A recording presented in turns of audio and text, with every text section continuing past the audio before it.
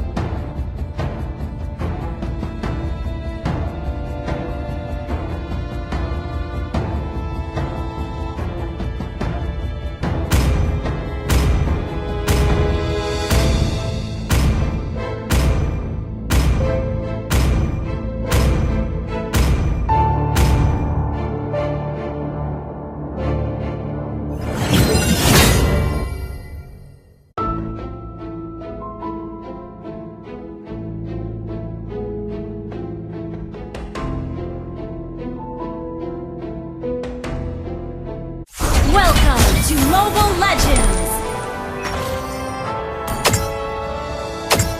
5 seconds till the enemy reaches the battlefield. Smash them! All troops deployed!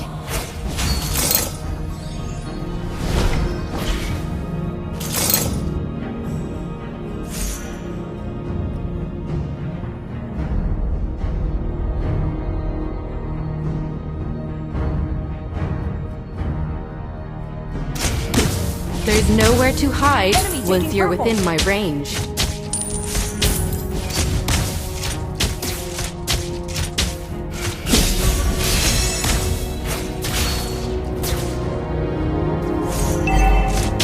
One shot is all it takes.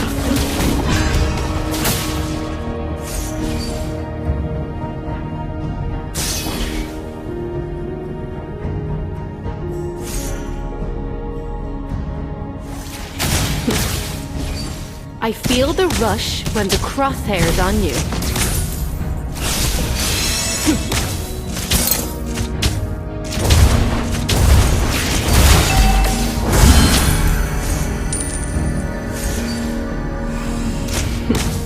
Faster than a speeding bullet? No way.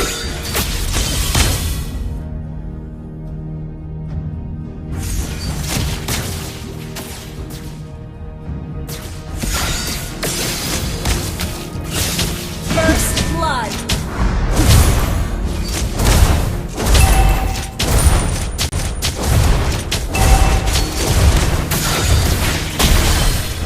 An ally has been slain. One shot is all it takes.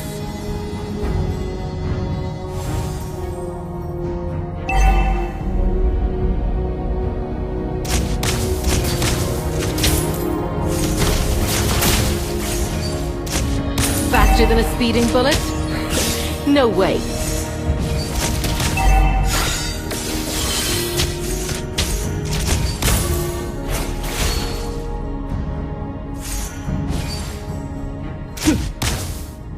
There's nowhere to hide The enemy once has you're within slain my the range. turret. Reached level 4.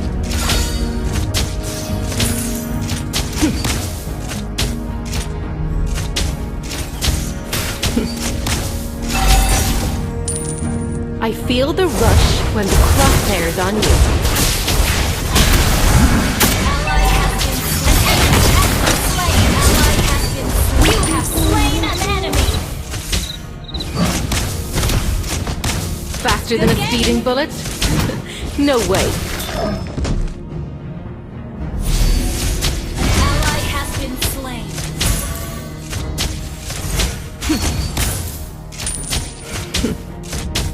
One shot is all it takes.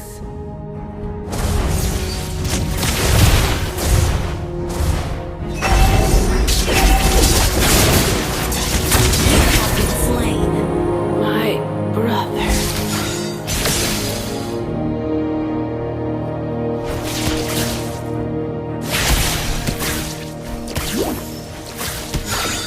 I feel the rush when the crosshair's on you.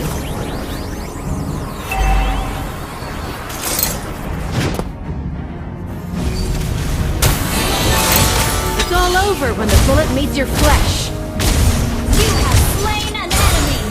Ally has been slain.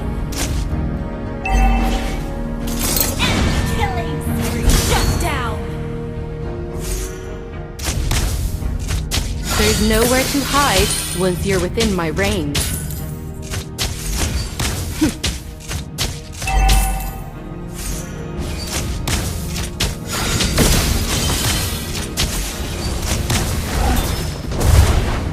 Our turret has been destroyed.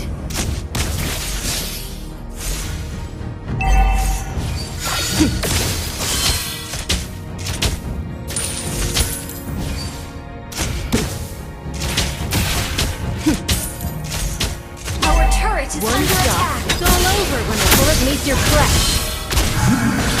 You have slain an enemy.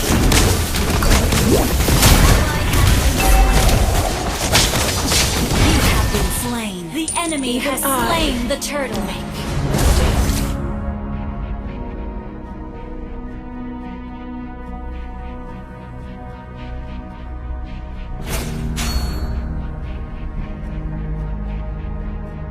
An ally has been slain. Our turret is under attack.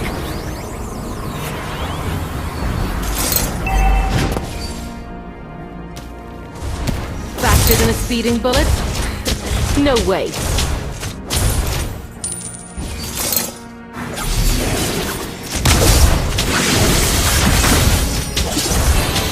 You have slain an enemy.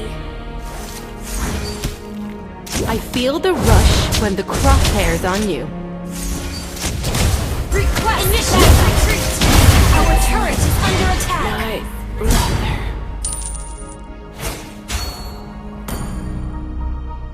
Our turret has been destroyed. Enemy double kill.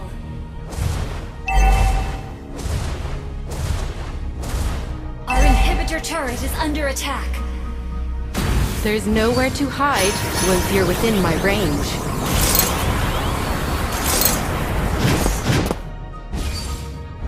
Ult is not ready. Inhibitor turret is under I attack. feel the rush when the crosshairs on you.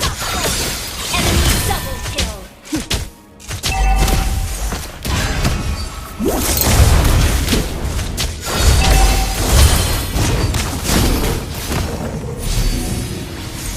Faster than a speeding bullet? No way.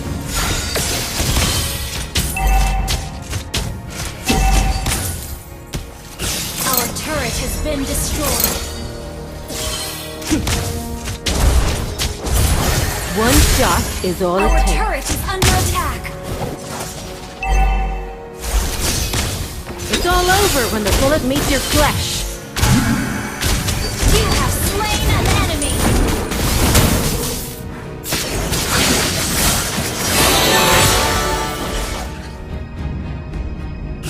The enemy has slain the turtle.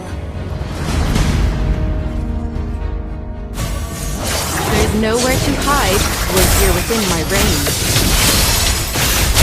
Ally has been slain. Enemy gone.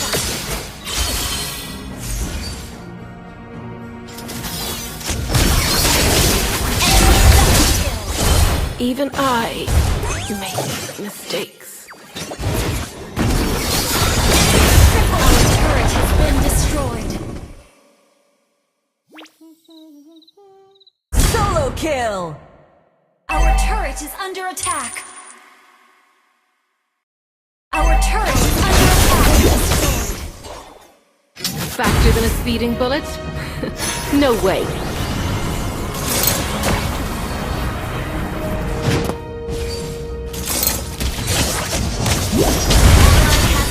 An enemy has been slain. Our inhibitor turret is under attack.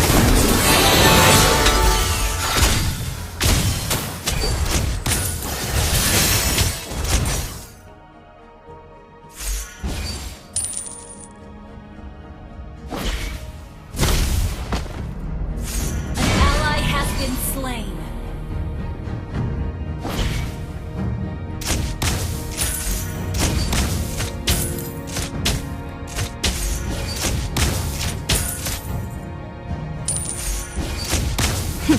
One shot is all it takes.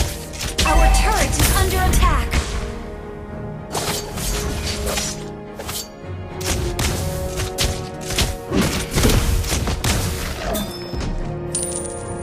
Initiate retreat. There's nowhere to hide once you're within my range. Shut down. My brother. Kill.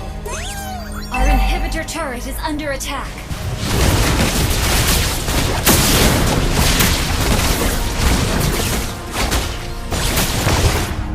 An enemy has been slain.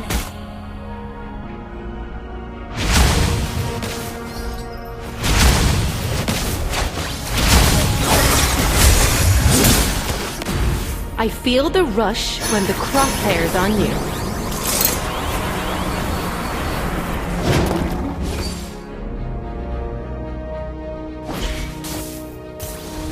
There's nowhere to hide once you're within range. Slain an enemy.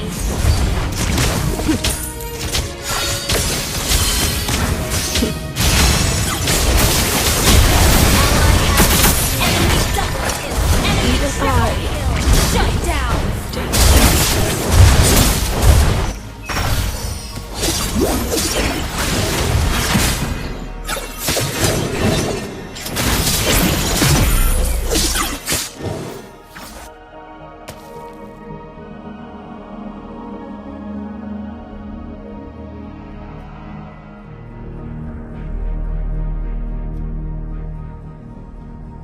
Faster than a speeding bullet? No way. One shot is all it takes. Legendary. My brother.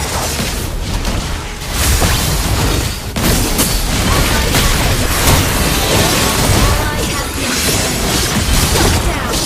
Killing spree. Enemy double kill. Enemy triple kill. Our inhibitor turret is under attack. Our turret has been destroyed. I feel the rush when the crosshair's on you.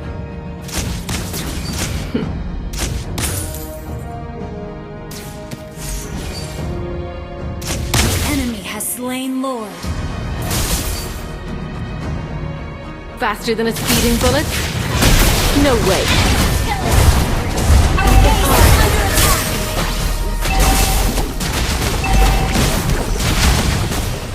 An enemy has been slain. Our inhibitor turret is under attack.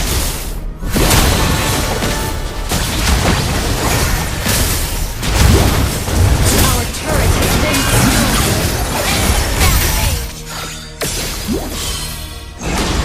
turret is under attack.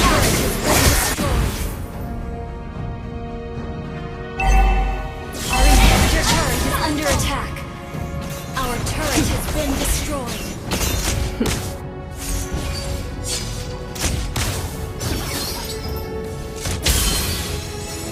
I feel the rush when the crosshair's on you. Our base is under attack. It's all over when the bullet meets your flesh. Ally has been slain. Superb tanking! Our base is under attack. Shut down.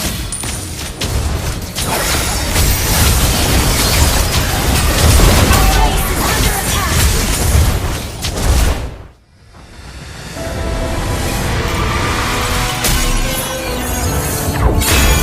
Defeat!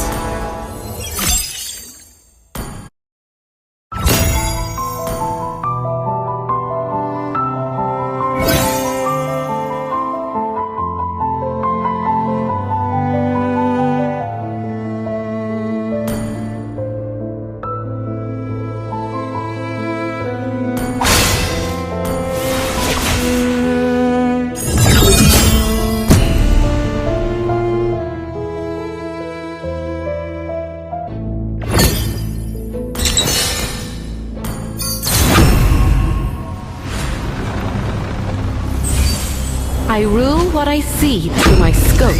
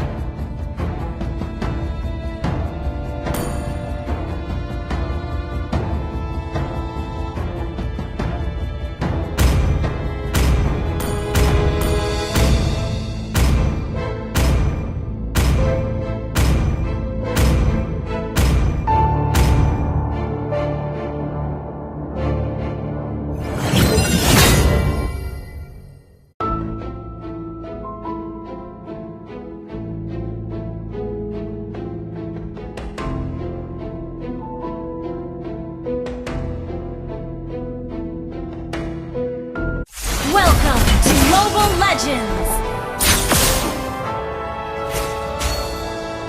5 seconds till the enemy reaches the battlefield. Smash them! All troops deployed!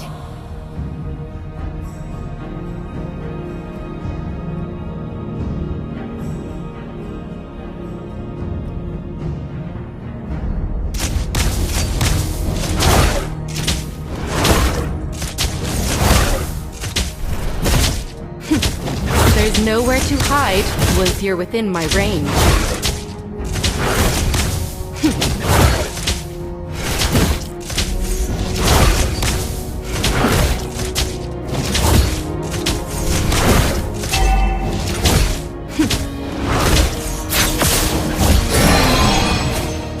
One shot is all it takes.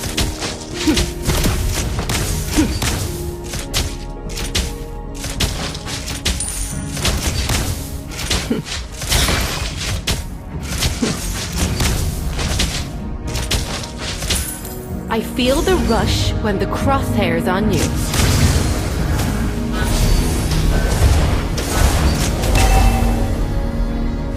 Launch attack!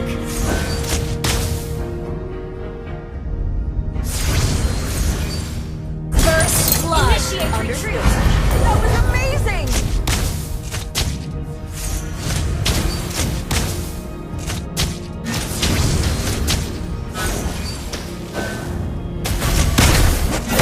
Faster than a speeding bullet? No way.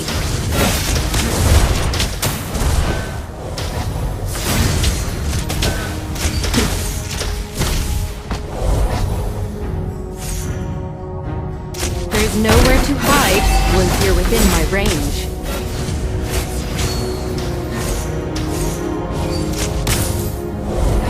Ally has been slain.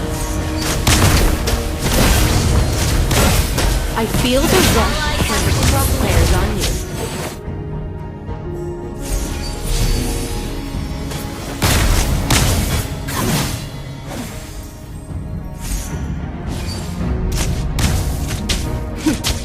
Faster than a speeding bullet?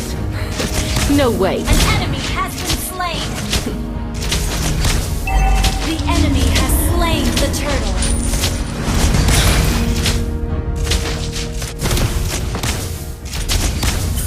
One shot is all it takes.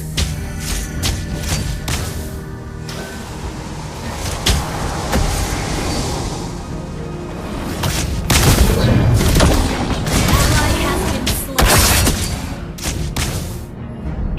slain. There's nowhere to hide once you're within my range. Solo kill!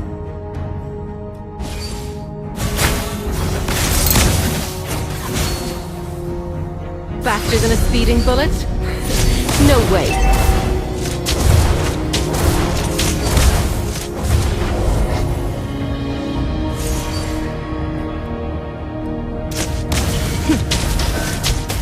One shot is all it takes.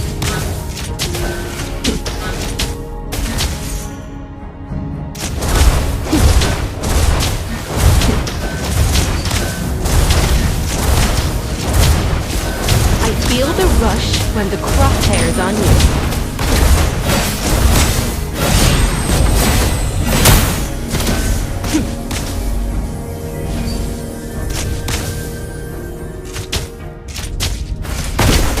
One shot is all it takes.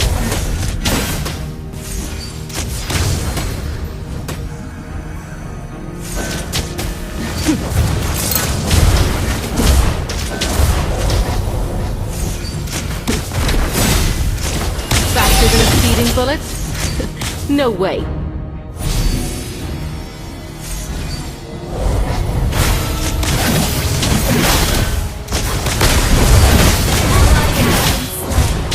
It's all over when the bullet meets your flesh. Request backup.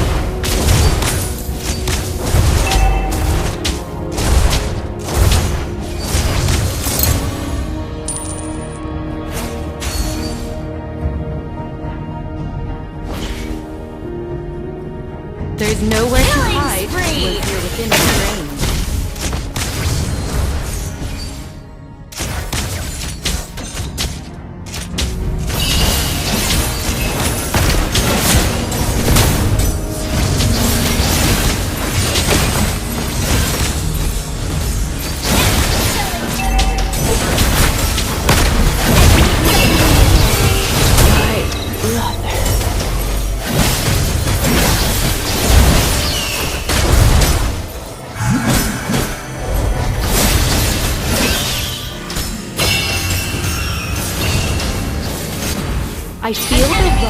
when the slain crosshair enemy is on has you. slain the turret.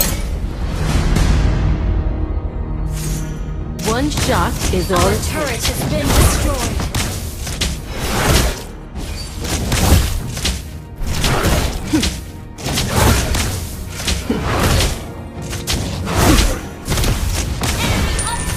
Enemy double kill.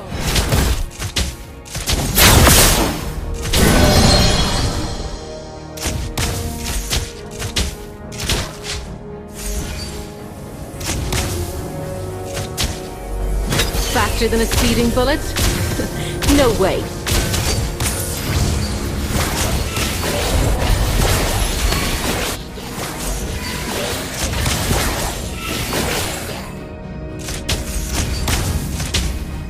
Don't give up. Let's try again.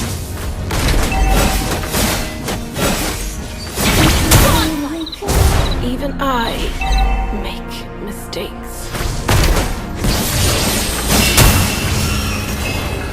Ally has been slain.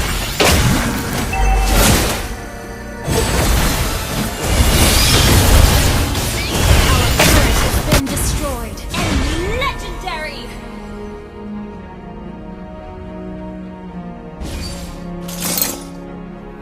Mega kill.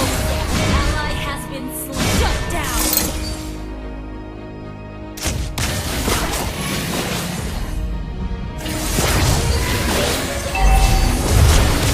Our turret is under attack. Our turret has been destroyed. Enemy legendary. Our turret is under attack.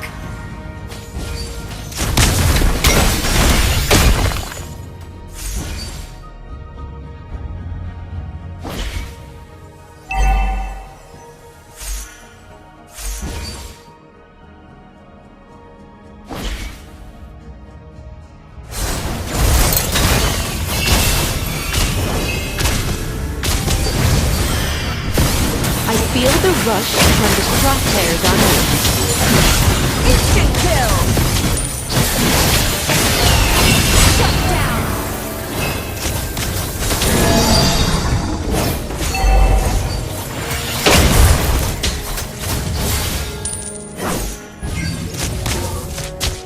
Our turret is under attack.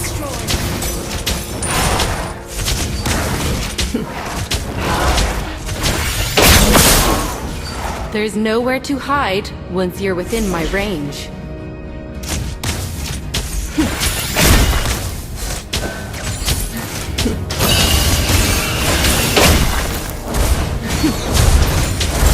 I feel the rush. Destroy the solo kill. Ally has been slain. Enemy double. Enemy has slain the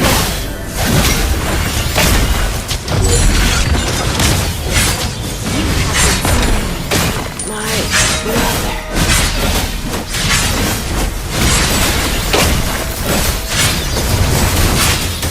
killing spree. Our turret has been destroyed.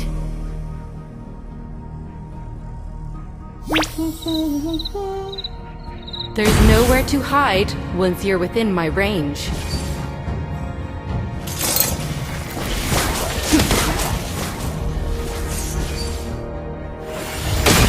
Our turret is under attack. Mega kill.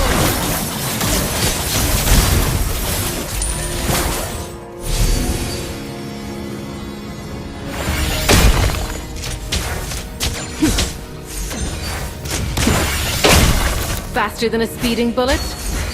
No way. An ally has been slain. You have slain an enemy. Our turret has been destroyed. One shot is all it takes. Great save. Unstoppable.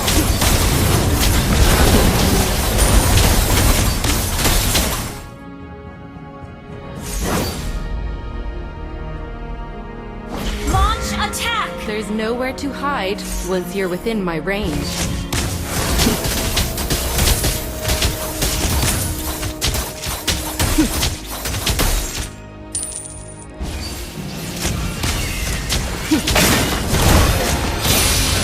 One shot is all it takes.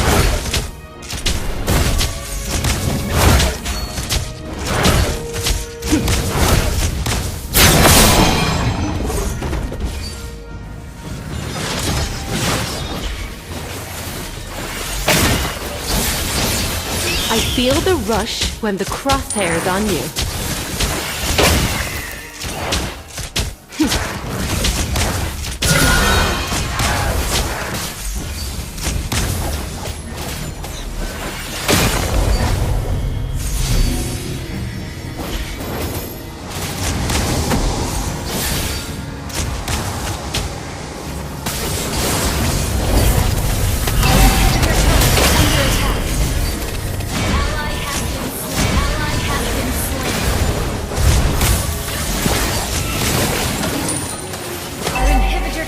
Under attack.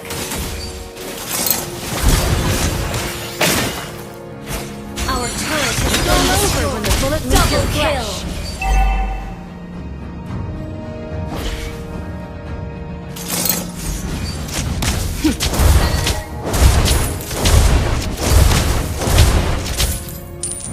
Initiate retreat. Faster than a speeding bullet? No way.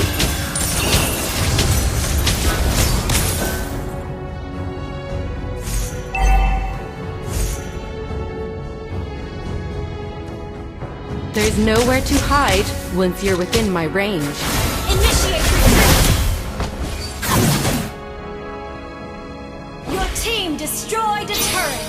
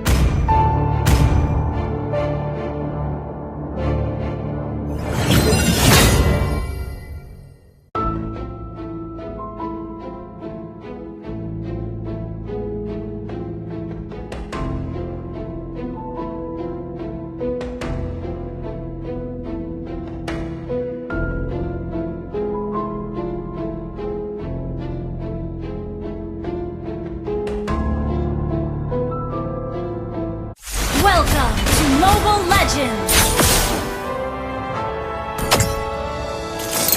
5 seconds till the enemy reaches the battlefield. Smash them!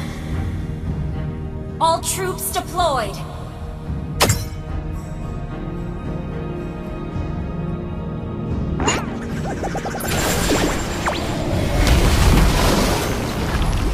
Chaos will not prevail in this realm.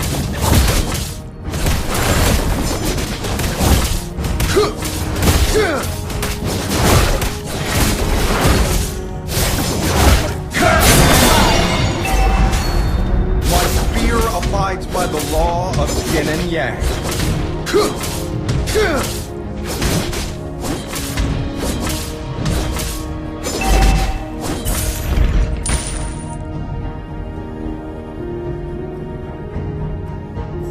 Keep an eye With on chi, I hold my spear.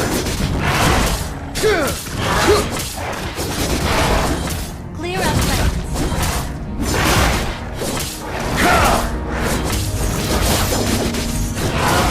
Be determined and strong-willed.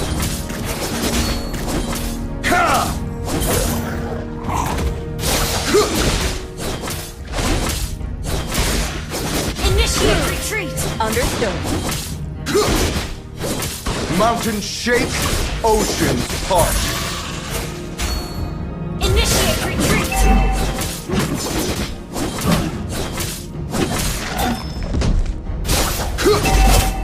Sweep the existence! An enemy has been slain!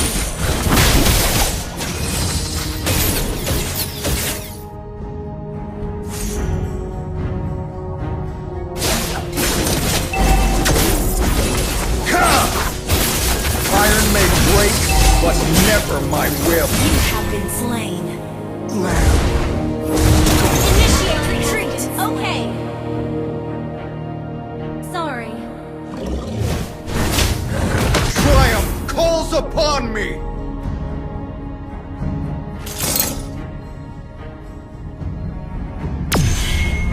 Chaos will not prevail in this realm. An ally has slain the turtle! With chi, I hold my spear.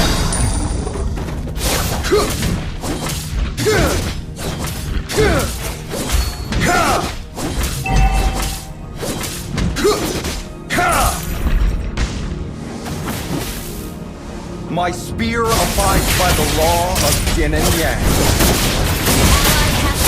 You have slain an enemy! Distance! You have been slain.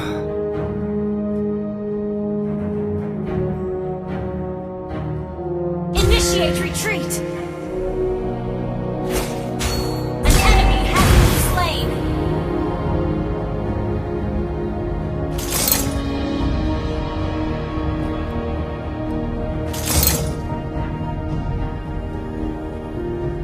Be determined and strong-willed. Initiate retreat!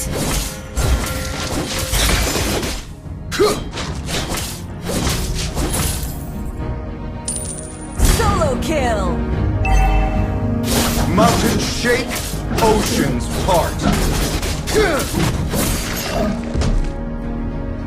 Sweep the existence!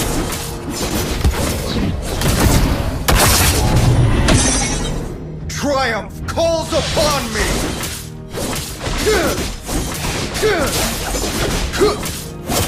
enemy has been slain! Ally has been slain! Solo kill.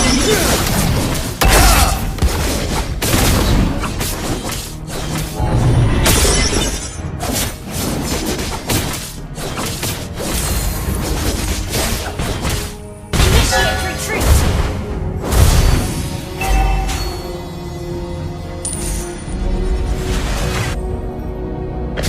Iron may break, but never my Not will. ready.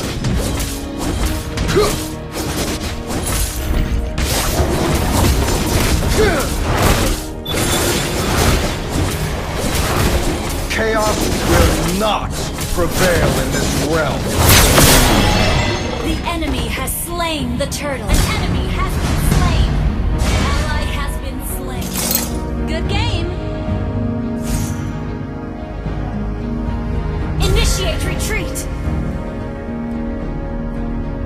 Mountains shake, oceans part.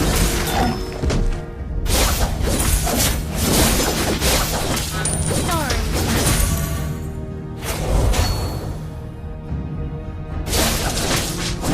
Triumph calls upon me! Sweep the existence!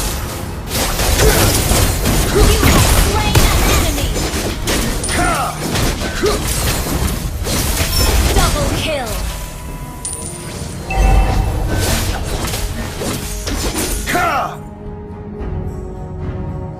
Request backup.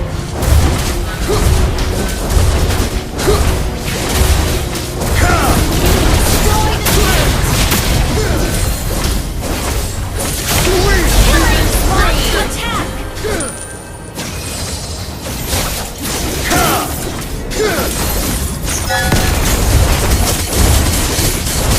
Your team destroyed a turret. An enemy has been slain. Our turret has been destroyed.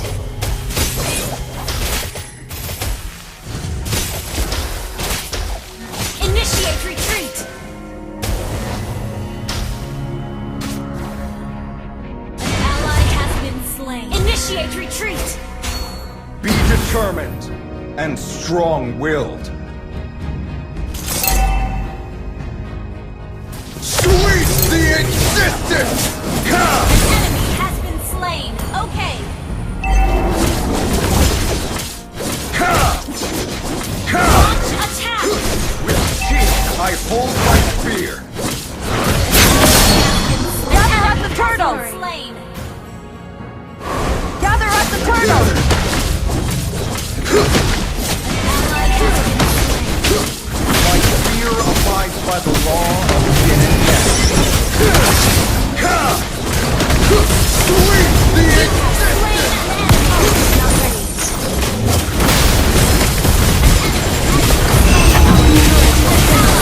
Slain the double kill.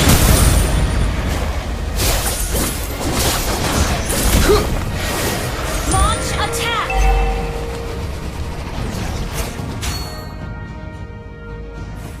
Chaos will Killing not spree. prevail in this realm. Your team destroyed a turret. Initiate retreat. An ally has been slain. Initiate retreat. Sweep the existence! Ally has been slain. Solo kill! Mega kill. Ally has been double kill.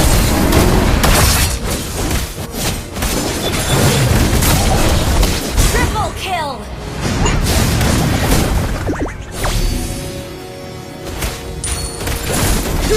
Iron may break, but never my will.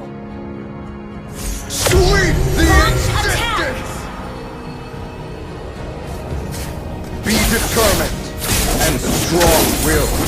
Solo kill! Launch attack.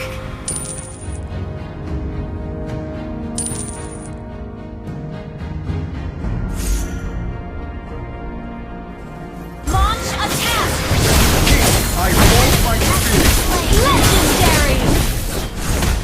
Sweep the existence! Double kill. Double kill. Wiped out. Mountains shake, oceans part. Legendary. Wiped out. Your team destroyed a turret. Attack the Lord. Sweep the existence!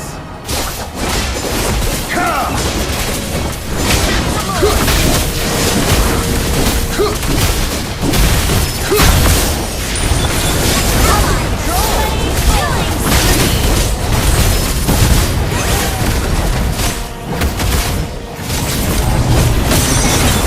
Legendary. Double kill. Sweep the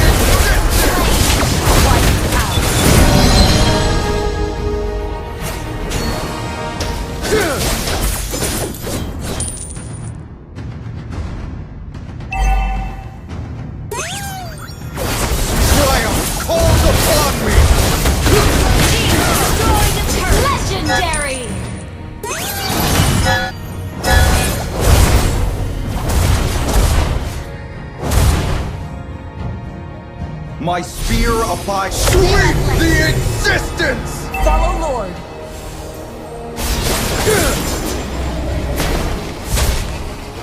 Launch attack! Understood.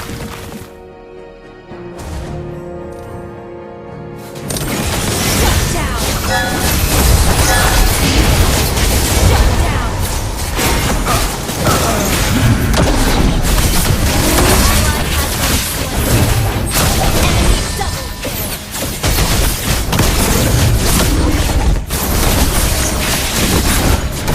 Shut down! Your team destroyed a turret! Your team destroyed a turret!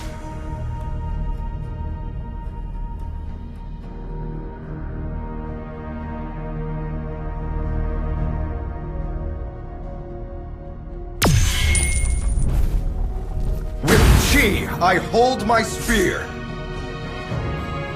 Brilliant Sweep control. the Enemy existence! retreat! Triumph calls upon me! Slain an enemy! Double kill!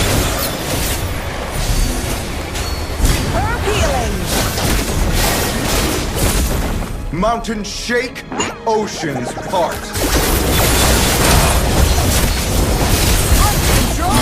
Killing spree! Sweep the existence! Double kill!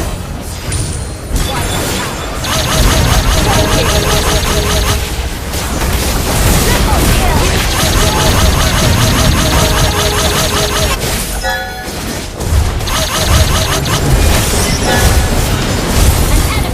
the been slain! existence!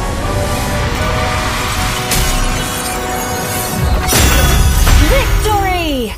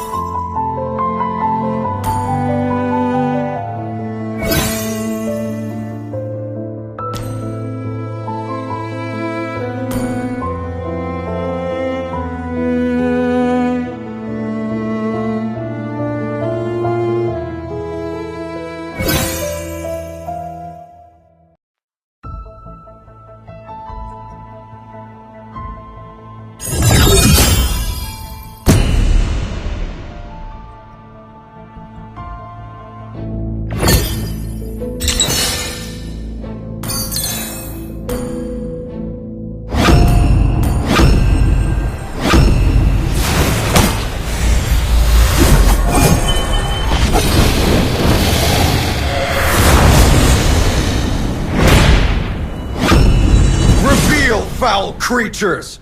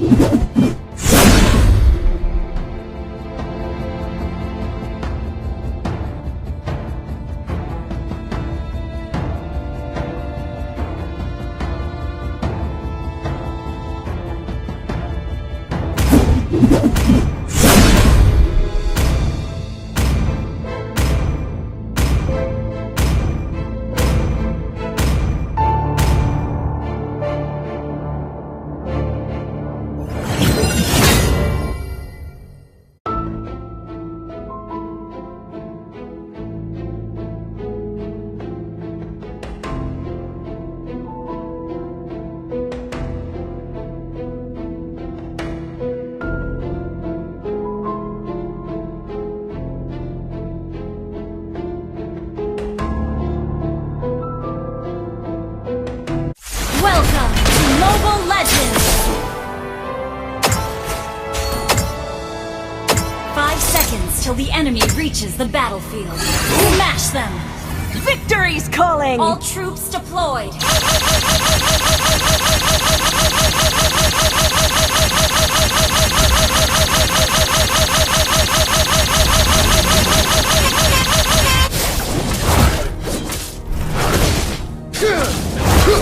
Chaos will not prevail in this realm. Ha!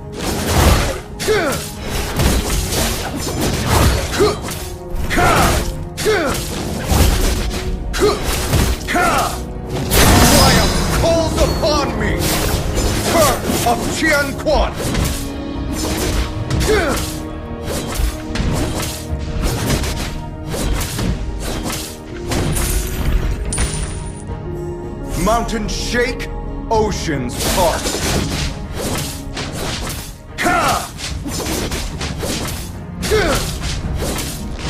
Initiate retreat!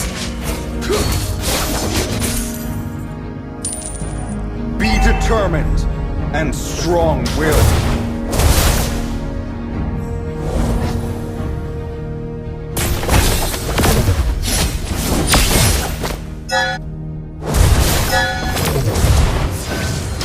With chi, I hold my spear. Initiate retreat!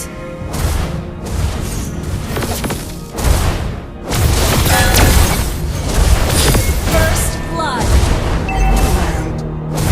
Scorched. Enemy has been slain! Enemy eliminated!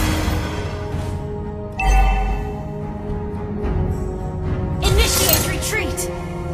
Understood.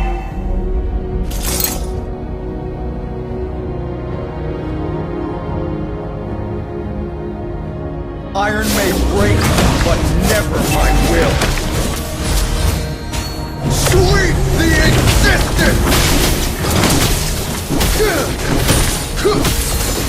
You have slain an enemy!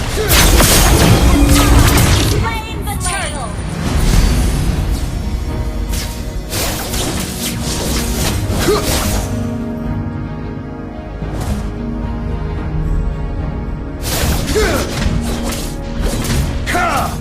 My spear abides by the law of yin and yang. Invincible! You have been slain.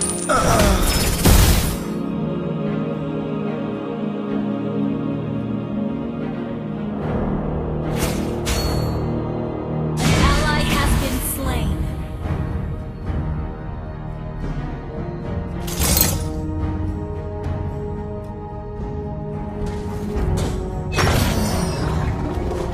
Chaos will not prevail in this realm.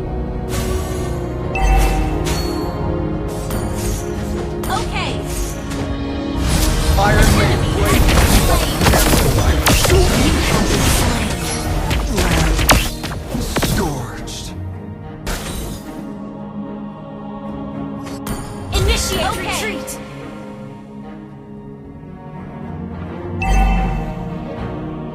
Triumph calls upon me. An enemy has been slain.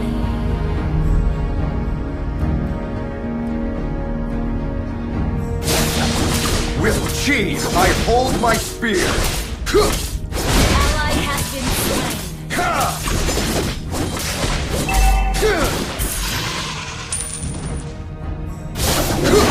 Sweep the existence! Killing spree. Double kill.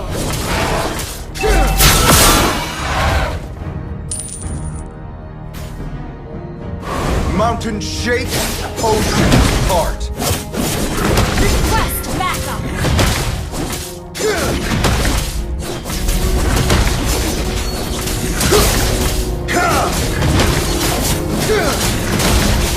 Be determined. An ally has slain the turtle. Sweep the existence! My spear abides by the law of yin and yang.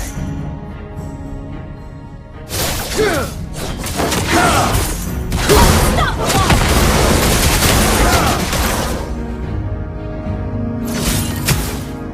Triumph calls upon me!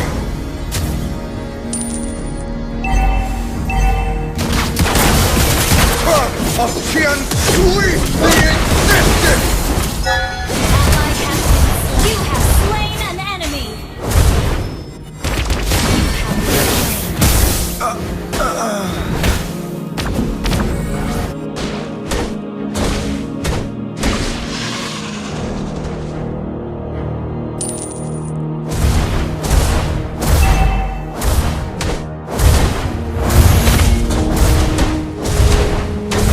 Be determined and strong-willed.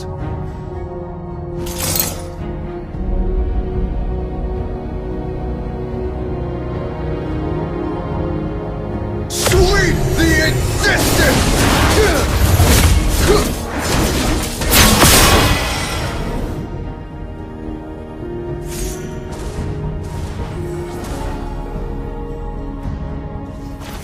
Iron may break, but never my will. Ally has been slain.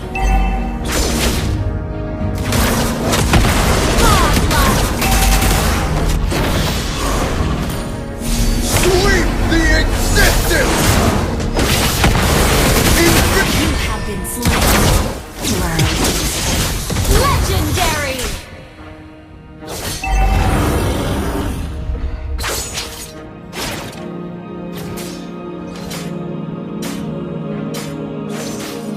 Your team destroyed a turret! Instant kill! Legendary! Chaos will not prevail in this realm.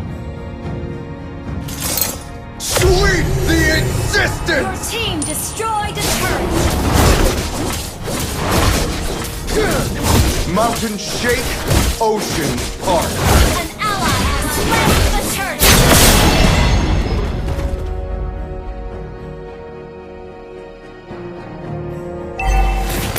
My spear abides by the Enemy has law been of slain. yin and yang. Instant kill! Legendary! Understood. Our turret has been destroyed. Shut down!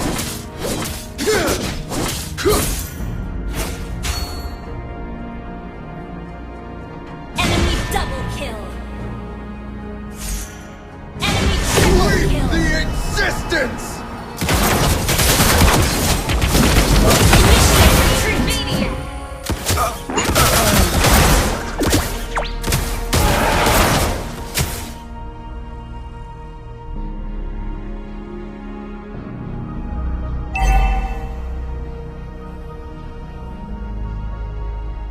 Our turret is under attack!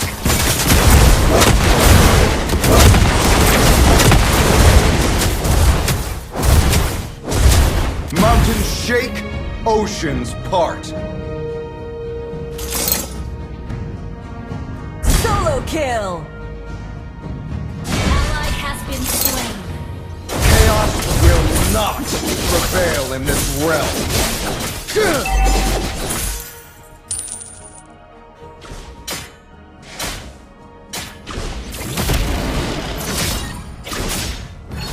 Iron may break, but never my will.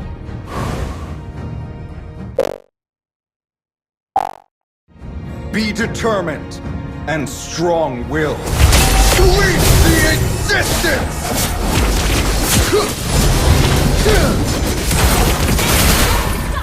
Our turret is under kill! Enemy double kill!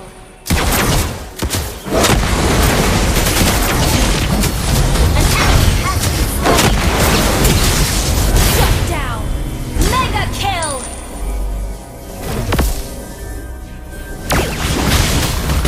Double kill! Ally has been slain! Triumph calls upon me! Instant kill! Monster kill! Great play!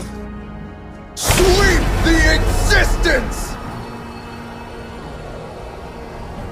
With chi, I hold my spear.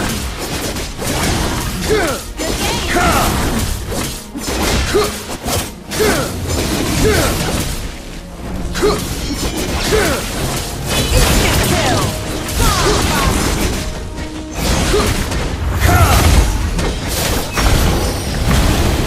Ally has slain Gorg!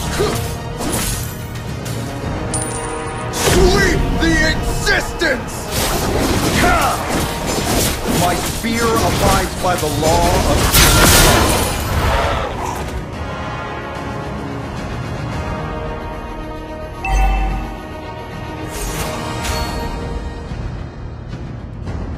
Mountain shake, oceans part.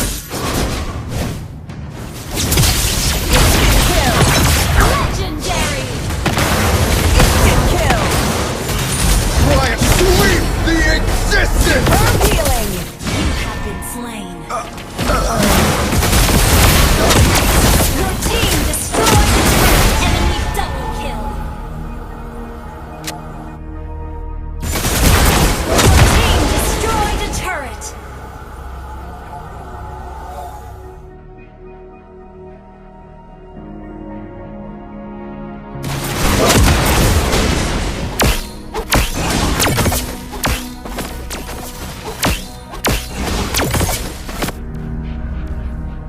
With chi, I hold my spear. Your team destroyed a turret. Sweep the existence! Chaos will not prevail in this realm.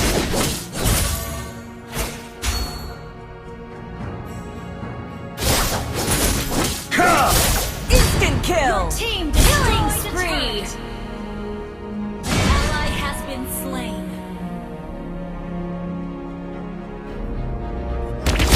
Instant kill! Sweep the existence! Scorched.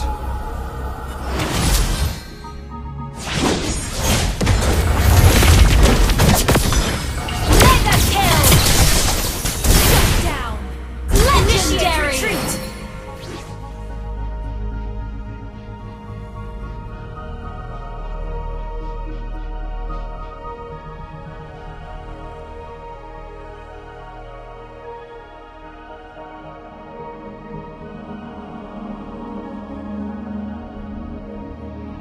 Iron may break, but never my will.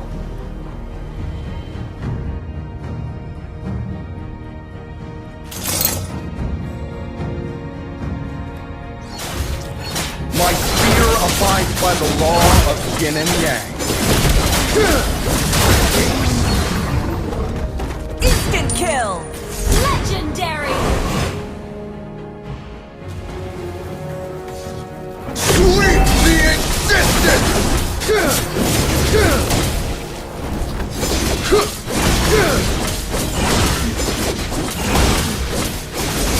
Legendary. Invincible! Be determined and strong-willed. Ally has slain Lord. Chaos will not prevail in this realm.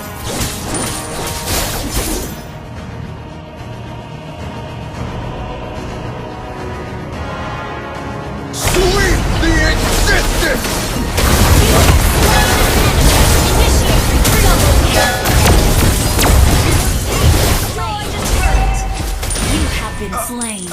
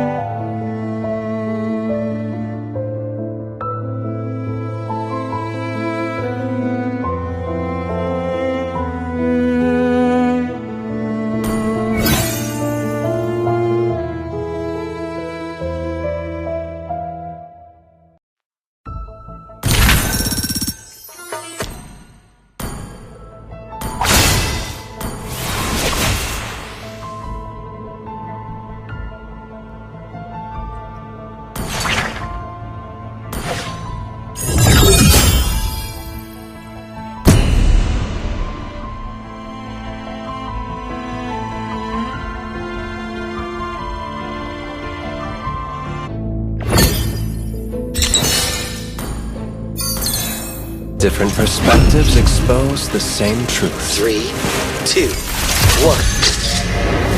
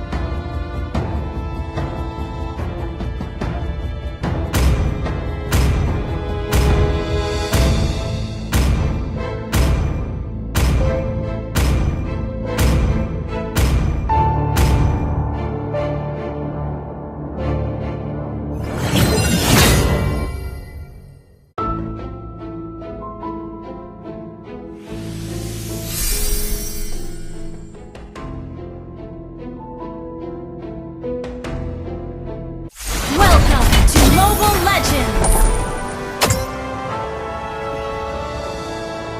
5 seconds till the enemy reaches the battlefield. Smash them! All troops deployed! Art is composition, lighting, mood. And desperation, fear, madness.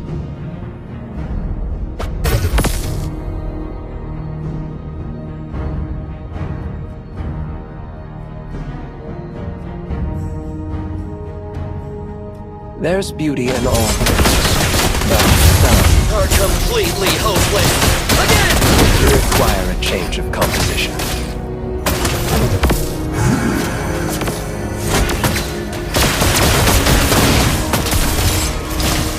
There's an instant light of this one.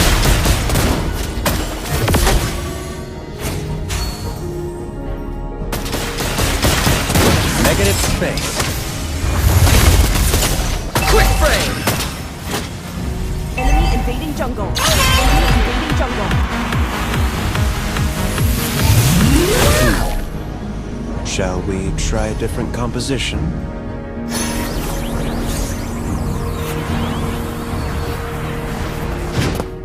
Ally has been slain.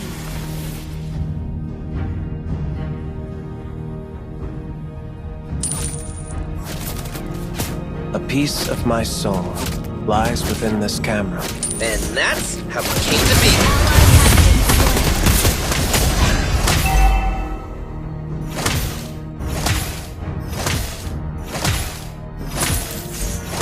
A golden opportunity. Or perhaps a trap. People long to be seen. A fear to be exposed, It is better to be feared. then loved. As Amon. Ally has been slain. Quick frame! An enemy has been slain. My soul lies within this camera. And that's how it came to be.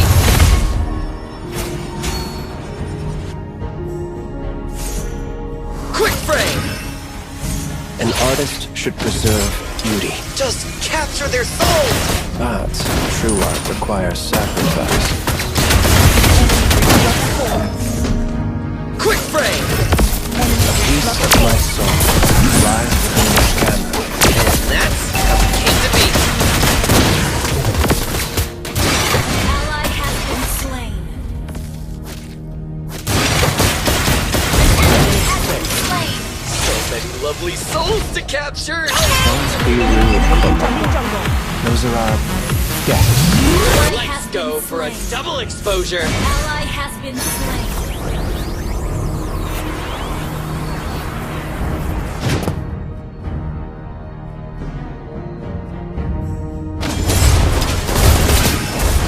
There's The beauty enemy in has all slain the turtle. sound. Completely hopeless! Again! You require a change of composition. Quick frame! Focus! Slain. Request backup. Please Okay. excuse the late introduction. I am Marcel. And Clamar! Enemy invading jungle.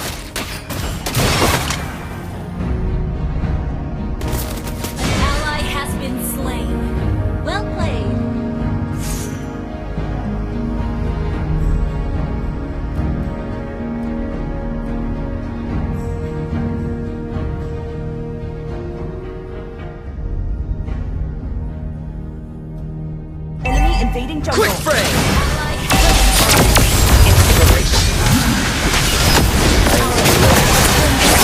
Double kill!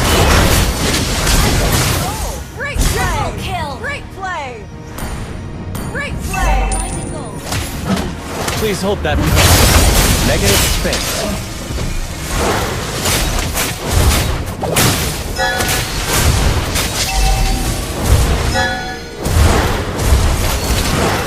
People long to be seen.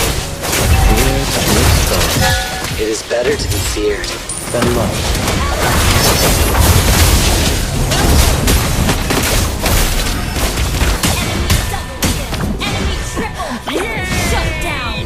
Enemy killing spree! We're behind in gold.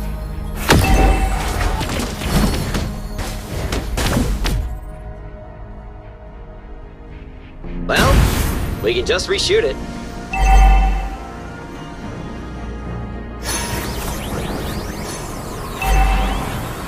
Our turret is under attack and destroyed.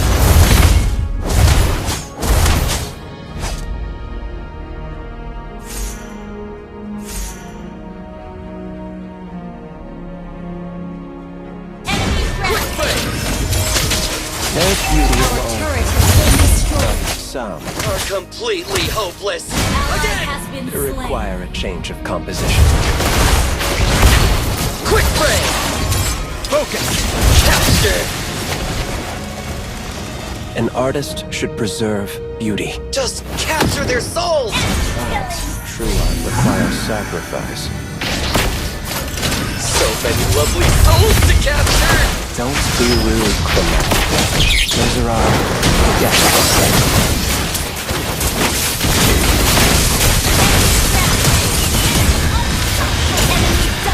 Our turret is under attack. The enemy has slain the turtle.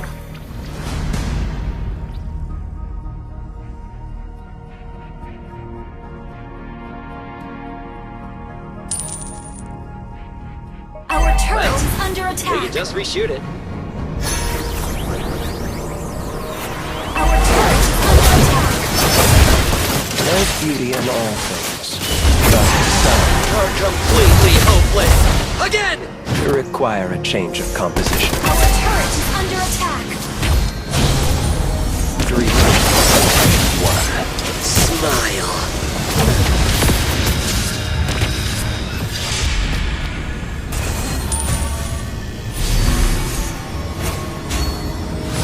Quick frame! Negative Our space. turret is under attack.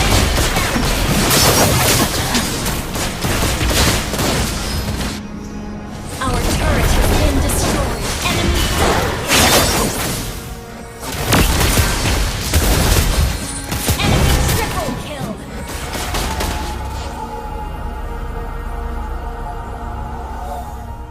An artist's work is never finished.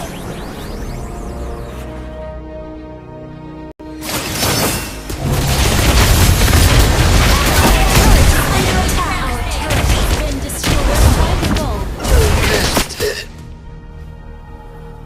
Well played. Our inhibitor turret is under attack.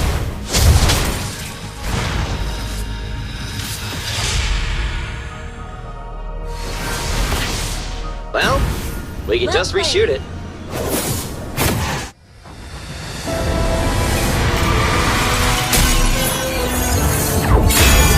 Defeat.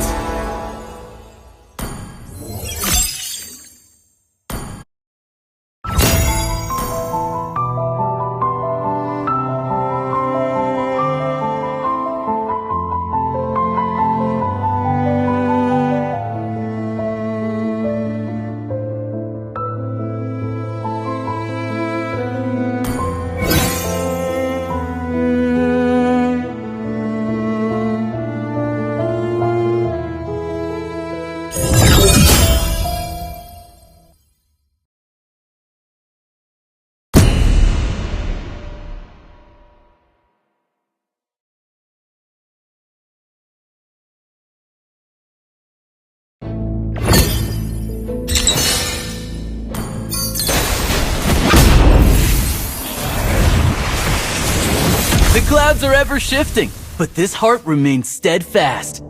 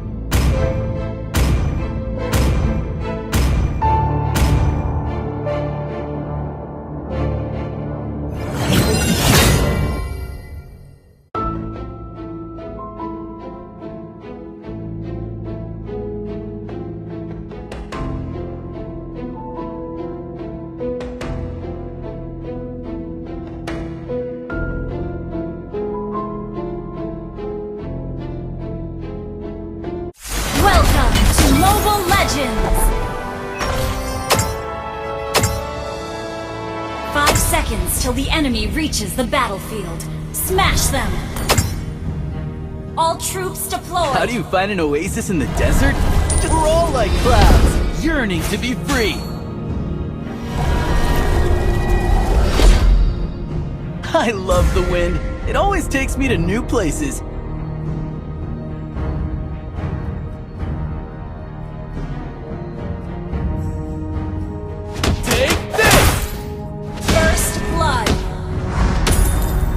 The storm, the more swirling the ride.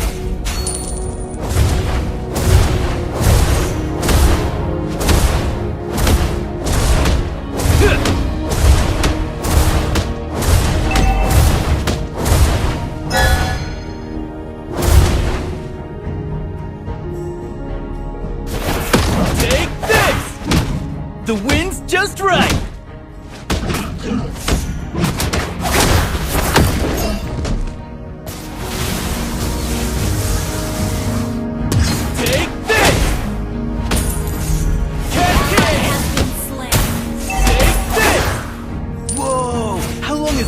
Buried under the sand. Take this! Ever get beat up by a cloud? Take this!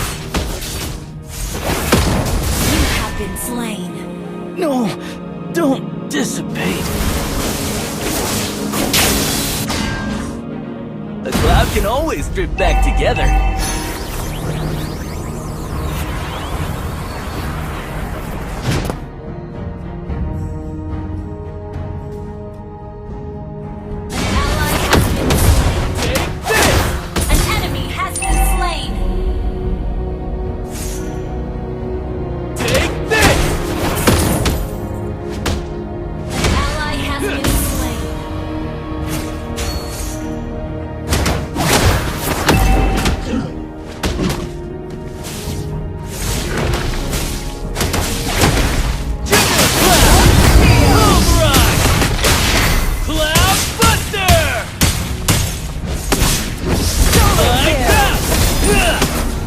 Today's forecast, cloudy! Cascade! An enemy has been slain! Ally has been slain. Ever get beat up by a cloud? Whoosh!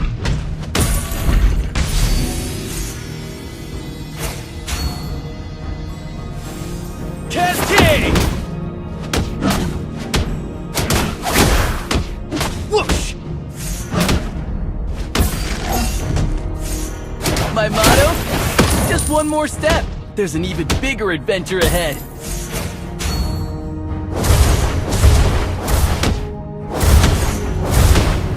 You can't have an adventure without getting some sand in your shoes.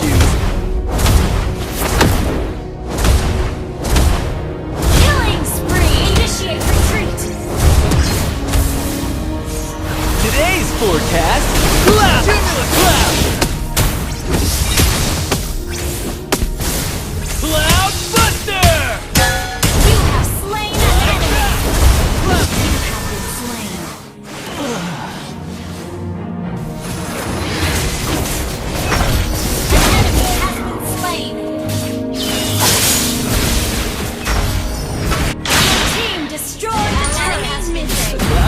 always drift back together. Okay.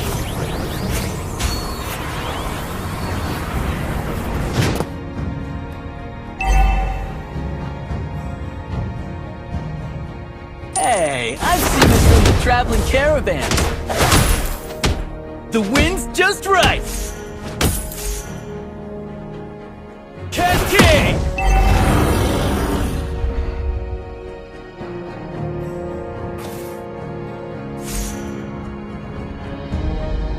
Take this!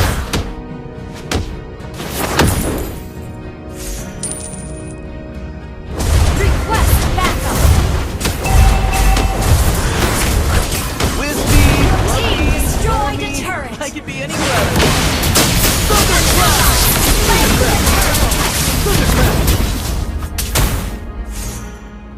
Gotcha! Huh! Thunderstorm! Slain an enemy. You have been slain. Don't dissipate.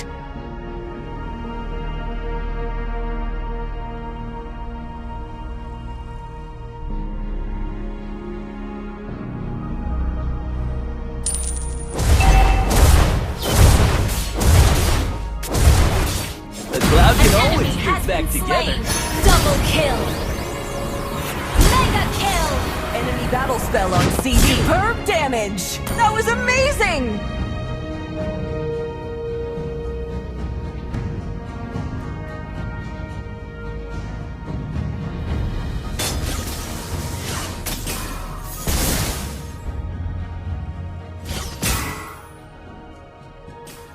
Your team destroyed a turret.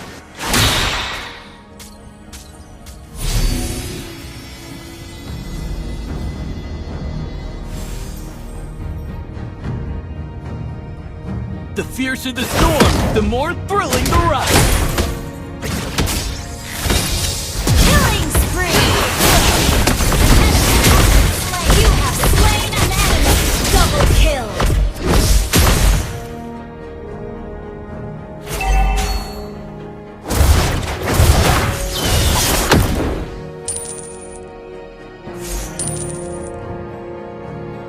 Take this! Today's forecast, cloudy! Take this!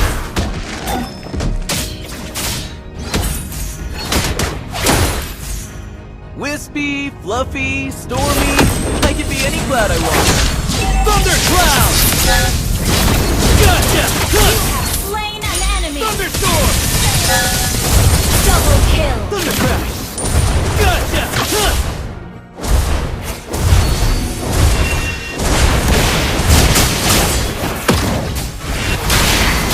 Ever get beat up by a cloud? Shut down. Enemy rampage. Enemy double kill. Shut down. Solo kill! Unstoppable. Well played.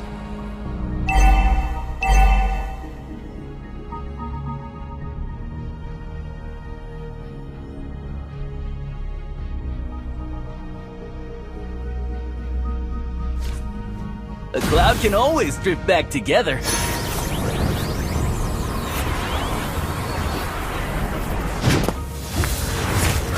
Huh.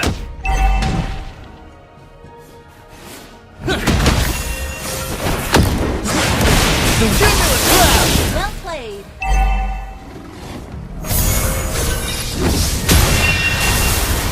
Lights out!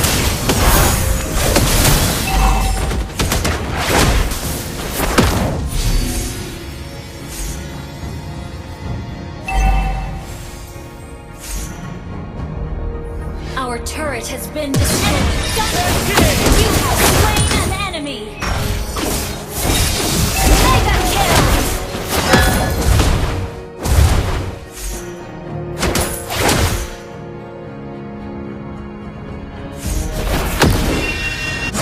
Cumulus cloud! Godlike. No, don't dissipate. Our turret has been destroyed. Solo kill! Our turret has been destroyed. Enemy legendary.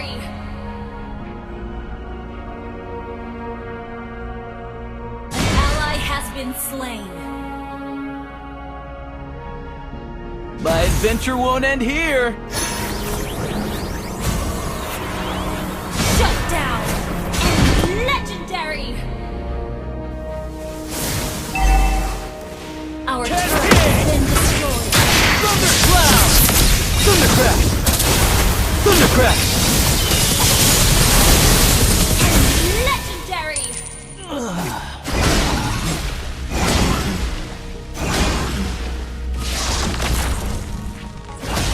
An enemy has been slain. Double kill.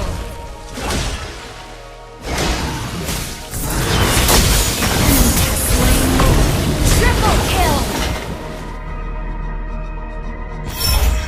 A cloud can always drift back Launch together. attack!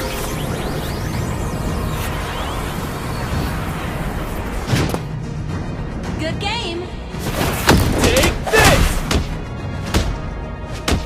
Huh, take this! Whoosh! How do you find an oasis in the desert? Just believe that it's there. Cumulus Cloud! Like that! Pulverize! Like that! Cloud Force!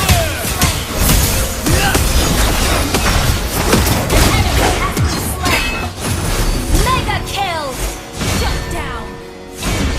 Our turret is under attack! King! Take this! Well played! Cascade! Our turret is under attack! How long has this Our been turret buried has under the been sand? destroyed. Our inhibitor turret is under attack.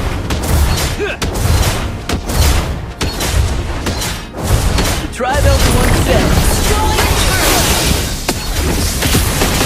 You have slain an enemy! An enemy has been slain! An ally has dissipate. been slain.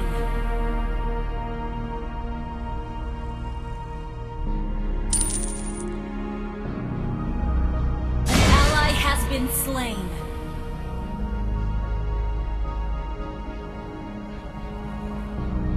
Enemy legendary!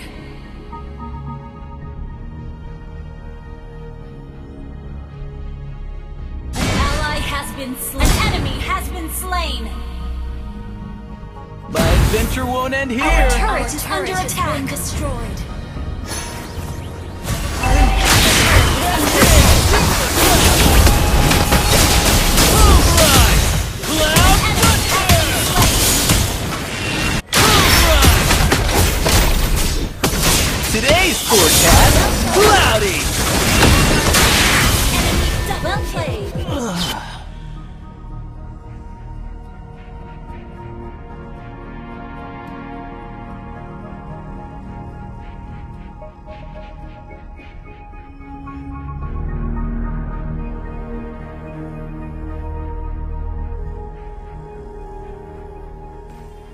Enemy legendary! Instant kill!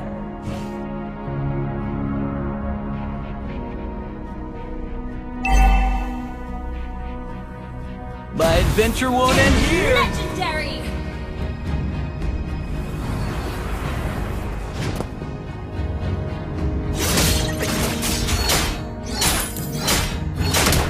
Cumulus Cloud! The enemy has slain Lord. Like that!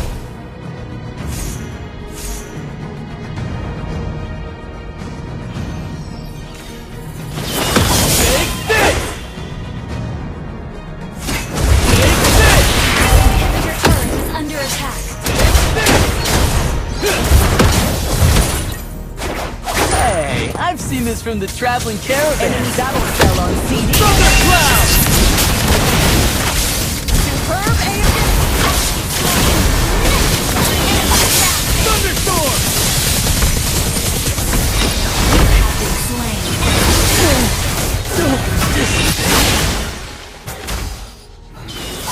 Our inhibitor turret is under attack.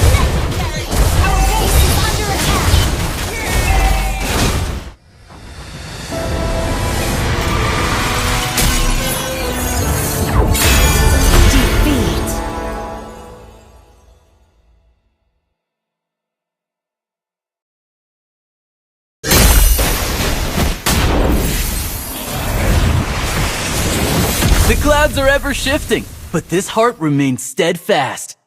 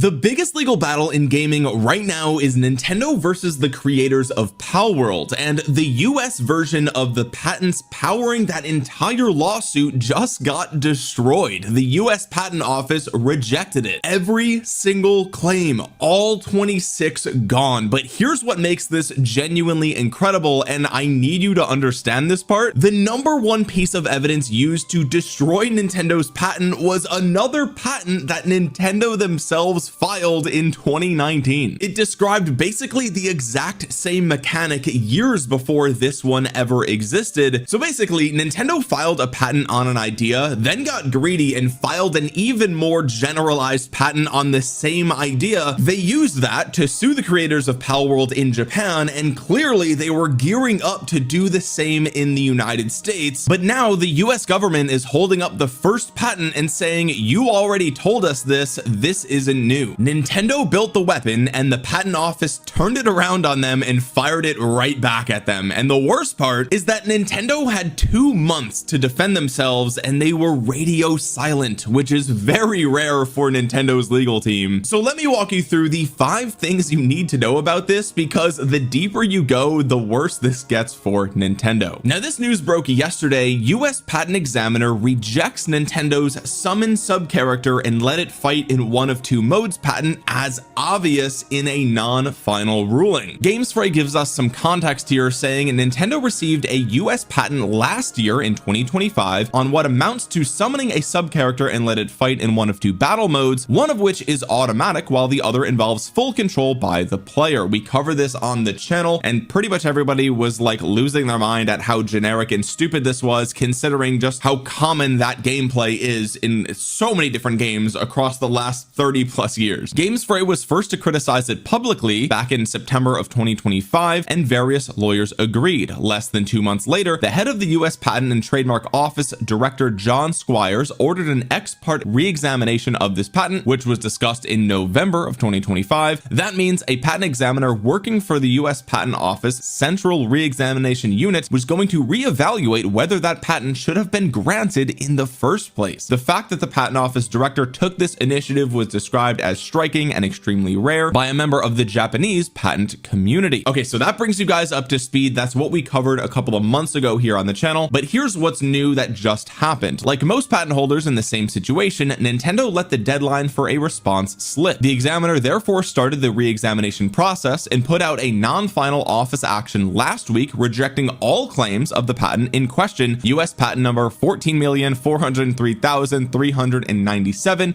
on a quote storage medium, information processing system, information processing apparatus, and game processing method, end quote. I hate legalese. I really do. It's just insane. The term rejection may appear counterintuitive because this is about revoking a patent that has already been granted, but it is the terminology they use. It did not require the US Patent Office to look at, much less play, a single game to arrive at this conclusion. That's right, folks. They looked at all 26 claims. Yanmega is my favorite deck by a country mile right now, and once you see the combo, you'll understand why.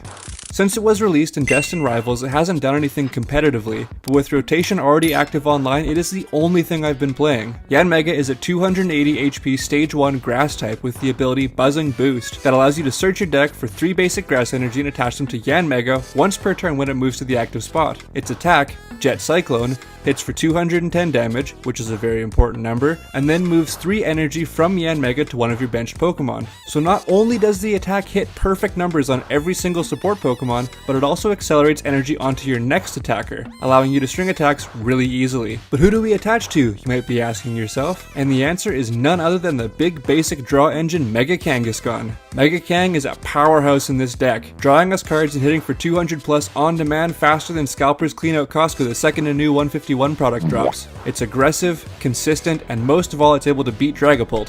The matchup takes a little bit of practice, but between Psyduck, 4 Boss's Orders, and Nighttime Mine, we can put them behind pretty safely while taking key early KOs. It's not the same as Prime Roaring Moon EX, but man, it feels so good to be this aggressive with this much draw power and be so consistent the whole game. If you like these videos, hit subscribe. It helps the channel to know what kind of videos to make. Do you think Yanmega has the sting to be the king, or is it just a post-rotation fling? Let me know down in the comments. of Nintendo's patent and rejected all of them, and they didn't even have to play a video game. That's how obvious this was, which is what literally everyone on the internet was saying, right? Like everyone who made a YouTube video about this, I think even Charlie talked about this, Voice Critical, right? Like it was just so obvious that this is complete BS. And upon re-examination, apparently the patent 7 Pokopia tips not everyone knows that will make your life way easier. First, always keep carrots on hand. They restore a lot of PP, and no one wants to lose their PP. You can move habitats instead of always making new ones. We work smarter, not harder here. Use security cameras that notify you whenever new Pokemon appear. It's not dystopia if I'm the one monitoring. Change the weather by forcing fire or water Pokemon to perform the sun or rain dance. Make sure you dance along so they think it's a party and not forced manual labor. Put storage boxes right next to your crafting table. Now you can access items in the box while you're crafting. You need to buy bag storage immediately if you're a hoarder like me. Get the handy bag and PP up while you're at it, because money is temporary but pain is forever. Make sure you hold Y to pick up items faster, because what we learned from Kirby is that the best vacuum is your mouth. Follow and like for more Pokopia content. 7 Pokopia tips not everyone knows that will make your life way easier. First, always keep carrots on hand. Office agreed because they didn't even have to play a game to prove this. It is all based on combinations of 2 or 3 prior art references in the form of published US patent applications. 2 of those earlier patent applications were filed by Nintendo themselves and 1 each by Konami and Bandai Namco. We show them all further below. Okay, now that's the first thing that I want to start with here, okay? The irony of Nintendo's own older patents being the main evidence being used against them this time. So Games Fray reports on prior art references here, okay? And when World War III kicks off, you will be in the firing line, especially if Uncle Sam has anything to say about it. With tensions escalating across the globe, a lot of young men and more than a few parents are asking the same question: is the draft coming back? And if it does, is there any hope for someone whose only combat experience is racking up kills in Halo? Find out how to avoid being drafted in World War III on this episode of the Infographic Show. Conscription first began in the United States during the Civil War, as first the Confederacy and then the Union called up young men to defend the border. This created the terrifying scenario that a loyal son of the Union living in the Confederacy could be drafted by what he viewed as an enemy army. In the North, the draft wasn't truly for everyone. The wealthy could pay a fee to get out of it, something Abraham Lincoln famously did to protect his oldest son. This wasn't an obligation that was easy to get out of. Dodging the draft was considered desertion.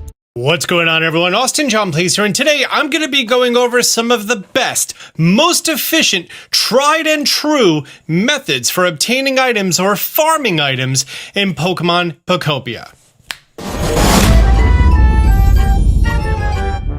This video is sponsored by Dbrand, more on them later. Don't skip ahead. This is important. I have over 200 hours in this game. I've been playing before release, and I know what farms work and what farms don't work. And I know the dirty, easy, fast way to make farms, and I know the beautiful way to make farms. I know the inefficient way to make farms, and I know the efficient way to make farms. And today, I'm going to be going over the efficient farms, but also look nice, and ways to make farms look nicer that actually makes them work better. And I don't recommend jumping around, because as I'm going through, I'm going to be talking about lessons that are going to pertain to other farms throughout the entire video. The first and one of the most useful farms I'm going to go over is a rock farm or stone farm. And stone is very, very easy to get in large quantities. If you see right here, I have 3 and the 4th of the final stage fossil Pokemon. All 4 of these Pokemon have the litter ability, and their litter ability is going to be for stone. Every single time that I come here to pick up stone, all I have to do is do this, and I usually get between 50 to 70 stone. 67 stone is enough to craft 330 building blocks. I found that the exact time in which a Pokemon's litter capacity is filled up is a little weird. After 1 hour, it's definitely worth it to go there, top off, get a bunch of resources. But after 3 hours, they're typically at maximum capacity. Now you may ask, Austin, why are the Pokemon in houses and and not places of grass? Great question, person on the internet. See that small orange house icon? That means that the Pokemon is currently residing inside of the house. The game has a maximum amount of Pokemon that can appear on the map at a time, about 20 to 30, but whenever possible, the game would like to have Pokemon inside of their prefab houses. These are the kind of houses that have the loading screen once you go in. All of the drops from the Pokemon, whether they are home or not, whether they are awake or asleep, does not matter. The littering happens at their habitat. So if their habitat is this house, all of the items are going to spawn around the house. But, important but here. Wow, that's a pretty big butt. If you have blocks surrounding the house on all of the sides except for one, then all of the drops are going to appear right there, like it did for me. I'll be demonstrating this later as well. I also want to mention that the more time you spend in an area, the more those Pokemon are going to litter. Any drops that you may want a lot of, the more time you spend there, the better. If you want a lot of stone, having your stone farm in the island you spend the most time is going to get you the most stone. And you may think to yourself, well, I want a Pokemon who's going to be able to gather all of these items. I may use the word gather a lot when I'm talking about hauling Pokemon. The gather Pokemon is just Combee who does the honey, but when I say gathering, I mean they see stuff around and they gather those items and then they put it away. And I thought the same thing, which is the reason you're going to see Girafarig right here. This is Girafarig's home, these two boxes on top of this cart. But the thing is, once you start hitting the maximum capacity of Pokemon in an environment, the gather Pokemon become less efficient. If it's important to you that this is constantly gathered, then you may want to assign 2 to 3 gather Pokemon to be able to constantly grab things. That being said, I don't think you need more than 330 blocks every 3 hours. It's about 100 blocks an hour, unless you're doing some ultra large construction builds. There's one other stone Pokemon, and that's Blissey. If you're unfamiliar on how to get these Pokemon, it's called Cuteness Overload. It contains these 5 items and the lamp is powered. For the 4 large fossil Pokemon, in order to get them, you just have to put their fossils together. So after you get all the pieces, go ahead, slap them down on top of a museum stand, and you're good to go. Aerodactyl doesn't litter, but all of the fossil Pokemon have the Crush ability. Speaking of Crush, this is my Crush farm. It's a nice, very simple structure out here in the Bleak Beach. Crush's 2 main purposes are to make paint for you and to make concrete. You could put down an unlimited amount of concrete mixers within range of a Pokemon's habitat. I have this bench next to this garbage can for Electivire's home, and you'll see that it has a pretty big area that definitely covers 2 of these. And then I have this lamppost next to this chair over here for Pawmot. Whenever there's a Crush Pokemon who's naturally within range of a concrete mixer and there's limestone in there, they will just go at it. Every stack of limestone makes 4 stacks of concrete. So you can come here, put down 4 stacks of limestone into 4 concrete mixers, and then you can come here 4 times and get a total of 16 stacks of concrete. I should also mention that when the Pokemon is done working on one concrete machine and its inventory is full, it will then see the next one next to it and just go over there and make another stack. That's the reason I have 4 concrete mixers and only 2 Pokemon here. So put some limestone in there, set it, and forget it, like a rotisserie chicken. I have a question. While you're playing Pokopia on your $500 handheld, do you have a case for it? If not, I would recommend the dbrand Kill Switch. This is the case that I have personally been using on my Nintendo Switch 2 since I got it on launch day. It's a case that doesn't obstruct the kickstand. It has a nice silicone feel to it. The Joy-Cons are still completely removable, 100%. If you want to put them on a grip that fits it, go for it. And it gives the Joy-Con a lot more curvature, so it's actually comfortable to hold. Like all good protective cases, this case doesn't fit inside of the Nintendo Switch dock, which is the reason that they give you this, and now your Nintendo Switch 2 can sit inside of it looking beautiful. That's the full Nintendo Switch dock back there. This is also future-proof and not really a dock, it's just a pass-through, so it doesn't require firmware updates, it can't be patched out. All of your accessories still fit in here, you don't have to worry about the grip on the Joy-Cons affecting the plugs on the side. But what about when you want to take it on the go? Well, it also comes with this protective plastic bit right here that holds 10 of your Nintendo Switch cartridges. If you're taking it on the go, you just put it on there, wrap it around, and you're done. There's no zipper that's going to break. This is hard. I've thrown things at this. I've dropped this. If you want to protect your $500 Nintendo console when you're on the go, this is the way to do it. I have yet to meet a person that I've recommended the Kill Switch to who has buyer's remorse. Be sure to go to dbrand.com/AustinJohnPlays. Thank you so much for listening to this rant about a product that I truly love and endorse because I don't push stuff that I don't like. On with the video. The other reason you may need Crush Pokemon is going to be for paint. And for that, it's very simple. Just have 4 Pokemon living in an outdoor house. If they're not here, then just use honey and they'll show up. And then after you have all 4, just bring them over to a community box, throw in some berries, and then all 4 of them will say, hey, I'm gonna go ahead and get to work. They all take berries out, they all make paint. If you're nearby, they're going to hand you the paint. If you're not nearby, they're just gonna put the paint in the community box and go back to work crushing more berries. Very easy way to get yourself lots of stacks of paint in case you need to paint a whole bunch of blocks. Next, let's talk about honey. There is only one Pokemon in the game who litters honey, and that's going to be Combee.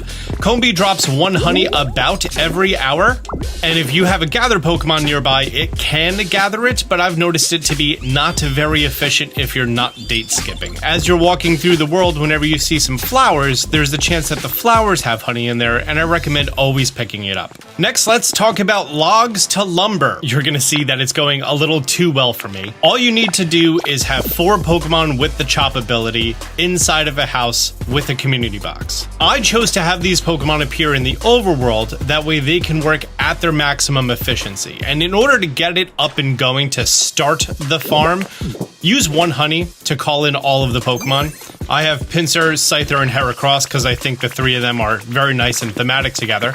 Have them all follow you, and now that all 3 of them are following me, all you have to do is just look at the community box. And all 3 of them are like, alright, I got this. They go ahead, they start picking out all the logs, and they start making it to lumber. After they're done, their inventory is now that 50 lumber.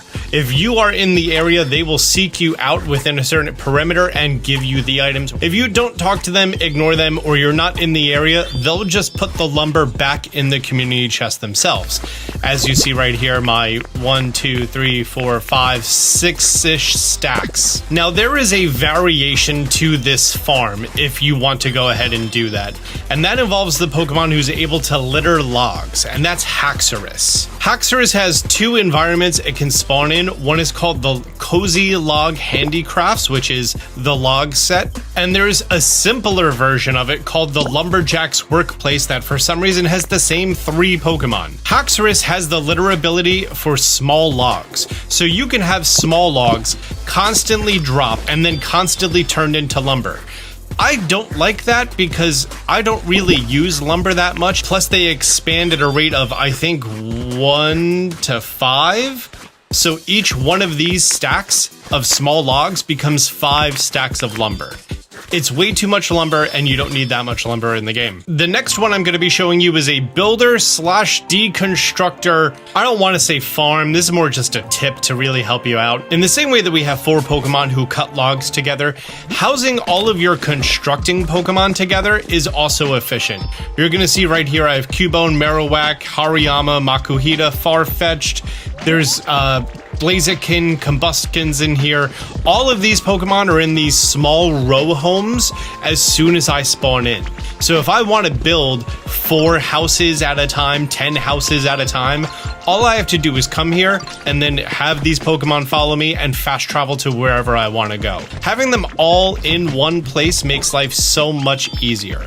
This also goes for bulldozing Pokemon. I chose to keep my bulldozing Pokemon in Rocky Ridges because it also includes Steelix and Onix, who have 3x3 models and they don't fit in towns very well. So I've gone over lumber and I've gone over stone, two very common resources. Well, what about your lesser common resources? Thank you for asking, comment section. I have these farms set up here. On the left is going to be a fluff farm, which includes Mareep, Flaffy, Swablu, Altaria, and the event-exclusive Pokemon, which is Jumpluff, who I've yet to bring over here. These 5 Pokemon are going to be dropping fluff for you all the time.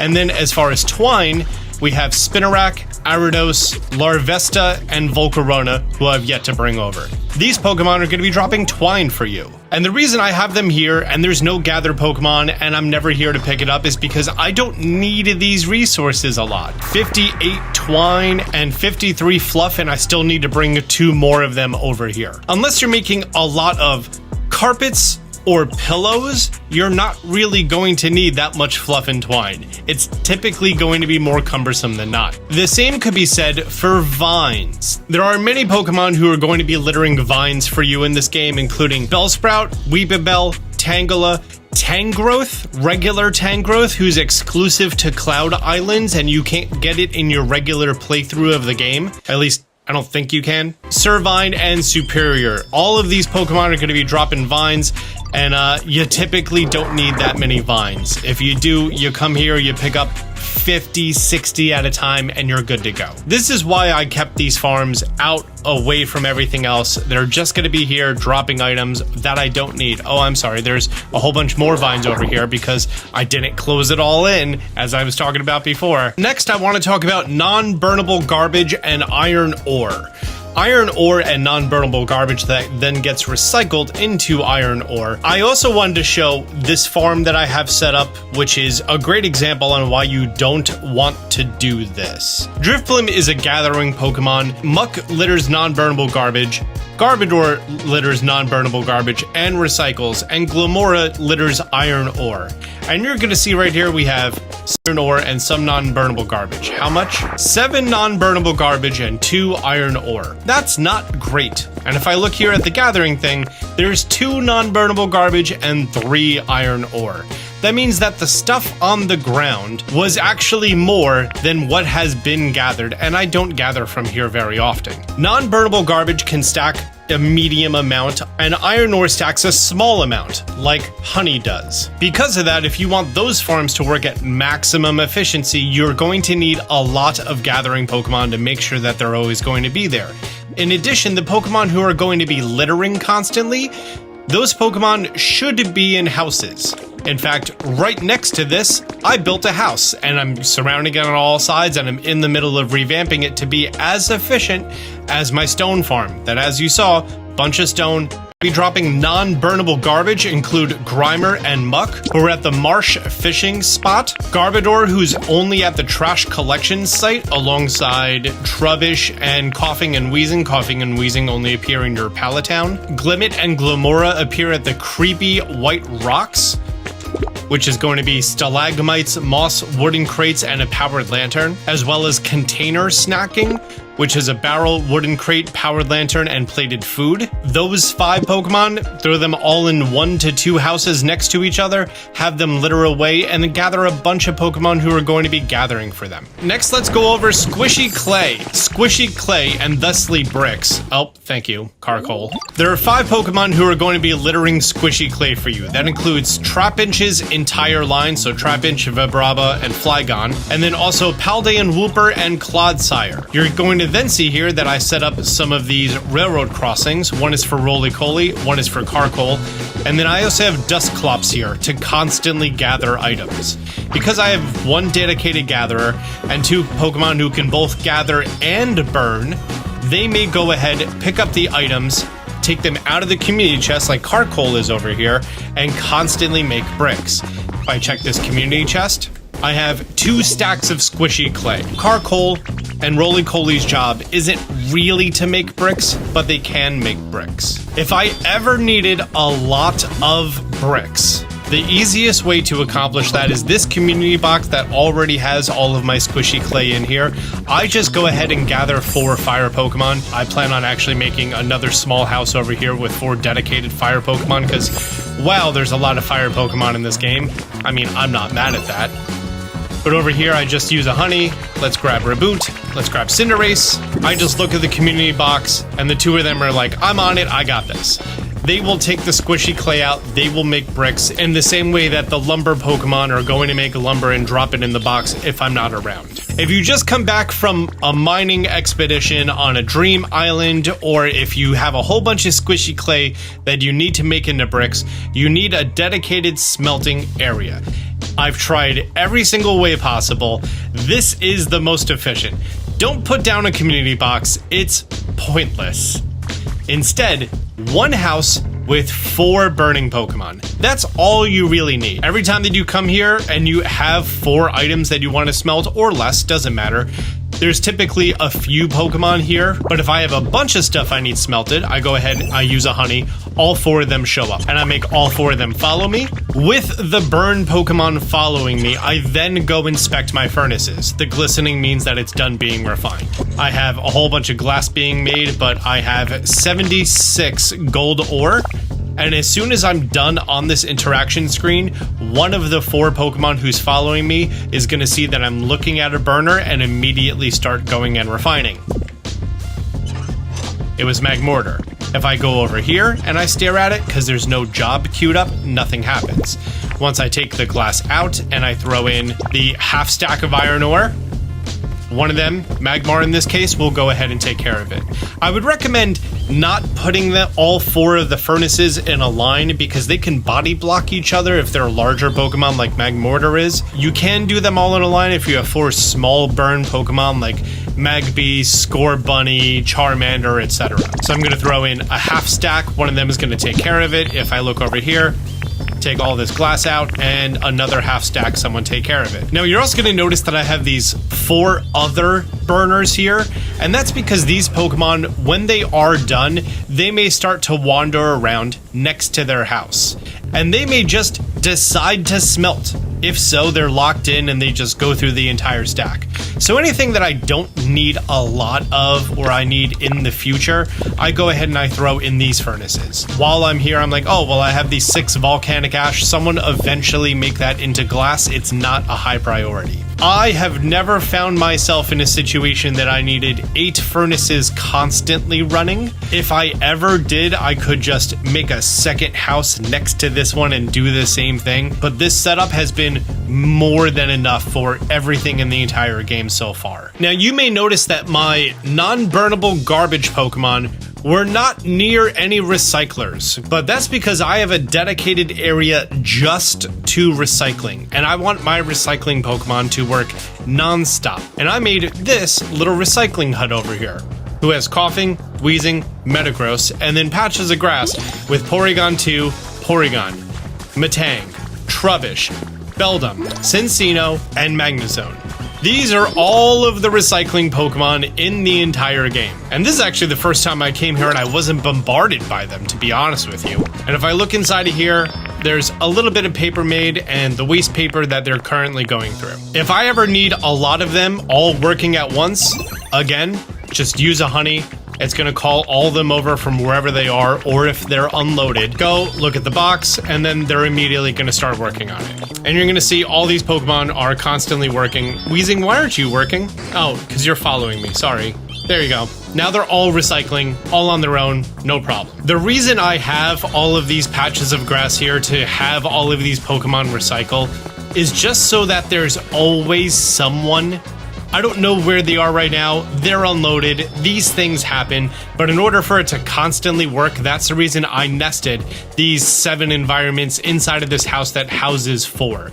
In fact, if I were to just destroy one of the patches of grass and assign them to the house, I can make this a little bit more efficient, but it doesn't need to be. How much paper do you actually need? Not a lot. Honorable mention goes out to Cacturn, who drops sticks. Is there like a great use for sticks that I don't know? I have a chest full of sticks and it does nothing. If you don't know, you get Cacturn at tree shaded flowers only at nighttime, and it's a rare spawn. And it drops sticks. I don't think you really need sticks all that much. What do you actually need sticks for? Sticks don't turn into lumber. Okay, I found my first item that requires a sturdy stick. It's the picnic basket. The stone fireplace. Okay, so the idea is that you're burning them. These pinwheels, a wreath, a fireplace, a torch, a big fireplace, a Chansey statue. Like, there's just some small miscellaneous things. There's no building blocks that require it. The ditto flag requires it. You're never going to need a large amount of sticks. And then the last thing I'm going to talk about is actually food in a farm. And in my mind, there are 3 ways to go ahead and set this up. The first involves a sprinkler, and a sprinkler can come out 5 blocks in all 4 cardinal directions that then make a sideways square. So you come out 5, left and right, up and down, tilt my camera 45 degrees, boom, sideways square. If you split this into all 4 crops, you can have 15 of each crop for a total of 60 crops. My only issue with this is it's random for you to actually go ahead and get the recipe for the sprinkler. By the way, just take some water, put it underneath a block, and then grab one of the 2 different items that can then sit on top of water. This is the great flooring. It's much better than the pretty good flooring. Put a sprinkler on top, and then boom, you can use all 60 spots to your advantage. I don't like this layout. I just set it up to demonstrate it, and just like this is my overflow of crops.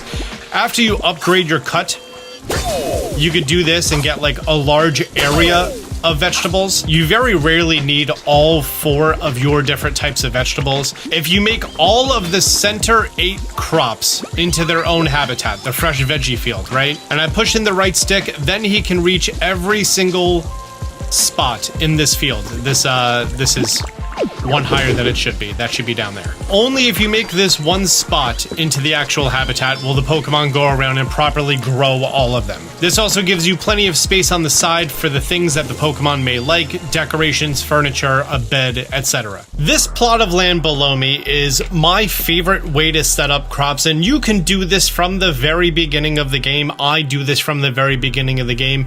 In the wasteland, in the northern part of the wasteland where you have that Horsea fountain, instead I just made a big old crop field. See the 4 areas that I already tilled the soil? And this is where I'm going to be planting my beans and my potatoes. 4 beans on this side, and then the potatoes I'm going to be planting over here. A dish combining beans and potatoes can result in one of the best foods in the game. I'm going to have Skiploom, who's the event Pokemon over here, then decide to live here. Bridge planks, which you unlock very early in the game, you could plant down on both sides. So this right here is the entire field done, complete, and hoed out. If I highlight over here, there is the rightmost strip and the leftmost strip, which are not accessed by our Grow Pokemon. That's a small price to pay for how beautiful of a farm this is going to be. Now, you can either have this flow from a regular water source, like I mentioned in the Wasteland, or once you have the ability to spit out liquids, drink a water, place it down right here, all 4 spots, and you're going to see all that ground get hydrated beautifully. You may even get a carrot. Did I get a carrot? Yeah, I did. Nice. All of this row and all of this row are going to be my green beans. Just these 2 rows. All of this row and all of this row are going to be my potatoes. All of this row and this row is going to be my wheat or tomatoes, and the opposite row is going to be the other. Now, the reason I have them set up like this is because you're going to come a time that either you're going to actively need food, or you're just going to want to harvest your crops.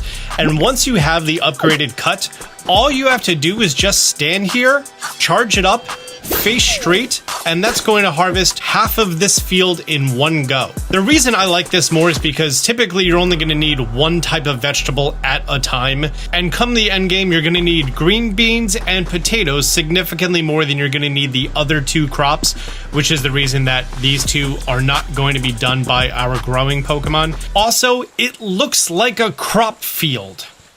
That's why I like this a lot more than this thing with the sprinkler. This doesn't look like a crop field. This looks like a small garden. If you want to do a small garden, you can do a small garden, but you can make it look a lot better. And if you're going to make a garden that looks pretty, have it actually look pretty. Have everything easy and able to be harvested, and then have way too many sprinklers for inefficiency. But you're also going to notice that over here, all of these crops are going to be my potatoes, and all of these crops are going to be my green beans, and then I have wheat and tomatoes over here, and these are the lesser efficient crops. We also have Bulbasaur on that patch and Venusaur on this patch, so everything is going to be taken care of. Eventually, sometime. They're off right now. It's not their shift. If you're gonna make it look pretty, don't make it look like a weird diamond. Make it look like a square. Well, great, guys, that's gonna wrap up this video. I have an entire playlist full of tips and tricks for your entire playthrough of Pokopia. So there's gonna be a playlist on screen right here. And until next time, Austin John out. Man, they see me shining like I got the charm. Stay strapped, got that jet. South Park just released its 8th episode of the year as we enter the home stretch for the season with a story taking aim at generative AI titled Sora Not Sorry. And oh boy, this episode was a lot, giving us a very solid Butters-centric story with a strong focus on the South Park police as well, but also starting to corral some of the numerous story threads from this year to set the stage for the impending finale. Oh, also somehow, maybe the most graphic Trump storyline yet, among other graphic aspects in this episode. So let's dive into South Park Season 28, Episode 3, Sora Not Sorry. And hey, if you like this breakdown, not only have I covered every episode of the season so far, and will be covering the final 2 as they air, but I have a ton of other South Park episode, character, and lore breakdown videos across the channel, so please, if you like this, consider subscribing. Thank you so much. So this week's episode effectively acts as a loose sequel to the 4th episode released this year, Walk is Dead, in which Butters spent the entire episode trying to get Red a specific rare Labubu for her birthday, which obviously resulted in a satanic ritual summoning Trump, Satan, and revealing their pregnancy, because this show is super normal. But this episode reveals that Butters not only feels slighted and used by Red, but is enacting his revenge by creating lewd, disgusting videos of her with generative AI, specifically Sora 2. And I mean, honestly, I cannot show these videos without being demonetized, so if you've seen the episode, you know. If not, sorry. I don't think I talked about this when we covered Walk is Dead, but it's actually kind of crazy that Red is getting such a prominent role this season for basically the first time ever, especially because she's a character that's been around literally since the pilot episode. She has just genuinely always been a part of the show, a part of the boys' class, one member of the group of girls, she's friends with Bebe, but Walk is Dead, 28 years after that premiere, was her first ever truly prominent role in an episode ever. And that kind of rules. South Park has such a wide cast of side and background characters, and the fact that they can pick out some of these lesser known characters and develop them even all these years later is pretty impressive. I guess they've done this a few times before. Heidi Turner comes to mind. I'm kind of hoping we get more Red moving forward though. But Butters effectively makes revenge porn about Red, which Kenny finds very funny and the rest of the boys find very gross. Man, it's kind of a bummer that the longer the show has gone on, the more like men's rights coded Butters has gotten. His initial shtick was always just that he's the sweetest and most innocent kid in South Park, and either A, the worst possible things would happen to him, or B, he would sort of unknowingly and innocently find himself in not very innocent situations, like in Butters' Bottom Bitch. But around season 20, Butters started to fully fall down the sort of incel-coded perpetual victimhood path when his Canadian girlfriend Charlotte dumps him in solidarity with the other South Park girls. You know, the whole Wieners Out movement that he started. This feels like a very clear continuation of that behavior. Butters immediately seeks revenge in one of the most heinous ways imaginable. Yeah, why would you guys do this to her? 'Cause Red's a bitch! She totally used me! I actually think there's a really clear parallel that shows exactly how Butters has sort of regressed in his worldview over the years. One of my favorite ever Butters moments was in the classic episode Raisins, which is another episode where Butters' innocent nature is taken advantage of and used by another girl. Butters keeps buying gifts for a waitress at Raisins, thinking she's actually interested in him, and obviously eventually learns that she wasn't. But in that instance, Butters doesn't feel spiteful or feel like he needs revenge. He actually just showcases his unending optimism despite having been chewed up and spit out.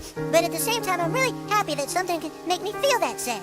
It's like, it makes me feel alive, you know? It's a pretty stark contrast to how he behaves after the Labubu incident, isn't it? And by the way, this isn't to say Red's behavior is completely excusable. She was absolutely using people to fill out her Labubu collection, and her friends even acknowledge this. Well, you did kind of use him. However, this is a disproportionate response in an insane way, an absolutely unhinged and illegal reaction to a kid being selfish, basically. Kenny's involvement here also kinda bummed me out. Obviously, Kenny does have a penchant for crude, gross humor, but he's also historically been a very protective and righteous kid who mostly seems to follow a moral code. I mean, he is Mysterion after all. Not to get too lost in the sauce with the whole meta-commentary aspect, but this almost feels like a tongue-in-cheek follow-up to the meta-commentary from the previous episode. Like, Kenny, I haven't even heard you say anything in like 4 months.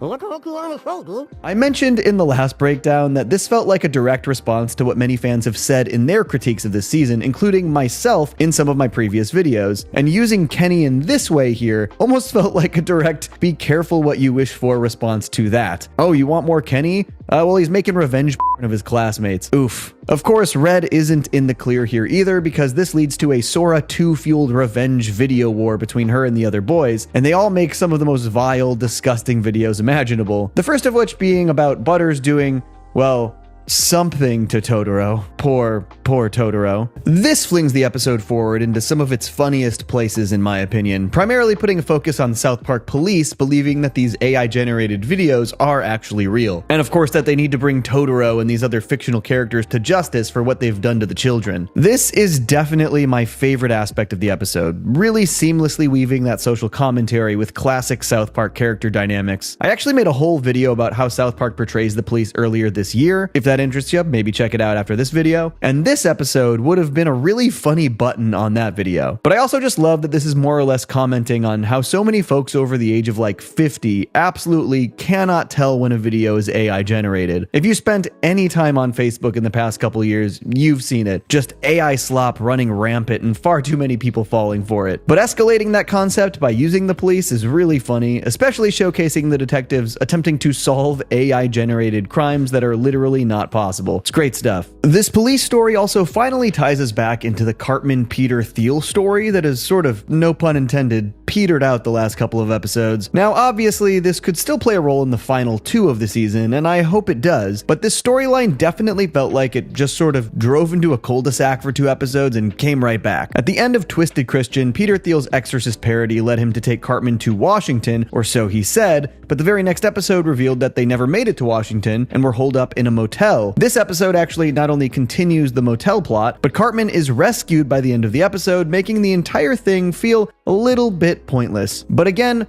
they could still make this work in the scheme of things, and it also just had some pretty funny aspects in the story this week as opposed to last week where we just sort of had a brief check-in with the pair. In order to convince Leanne that Cartman was safe, Thiel was using Sora 2 to show Eric at various places having a fun time, but what really made this bit fun was the fact that the Sora 2 generated version of Cartman was just stuck awkwardly using all of his oldest catchphrases. Hey man, things are good here. I love cheesy poops. I'm just stoked to be feeling better and I'll be home soon. Respect my thigh time. This is also a pretty funny storyline if you take into account 2 other things. 1, how right now many people are generating South Park stuff with Sora, and 2, the fact that some of the earliest attempts to automate this kind of narrative storytelling was by using South Park as well. I made a video about this a few years back when a piece of software called AI Showrunner was the culprit, making some truly god-awful, though mildly coherent stories with the tech. And in a bleak update, that software was actually recently invested in by Amazon as they attempt to become the quote-unquote Netflix of AI. Though their marketing has gotten flashier and their ambitions have gotten loftier, they definitely aren't in a place where user-generated TV shows are even remotely feasible yet. But obviously the tech is constantly improving. Though personally, I simply don't see their goals of users being able to generate full seasons of their own TV shows coherently ever coming to fruition in a way that is actually narratively satisfying. This episode doesn't particularly dive that deep into that side of Gen AI, but it does pretty accurately showcase how sort of derivative the creations can be when based on existing IP, like South Park, via these Cartman shorts. The use of Totoro in the other part of the Gen AI storyline was also very intentional, given that one of the most popular AI generative styles is Studio Ghibli, despite the fact that none of it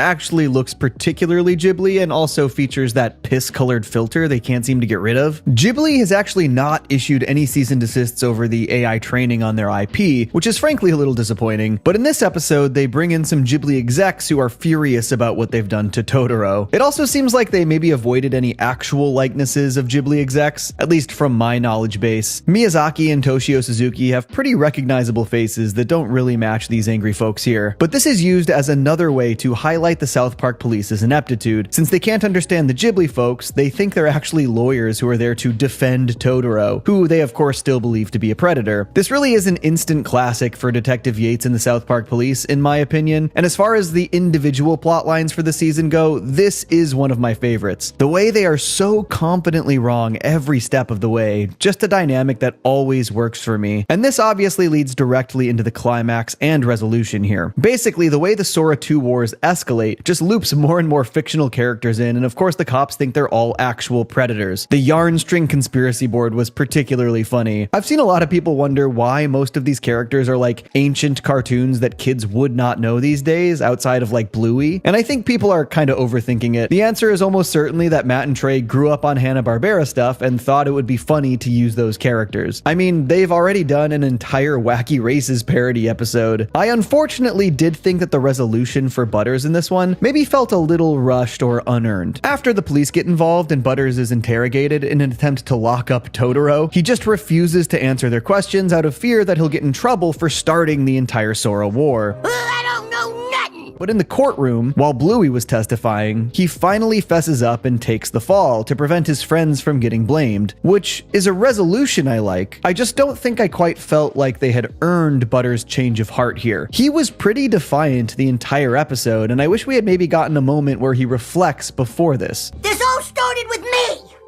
Because my heart was broken! Even with this admission though, he remains defiant that Red deserved what she got, which again is a real juxtaposition from the Butters we saw back in Raisins. I wonder if he's going to continue down this path moving forward, or if he'll ever reel it back into his sweeter, more optimistic territory. I don't know though, I guess Red Pill Butters might be the future. But Butters also tips off the cops about the Cartman Sora videos, which of course perfectly leads them to the wrong conclusion, that Peter Thiel is Totoro, leading to his arrest. But no magical cat bus is gonna whisk you away from justice this time! Which is, of course, funny. I just wasn't sure I felt like it all wove together as seamlessly as I'd have liked it to, particularly as this felt like them sort of bailing themselves out of the Peter Thiel dead end that they kind of wrote themselves into. Cartman was expectedly furious at his mom. I mean, Leanne never really catches a break, does she? When is the last time I even ate a pot pie, you dumb bitch? I do love that in this case, the cops actually did find the proper outcome in their investigation, saving Cartman. They just reached that conclusion, taking the 100% wrong route. They did their job poorly at every step and stumbled into the right resolution. Damn, we haven't even touched the Trump side of the episode yet either, and honestly, this was an interesting one, I'd say. This felt the most like the Trump x Satan side of things was there to mostly move the serialized plot forward, and a little bit less to do commentary on the Trump administration. Pretty much every other episode this season has commented on some aspect of Trump's administration in a critical way. This one, a little bit less so. That isn't to say there wasn't any commentary. The end, in particular, definitely has things to say, which we'll get to, but the story across the episode was much more focused on the JD Vance and Trump relationship after learning that Vance was manipulating Trump to try and get rid of the baby, which is something Trump learns off screen, actually. I think this is all definitely in aid of the Antichrist story wrap-up coming in the final 2 episodes, because it feels very stage-setty, along with the fact that it sort of feels like they were pruning the whole Thiel/Cartman side of the plot for a possibly cleaner setup so that the stories intertwine well in the finale. But obviously the biggest development here is Trump and JD Vance exploring each other's bodies,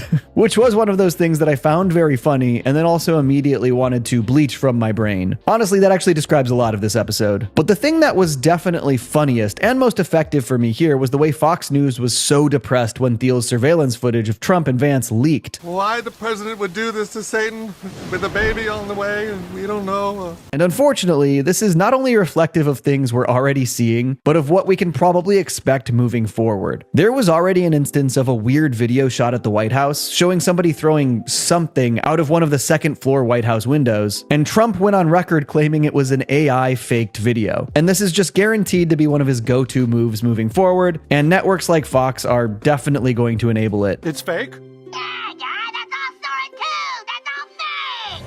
Oh, it's fake! Overall, I am actually a little mixed on this episode, because on one hand, the Sora, Gen AI, and police storyline was among my favorites of the season. That was top tier stuff, but I did feel like it maybe left a bit to be desired in terms of how the entire episode came together. The Cartman/Thiel storyline felt sort of like it was in the way of them telling a more coherent story about Gen AI, and the Trump/Vance stuff felt a little bit separate the whole time as well. It also kind of felt like a missed opportunity for me here. This seemed like a really good chance to put a focus on Trump and the Epstein list. Given that all of the Sora 2 stuff in this episode was about fictional characters and kids, it kind of feels like a natural place they could have crossed over the whole Trump claims incriminating evidence is just AI thing in an even more fitting way. Though maybe it's a good thing that they saved the Epstein possibilities given the new email releases this week. We'll see if they touch on that. I did like this episode, despite some of my criticisms and misgivings. The heights of the Gen AI storyline made it feel pretty worth it to me overall, and I am hopeful that with their sort of story pruning they did, that they'll have a clear runway to land the plane that is this bizarre season of South Park. It would be really cool to be able to rewatch and look back on the entire season and feel more fondly about even the story decisions I didn't love at the time. But what did you think of the episode? Are you optimistic or pessimistic about the potential wrap-up for the season? Let me know below in the comments. Our next episode actually airs the night before Thanksgiving, so expect my breakdown that following Saturday because of the holiday. Thanks for watching. Stay tuned for more. Peace. I stay mellow watching Johnny Two Cellos. He talks cartoons, he's a really cool fellow. He keeps you posted on adult cartoons. If that's what you're into, then grab a spoon and a very big bowl of your favorite cereal. Feels like Saturday morning cartoon material. Johnny Two Cellos, watch him on YouTube. Now enjoy this groove and bust a move.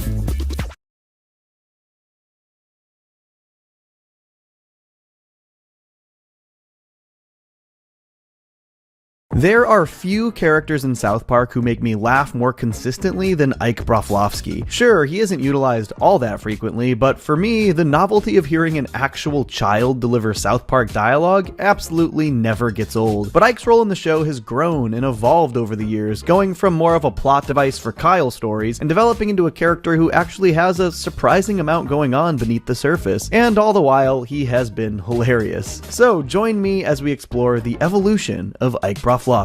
Why do you keep harassing me? Don't kiss the baby. Amazingly, Ike's first episode where he's front and center is the pilot episode of the entire show. Cartman gets an anal probe. In fact, he's the very first character outside of the main four boys to make an appearance in all of South Park. Pretty amazing. It also immediately introduces one of the most iconic classic South Park bits. Ready, Ike? Kick the baby. Don't kick the baby. Kick the baby. But this is a perfect example of how Ike was used for years as a means to motivate Kyle in South Park stories as he's abducted by aliens, or taken by visitors as they call them. Kyle has this big end of the episode speech where he pleads the visitors to give Ike back before Ike eventually just jumps from the spaceship. Boy, am I glad to see you, Ike. Oh, she's flying at the sky. So immediately in South Park, Ike was being absolutely adorable and used as a major plot device for Kyle's journeys. And this was mostly how they continued to use him for the show for a very long time, though occasionally utilizing him for silly ending beats like in Mecha Streisand. Look!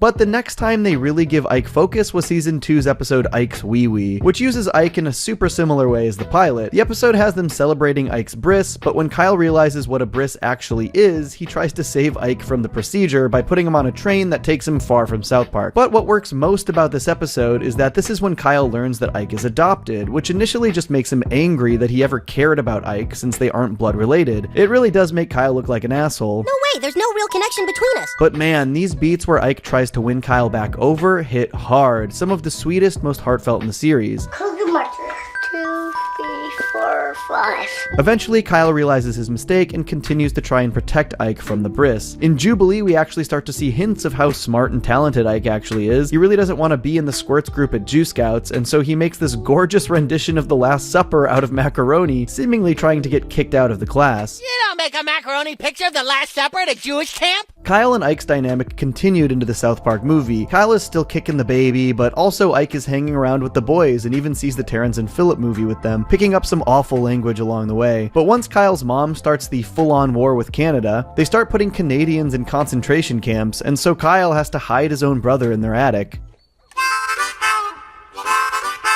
This harmonica gag is funny, but also more hints that he's got a lot of hidden talents. This movie really makes Sheila look awful. Kyle's pleading at the end of the movie really should have knocked some sense into her. Did you forget that your own adopted son is Canadian? The show would continue to give us cute Ike moments in the early seasons. These songs are particularly funny, like when he's trying out for the gang's boy band.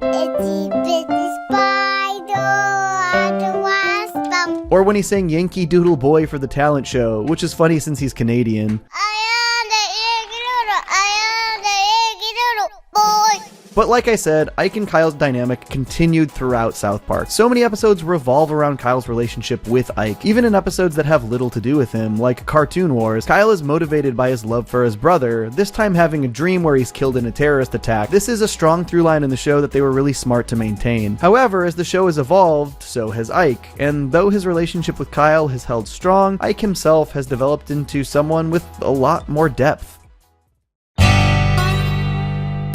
Baby. One of the first episodes that started to hint that there's more going on with Ike was Trapper Keeper. I had seen this episode many times, but this was the first time it really registered with me that Ike was only supposed to be 3 years old in this one. But isn't he only 3 years old? Yeah, but he's some kind of genius, so he's getting advanced placement in kindergarten. I poop my pants. This was still when the show was mostly using nonsensical dialogue for Ike that didn't really have any real correlation to the conversations at hand, which makes the episode's story very funny, as he gets nominated for class president against Fillmore, giving a rousing speech for his candidacy.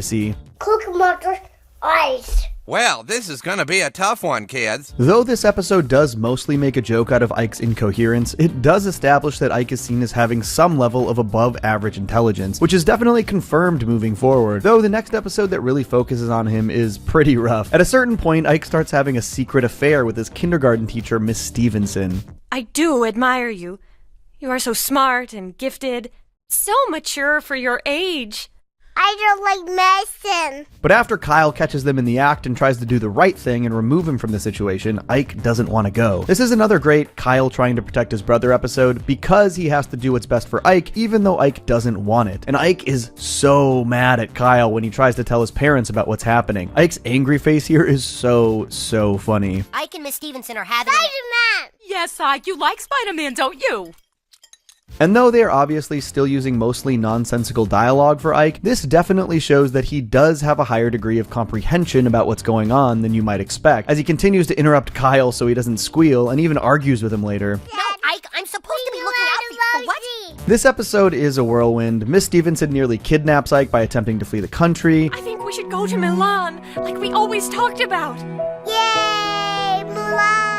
They're eventually caught by the police with no escape, and luckily at the last second, Ike comes to his senses, running back to Kyle instead of off of the building with Miss Stevenson. And though this is an episode about a child being taken advantage of, it does really start to show how cognizant of some of these situations that Ike really is. And this next major episode about last night would further confirm this. And Ike appears to be devastated. He was a McCain supporter.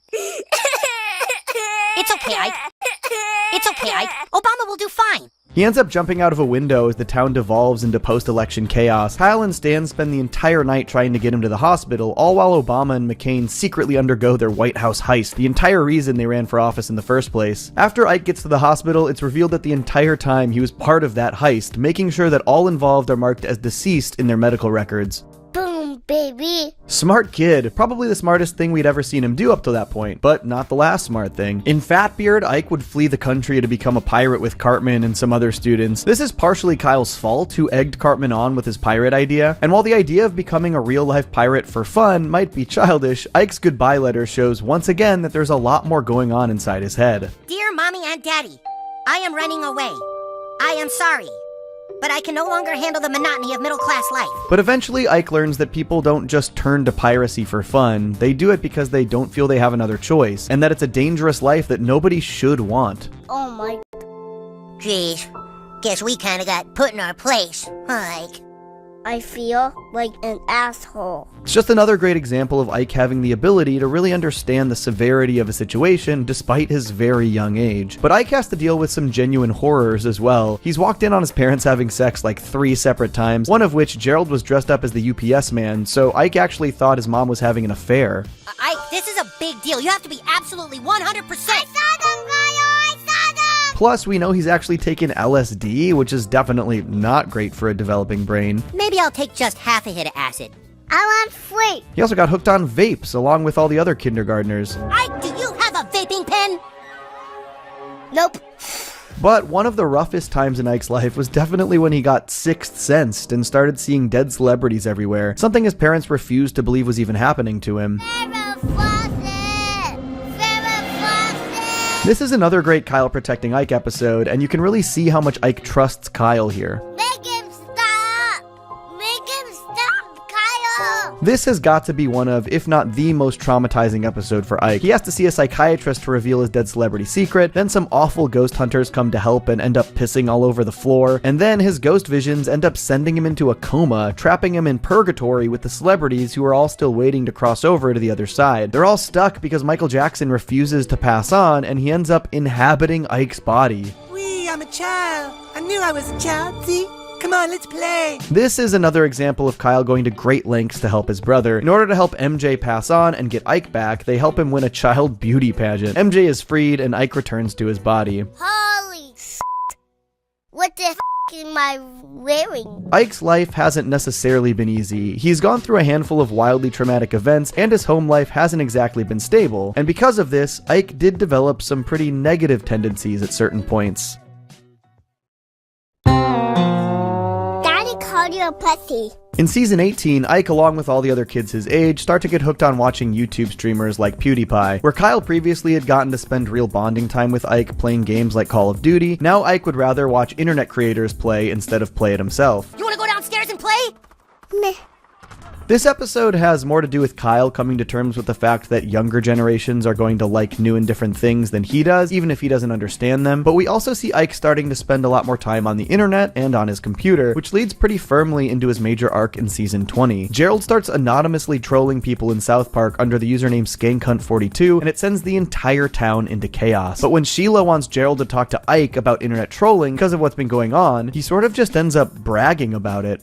He's now putting penises in people's mouths all over the internet, and he's actually getting pretty famous. Gerald continues to brag to Ike about his internet exploits, and eventually, under the pressure of potentially being caught, Gerald starts lashing out at Ike as well. Do you know who I am, Ike? No, but I want to, Dad. Not like that, smartass! And not only does he lash out at Ike, but Kyle too, which obviously makes an impression on Ike. Stop being such a pussy, okay, pal? Fuck. Daddy called you a pussy. And even worse, eventually Gerald makes Ike troll for him to get himself out of trouble, forcing him to say some heinous stuff. And when Sheila hears this, she assumes Ike has been the one trolling the entire time, and Gerald then makes him take the blame. You have to say, I'm sorry, Dad, I guess I'm just fucked up inside. I'm sorry, Dad. I'm just fucked up inside. Eventually, Kyle and Ike have to try and troll the president out of bombing Denmark so they can save their dad, despite everything he's done. And we can really see how much Gerald is impressed on Ike here. You're a little dipshit, President. With a dirty asshole. With a dirty asshole. And you set out your dick. This is such a unique situation because Kyle and Ike know that Gerald is the troll, but they can't tell their mom, so they basically have to simultaneously take the blame and defy her. But I love this moment when Kyle saves Ike from Sheila's wrath. I'm sorry, Mom. I'm just trying to protect my family. Somehow Gerald is let entirely off the hook for this, and it's hard to imagine that Ike or Kyle's relationship with him will ever quite be the same. There's actually one other instance where Ike was sort of a huge dick, but it actually wasn't quite his fault, but this seems like the right place to talk about it. In the episode Taming Strange, Ike starts going through puberty, and it completely changes just about everything about him. Get out of my room, Kyle! I'm on my computer! Ike basically acts like a brooding teenager the entire time, shifting between the childish things he loves and wanting to tame some strange. Who would you rather Fufa or Tootie? What? This is another episode where Ike does some pretty horrendous stuff, and he's particularly mean to Kyle, but honestly, you can still kind of see the Ike we know and love below the surface. Get out of my room, Kyle! I'm playing trucks!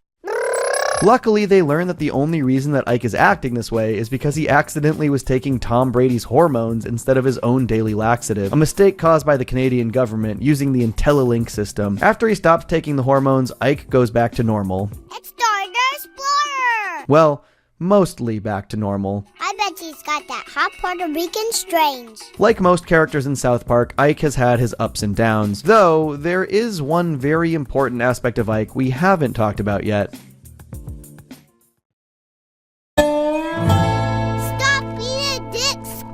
Obviously, early on in the show, it's established that Ike is a native Canadian adopted by the Broflovskis, but it isn't until later that they really start to put an emphasis on Ike's Canadian heritage through Ike himself. This really started in the season 7 episode, It's Christmas in Canada, when Ike's birth parents returned to take him back to Canada, made possible because of a new law passed by the Canadian Prime Minister. Ike doesn't want to leave, but they coerce him. No. I have some chocolate. Chocolate! This is another of the best episodes that shows the lengths Kyle would go for his brother. He and the boys travel all across Canada to try and get Ike back, eventually discovering that the new Canadian Prime Minister is actually Saddam Hussein. Once he's ousted, the laws are nullified, and Ike is allowed to return home. Would you like to go back to your home in Colorado? Though this episode establishes that Ike loves his family and his life in America, this was the first time Ike ever spent in Canada, and after this, he would be shown to have strong, genuine Canadian pride throughout the series. The episode Royal Pudding is one of the best examples of Ike's Canadian pride. Ike doesn't show up to school because he's caught up watching the Canadian royal wedding, but during the ceremony, the Canadian princess is kidnapped. No. After this happens, Ike is basically inconsolable. He's totally unable to perform his role in the school play, much to Mr. Mackey's dismay, but eventually he's instructed by the Canadian Prime Minister to open his box of faith, something that all Canadians have, and follow its instructions. It's basically a call to arms, to go to Canada and help rescue the royal family member in peril. Of course, Ike's Canadian pride leads him forward. Where are you going? I got to get to Canada and join the armies and save the princess. God, Ike is just the best, isn't he? Ike travels all around Canada, teaming up with Ugly Bob, Patuk, and Scott, who is a dick. Stop being a dick, Scott! Eventually, the quartet discovers the princess has been captured by the evil Tooth Decay, and Ike bravely removes Ugly Bob's paper bag, turning Tooth Decay to stone and saving the princess. Ike and his compatriots are literally knighted by the royal princess. The princess now knighting Sir Ike Broflovsky, giving him 3 kisses and a pair of socks, as is tradition. Ike's royal loyalty runs strong. We even see later how devastated he is at the loss of the Canadian Queen. She's dead, Kyle. Ike, the queen died like 4 months ago. But we also see that Ike's Canadian pride doesn't just stem from the royal family. Ike fiercely defends his country after it's heinously attacked as well. After Kyle starts to feel bad for the people being farted on by Terrence and Phillip's new Netflix series, he starts a group called Millennials Against Canada to try and put an end to it. A very Sheila-esque move, huh? This leads Canada's Prime Minister of Streaming to meet with President Garrison and complain about the Millennials, which leads Garrison to preemptively nuke Toronto. This is obviously a double affront for Ike, who not only has to learn about the bombing of Toronto, but that his own brother is partially responsible for it. You know, those shows can be really harmful. Oh, stop being a victim. Jesus Christ. After this nuclear bombing, Prime Minister Justin Trudeau calls on Canadians to bring Garrison to justice, and Ike heeds the call. Dons full Mountie gear, rides a Newfoundland, and heads into the forest to find the president, possibly the most Canadian thing he's ever done. Ike captures Garrison in a trap and drags him back into town. Though Garrison escapes, it's clear not only how far Ike is willing to go to defend his native country, but how capable he is in doing so. And that's one of my favorite things about Ike. Though on the outside, he just seems like the most adorable little kid in South Park, in reality, he's got so much more going on. He's far smarter than most kids his age, going into kindergarten 2 years early. He helped perform a masterful heist with 2 presidential candidates. He's dabbled in hard drugs and taken a part in very successful piracy. He was haunted and traumatized by the souls of countless dead celebrities. He's shockingly talented at internet trolling, and of course, he loves his country so much that he successfully aided in avenging national tragedies on 2 different occasions, even being knighted by the princess herself. Ike isn't just the most adorable kid in South Park, he's one of the most accomplished as well, and that is why we like Ike. When Matt and Trey released The Spirit of Christmas, they unleashed our 4 favorite foul-mouthed boys, Stan, Kyle, Cartman, and Kenny, onto the world, changing the landscape of television forever. Obviously, the boys were the stars of the short, but they weren't alone. A group of unnamed children waiting in line to see Santa Claus is also featured, as is a little girl sitting on Santa's lap wearing a distinctive pink beret. Before there was Butters, Tolkien, Clyde, Tweek, Craig, Jimmy, Timmy, or even Ike Broflovsky, there was Wendy Testaberger. The on-again, off-again girlfriend of Stan Marsh, Wendy was initially used as the mouthpiece to satirize feminist issues. It also allowed the boys to navigate the intrusion of a girl in their midst and explore their prepubescent feelings of romance. But in looking at the way Wendy has been portrayed over the last quarter of a century, it's actually pretty clear that she is one of the most interesting, complex, and well-developed characters in all of South Park, even if some viewers don't always recognize that. And that's just the kind of sexist bullcrap that's going to keep you in the kitchen. Sit your ass down. On the surface, Wendy seems like the token girl character of South Park. With their first major appearance in the pilot episode, Cartman Gets an Anal Probe, she's immediately established as Stan's love interest, complete with twinkling hearts around his head and an exaggerated smile when he sees her from across the cafeteria. With her comes one of the series' first repeated gags. This is for you. Ew! But Wendy is and always has been so much more than just Stan's girlfriend. The first season establishes her most identifiable character traits. She's unquestionably the smartest student at South Park Elementary, she's an unapologetic feminist, she's an outspoken activist, she speaks multiple languages, she's arguably the most mature character in school, if not the entire town, and she's the only person who can legitimately put Eric Cartman in his place. What about not holding anything against the person who wins? Well, not if it's Cartman. But Wendy is also far from perfect. She's possessive of Stan, she's insecure about her appearance, she experiences jealousy amongst her friends, she falls into the social trappings of girl hate, and she's not opposed to throwing hands or launching a substitute teacher into the sun with the help of Iraqi soldiers when she feels threatened. I told her, don't with Wendy Testaburger. If you've spent any amount of time among South Park fans, Wendy is easily one of the most polarizing characters. She's openly hated by a very vocal part of the fan base, often the type who relate a little too closely to Cartman. Just recently, this tweet from Trayfon pointed out that Wendy placed 95th on Ranker's most hated/annoying characters list, where users could vote amongst literally any and every character in any film or TV show ever made, regardless of medium or genre. We got him back! Fuck you, Wendy.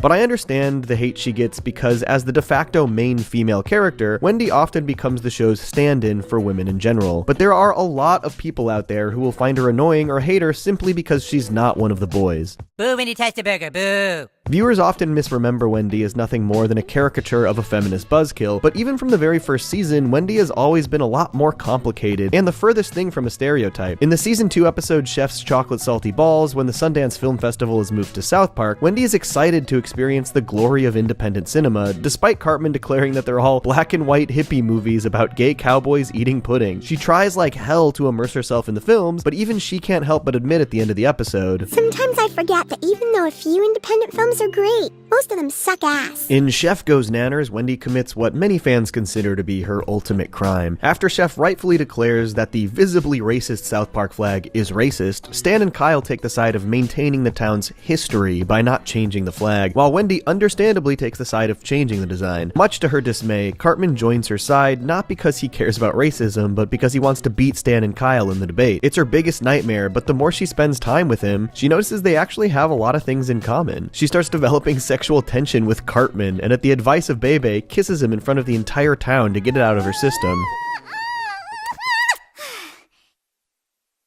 There. Now, the main point we would like to make. Stan, Kyle, and gone in horror, but this is exactly what she needed. She delivers her speech, the town's flag is changed, and with the sexual tension broke, inexplicable attraction. After kissing Cartman, her feelings for him go away completely, but it's very obvious that Cartman still liked her at the end of the episode. He sighs and looks dejected as she leaves the town meeting with Stan, and it can be inferred that this might be one of the reasons he's been especially antagonistic towards her ever since. As soon as it was over, all my feelings for you just vanished. Oh, yeah, totally. Wendy exists as the antithesis of Cartman, which means that many of his fans are going to feel the same way about her as he does. They hate her, and I suspect that part of this is because they know deep down she's often right. But Wendy is no more or less problematic than any of the other characters, and has always followed the same ethos of South Park, where nothing and no one is above mockery, where everyday situations are exaggerated to the extreme in order to satirize. The difference is that American society tends to default to the boys' point of view, as does the show. Anything they deal with is viewed as a universal, relatable experience by much of the audience, while anything Wendy-centric is seen as women's. Wendy, we're gonna get you, Wendy. Where are your boobs? We're gonna kill you. This means that Wendy has to persevere in a way the majority of the other characters don't have to, because say what you will about how South Park has been viewed as insensitive or how people see the feminist aspects of Wendy as annoying, she is very often right. She's positioned as the girls' version of Stan as the de facto leader, but Wendy fulfills a nearly identical role as Kyle, who is typically accepted as the show's moral compass. They're both usually the first of their friend group to stand up for what's right, they're both noticeably more progressive-minded than their comrades, they're both unafraid to call out Cartman as the sociopath he is, but because because she happens to be a girl, she has to put up with a lot more adversity as a result. When Stan or Kyle call out Cartman for being an asshole, it's seen as justified criticism or even playful ribbing between friends, but when Wendy does it, no matter how much Cartman deserves it, some instinctually view her as being a bitch. I do not directly say she's a slut. Wendy Testerberger has proven time and time again that she will do anything to pleasure her vagina. It's as though she has to take Cartman's abuse or risk being viewed as over-emotional. Their conflict reaches critical mass in Breast Cancer Show Ever, when Wendy finally beats the brakes off Cartman in front of everyone for making jokes about breast cancer. This is easily one of Wendy's best episodes, with an incredible performance from her current voice actress, April Stewart. You don't get it, asshole! There is nothing you can do to stop this fight! Man, this is one of the most cathartic episodes in the entire series because it's one of the few times where Cartman gets what's coming to him. Somehow, some fans still treat Cartman like a hero, but I don't know what you can do about that. Cartman, who got his ass handed to him by Wendy in front of the whole school and cried about his friends not finding him cool anymore, as they told him to his face that they've never thought he was cool. Cartman, who begged, bribed, manipulated her parents, and even ate his own underwear to try and get out of this fight. Yeah, dude's a role model. Wendy's beatdown to me is one of the most satisfying moments in South Park history, establishing that when it comes to Wendy Testerberger, equal rights means equal fights too. Wendy? I'm finished! Matt and Trey walk a fine line with Wendy because in addition to her role as the girl character, Stan has to like her, and we as the audience have to understand why Stan likes her so much as well. After all, Stan loves her enough not to kill her when she turns into a zombie during the first Halloween episode, even though she embarrassed him in front of the whole school by bailing on their couple's costume. He loves her enough to convince Elton John to play her the song he wrote for her at Chef Aid, and he loves her enough to spend the entirety of South Park Bigger, Longer, and Uncut pining after her and singing a song about his unrequited feelings towards her. There's the girl that I like. It isn't until the movie that Stan vomits on Wendy without fully grossing her out, a sign that this milestone in their relationship is extremely important to both of their character development. If Wendy is presented exclusively as the obnoxious, shrewd know-it-all that many fans see her as, there would be no investment in her and Stan's relationship. When Wendy dumps him for Tolkien in the Raisins episode, he's depressed enough to join the goth kids and start writing downright pathetic poetry. It's an overdramatic response to be sure, but to Stan, it's the most intense heartbreak he's ever experienced. Because for as much as Cartman antagonizes her, and as much as Stan likes to play it cool in front of the boys, he genuinely loves Wendy. She supports him, she listens to him, she motivates him to never give up, and she's constantly challenging the way Stan views the world around him. She makes him better, and he knows it, even if having a girlfriend is totally lame. You want to hold hands with a girl, gaywad? Wendy does of course have a history of jealousy, like the time she got breast implants because Bebe was getting more attention after growing breasts on her own and Bebe's boobs destroy society, micromanaging Stan's Facebook use and You Have Zero Friends, and of course, killing Miss Ellen. Hey, Wendy, seriously? You need to stop with this whole jealousy thing. Yeah, you're acting like a freak, Wendy. No, I'm not acting like a freak! But that's pretty typical for a young relationship. Stan shows just as much, if not more, jealousy in their relationship and is pretty frequently neglectful of the relationship in general. He's threatened by Gregory in Bigger, Longer, and Uncut. He has one of his biggest fights with Kyle when he's paired with Wendy in Follow That Egg and can't handle seeing someone else play mom and dad with his girlfriend. He has a crisis when Bryden moves to town in Elementary School Musical, and when she does finally dump him in Raisins, Matt and Trey chose the needle drop of Cinderella's Don't Know What You Got Till It's Gone to express Stan's pain. They're telling the audience that Stan messed up here, but people still blame her for the breakup. Wendy breaks up with you. Whoa, wait a minute. What did I do wrong? I haven't even talked to Wendy for weeks. So the joke here is that Stan was obviously ignoring and neglecting his relationship with Wendy. Stan taking Wendy for granted is even explored in the most recent season as well. He's scared of losing her when she expresses insecurity that he doesn't communicate with her as well as Clyde does with Bebe. Rather than actually listen to Wendy, he starts using ChatGPT to answer her text on his behalf. Wendy feels the most secure with Stan that she ever has and begins to confide in him things she's never shared across their entire relationship or really with anyone else. I've been so scared for so long to tell anyone what happened to me when I was 6. And even after learning the truth about the generative AI texts, she still forgives Stan. It definitely feels like any criticism thrown at Wendy for being a bad girlfriend is a serious double standard against a female character. But that doesn't mean Wendy herself isn't incapable of this kind of behavior either. What kids were complaining about health and sustainability? What kids would care at all? The girls. The girls? The fucking girls. Wendy is a self-proclaimed feminist, but life's circumstances frequently force her to question her values. Early seasons of South Park paint her with the standard hypocritical liberal brush that plague many of the episodes before season 5, but Wendy is at her most interesting when exploring her relationships with the other girls at school, the societal pressures of womanhood, and navigating her own identity, because Wendy represents a truth about growing up socialized as a girl that is seldom talked about, the way society instills bias, and how hard it can be to unlearn and overcome those biases, even when you're a victim of them. Oh, hey, baby. Slut. Wendy slut-shamed Bebe for going through puberty and has been extremely critical of women she deems lesser than, like Paris Hilton or Kim Kardashian, but none of her critiques exist in a vacuum. Like many kids, Wendy struggles with peer pressures, ones that can be particularly difficult to deal with as a young girl, so obviously she doesn't always get it right. Sorry, Wendy. You're just not a whore. Get lost. Yeah. One of her biggest conflicts takes place during Stupid Spoiled Whore video playset. In this one, her belief that glorifying socialites with sex tapes is a negative influence on young girls is in direct conflict with her desire to fit in with the other girls at school. She has a massive identity crisis and looks to Mr. Slave for advice, and her comfort with Mr. Garrison's sloppy sub is a great look at Wendy's nuanced approach to sexuality. Her issue is not that she's sex negative, it's that she's worried the girls in her class are too young for all of this, and given the fact that they're all in elementary school, she is correct. The homosexual is right. From now on, baby, you're going to dress like a little girl. But because Wendy is not immune from the influences of society, she's also not immune to groupthink. When Butters invades Heidi's sleepover in Margarine, she just stands by while the rest of the girls berate this poor new student. But it's Wendy who eventually stands up for her, rallying all the girls together to apologize and make things right. Even when she screws up, Wendy always makes it a priority to stick with the girls. Nobody likes me. Oh, geez, she's really upset. I feel terrible, you guys. But at the same time, Wendy has no problem being the one to call people out when they're acting out of line. This is why when Stan comes to her after the girls publish a list naming Kyle the ugliest boy in school, and it makes him lose his mind, Wendy helps Stan investigate, even though they weren't a couple at the time. How dare you take advantage of your position? I'm gonna tell Bebe and have you both disbarred from the list committee. When she eventually confronts Bebe about the plan to manipulate the list, she's willing to get physical to stop her because she feels it's the right thing to do. Even if she doesn't get there right away, Wendy's evolution has gotten her to a place where she fights for true justice, even if it's difficult. Wendy is a true feminist. She's not interested in female supremacy. She's interested in equitable treatment of all gender identities. Her selflessness and Stan's newfound maturity bring them both to a place where they can rekindle their relationship again. The time apart was good for them, as evidenced by this. It's been really great hanging out with you again. I feel like you've changed somehow, in a really awesome way.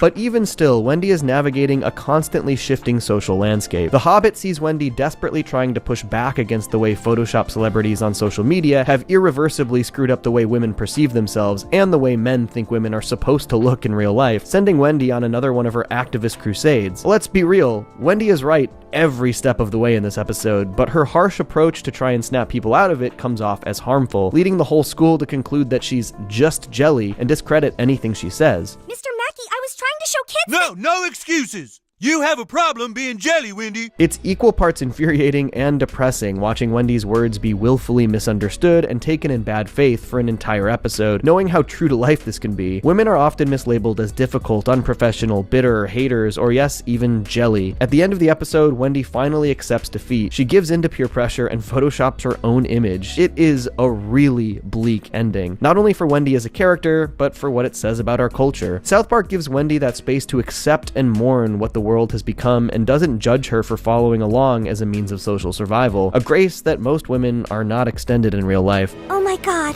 I don't know if I can go through with this. And despite her shortcomings and often fraught relationships with her fellow girls, she ultimately values her solidarity with them above all else. During the height of skank hunt trolling, Wendy instigates a protest that turns into a mass breakup in response to the harassment the girls and their mothers have received online. Wendy has second thoughts, but is revived by the passions of her radicalized sisters. She joins the rest of the girls, and she dumps Stan, giving him a note that reads, "I can't fix you," breaking his heart again. This is a moment pulled straight from Lysistrata, an ancient Greek play about women banding together to end a war by denying all of the other men's sex unless they stop fighting. It's one of the most feminist plays ever written, and the show validates Wendy's feminist beliefs by modernizing this material and positioning her as the ringleader. South Park has been accused of being nothing more than offensive humor and juvenile punchlines for 25 years at least, but Wendy is some of the biggest proof that the show has evolved evolved, as has Matt and Trey's approach to writing female characters. The initially shrill nature of her activism has grown into justified outrage, and her faults are not presented as a result of hypocrisy, but because Wendy is an elementary schooler still learning how to navigate a society that demonizes and dismisses her just for existing. She may be more mature than the rest of the class, but that doesn't mean she should be held to a higher standard. But because she's a girl, she is often held to a higher standard, and the show is better for not pretending that she's not treated differently because of her gender. That acknowledgement is not a reflection of an anti-feminist South Park fandom, nor is it a critique of Matt and Trey. It's just a confirmation of how society actually functions. Despite everything staked up against her, Wendy perseveres. She's been around since the very beginning, a vital pillar to the South Park series, and no amount of unjustified hatred is going to make her go away. Point blank,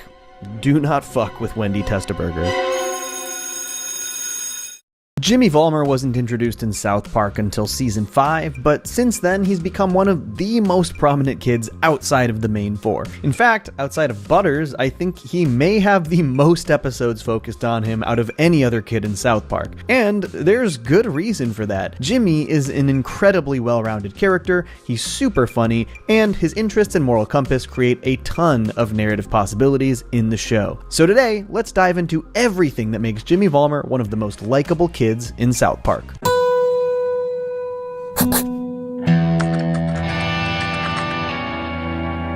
Jimmy's introduction in Season 5's Cripple Fight is pretty iconic, but it's also kind of amazing for introducing nearly every facet of Jimmy's personality almost immediately. Some things were a bit more subtle and expanded on later, but just about everything we love about Jimmy was there in his very first episode. Interestingly, Jimmy's last name is first revealed to be Swanson in the episode Crazy Cripples, but was later changed to Vollmer. South Park has a habit of changing character names. Detective Harris later became Sergeant Harrison Yates. Token Williams is now Tolkien Black.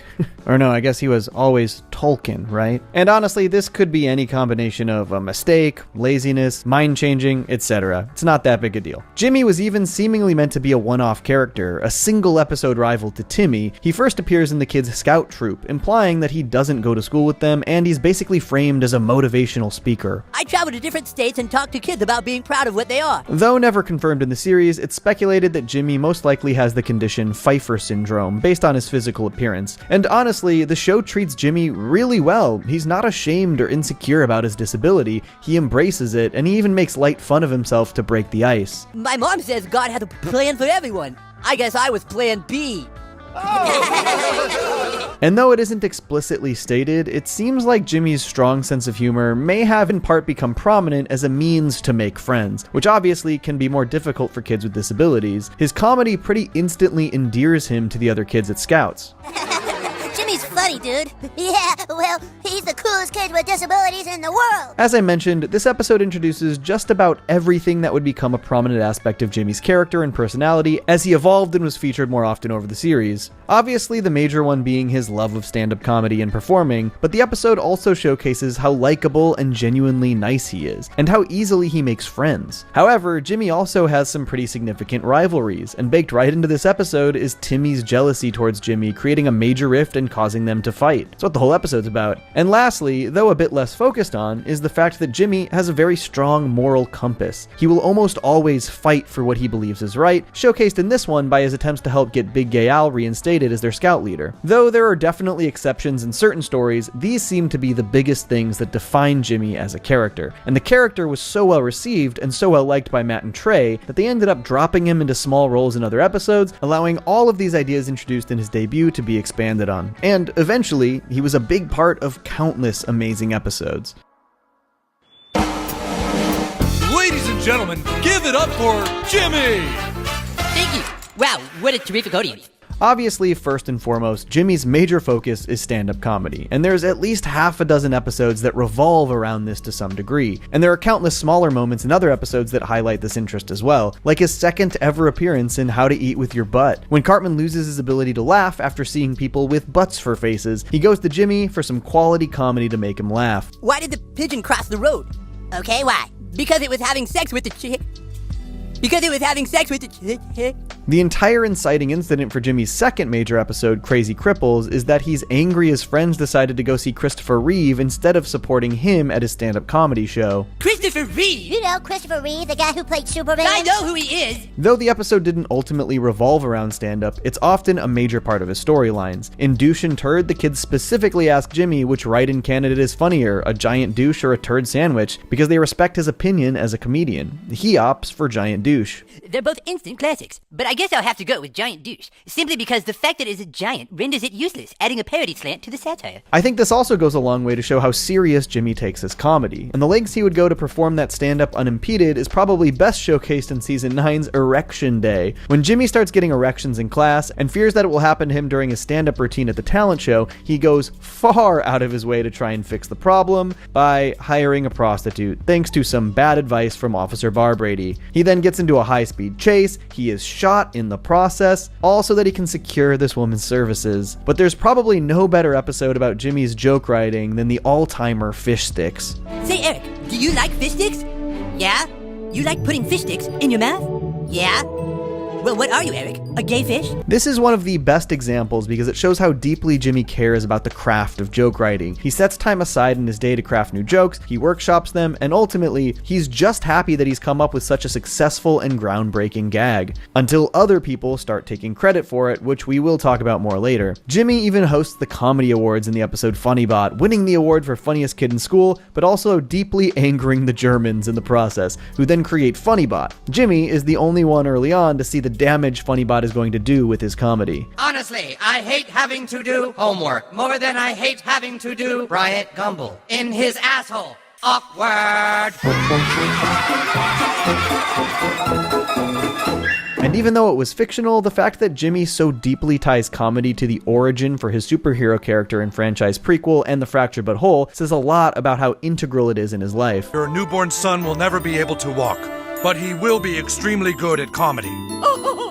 Wow, what a terrific audience. I mean, just think about a late night talk show host. Any late night talk show host. Any late night talk show host that is currently on the air. There is like a 50% chance that that guy's name is Jimmy. In fact, canonically, Jimmy becomes a late night talk show host in the future, which truly feels like the most perfect combination of so many of Jimmy's attributes. What is up with these bisexual Canadians, huh?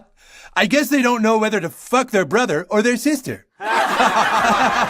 But one of the coolest things South Park did was expand Jimmy's performing skills outside of comedy. Music, in particular, is something Jimmy's shown to be extremely adept at. Even his role in South Park: The Stick of Truth is a bard. He's shown to play both the lute and the flute in that game. His attacks and abilities are almost entirely built around playing music. Prepare for battle, weaklings.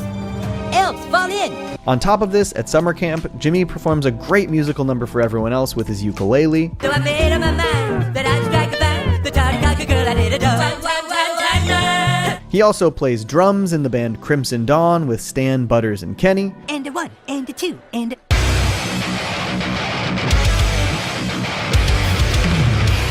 And of course, he serenades the entire town with his singing voice for the 12 Days of Christmas in Red Sleigh Down. On the 4th day of Christmas, my true love gay. Jimmy is also co-anchor of the school news in Quest for Ratings, showing not just his performing abilities, but foreshadowing his future gig on television. As does the fact that he tries to give Kyle his headshot when he thinks that he runs Hollywood. He also joins the boys in starting a wrestling league, giving a dramatic performance in the ring. There is just a huge variety of types of performing on Jimmy's resume. There's nobody else in South Park who even comes close. But alongside these various performing roles, whether it's stand-up, acting, or hosting, come a wide variety of relationships. And though Jimmy makes tons of friends along the way, he also makes a lot of enemies.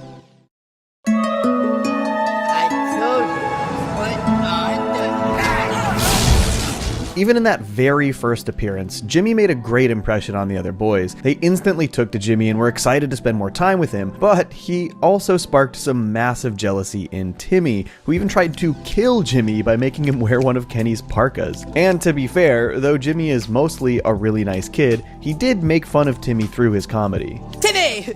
Timmy! I'm living a lie, Timmy! Obviously, this culminated in the huge fight between Jimmy and Timmy, probably the meanest and angriest we've ever seen Jimmy. He really does bring out intense emotions from the people around him. Many really like him, but many really hate him. Timmy even gets Jimmy kicked out of the Scouts by photoshopping a lewd picture of him, which felt like Matt and Trey writing him out of the show for his one-off appearance. Obviously, even those dudes liked him enough to bring him back. He really is a likable fella. In season 6, after Kenny's untimely death, and then also after the boys fire Butters from their friend group, Jimmy was part of their bachelor-style dating show to find a new fourth friend. This was early on in Jimmy's life in South Park, and overall, he made a solid impression. I think the person that stood out most at the amusement park was Jimmy. Honestly, in these earlier appearances, Jimmy wasn't quite as sure of himself as we would see him become later. He's typically known as a very kind and genuine guy, but he comes across as a bit desperate and phony in this friend competition. Just one more rose, Kai.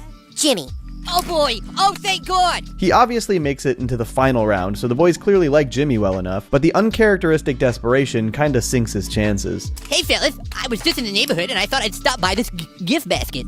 Oh, thanks, Jimmy. Maybe Jimmy became more aware of this desperation, because it seems like after this he becomes very confident in who he is, especially through making new friends. Even though his inaugural appearance ends with Timmy still loathing him, even that doesn't last. We never actually see the pair become friends, but by the next Jimmy-focused episode, he and Timmy are besties, and remain that way throughout the rest of the series. And the entire episode is about them making wildly unlikely friends, though the major inciting incident for these new friends is Jimmy fully resenting Christopher Reeve for getting so much attention for his handicap. Jimmy feels like it isn't fair that Reeve gets so much attention when he wasn't born with his handicap, while people like Timmy and Jimmy get no attention, which is sort of an interesting inverse of his initial appearance, where Timmy was jealous of Jimmy getting attention. Jimmy and Timmy mistakenly join the Crips thinking they're a handicap club. Jimmy's significant confidence in himself and his genuine nature get him accepted by a gang. The only real Crips is born Crips, dawg. I agree. I mean, it's like, come on. This episode does highlight Jimmy's ignorance a bit. He obviously had no idea what he was actually getting himself into. He and Timmy get credit for taking out a huge crew of Bloods when they were actually just trying to get snacks for the Crips, which also made a big difference in how they perceived him.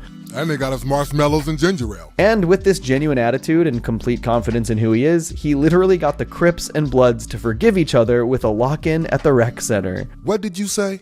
I said, come on. You know, maybe he's right.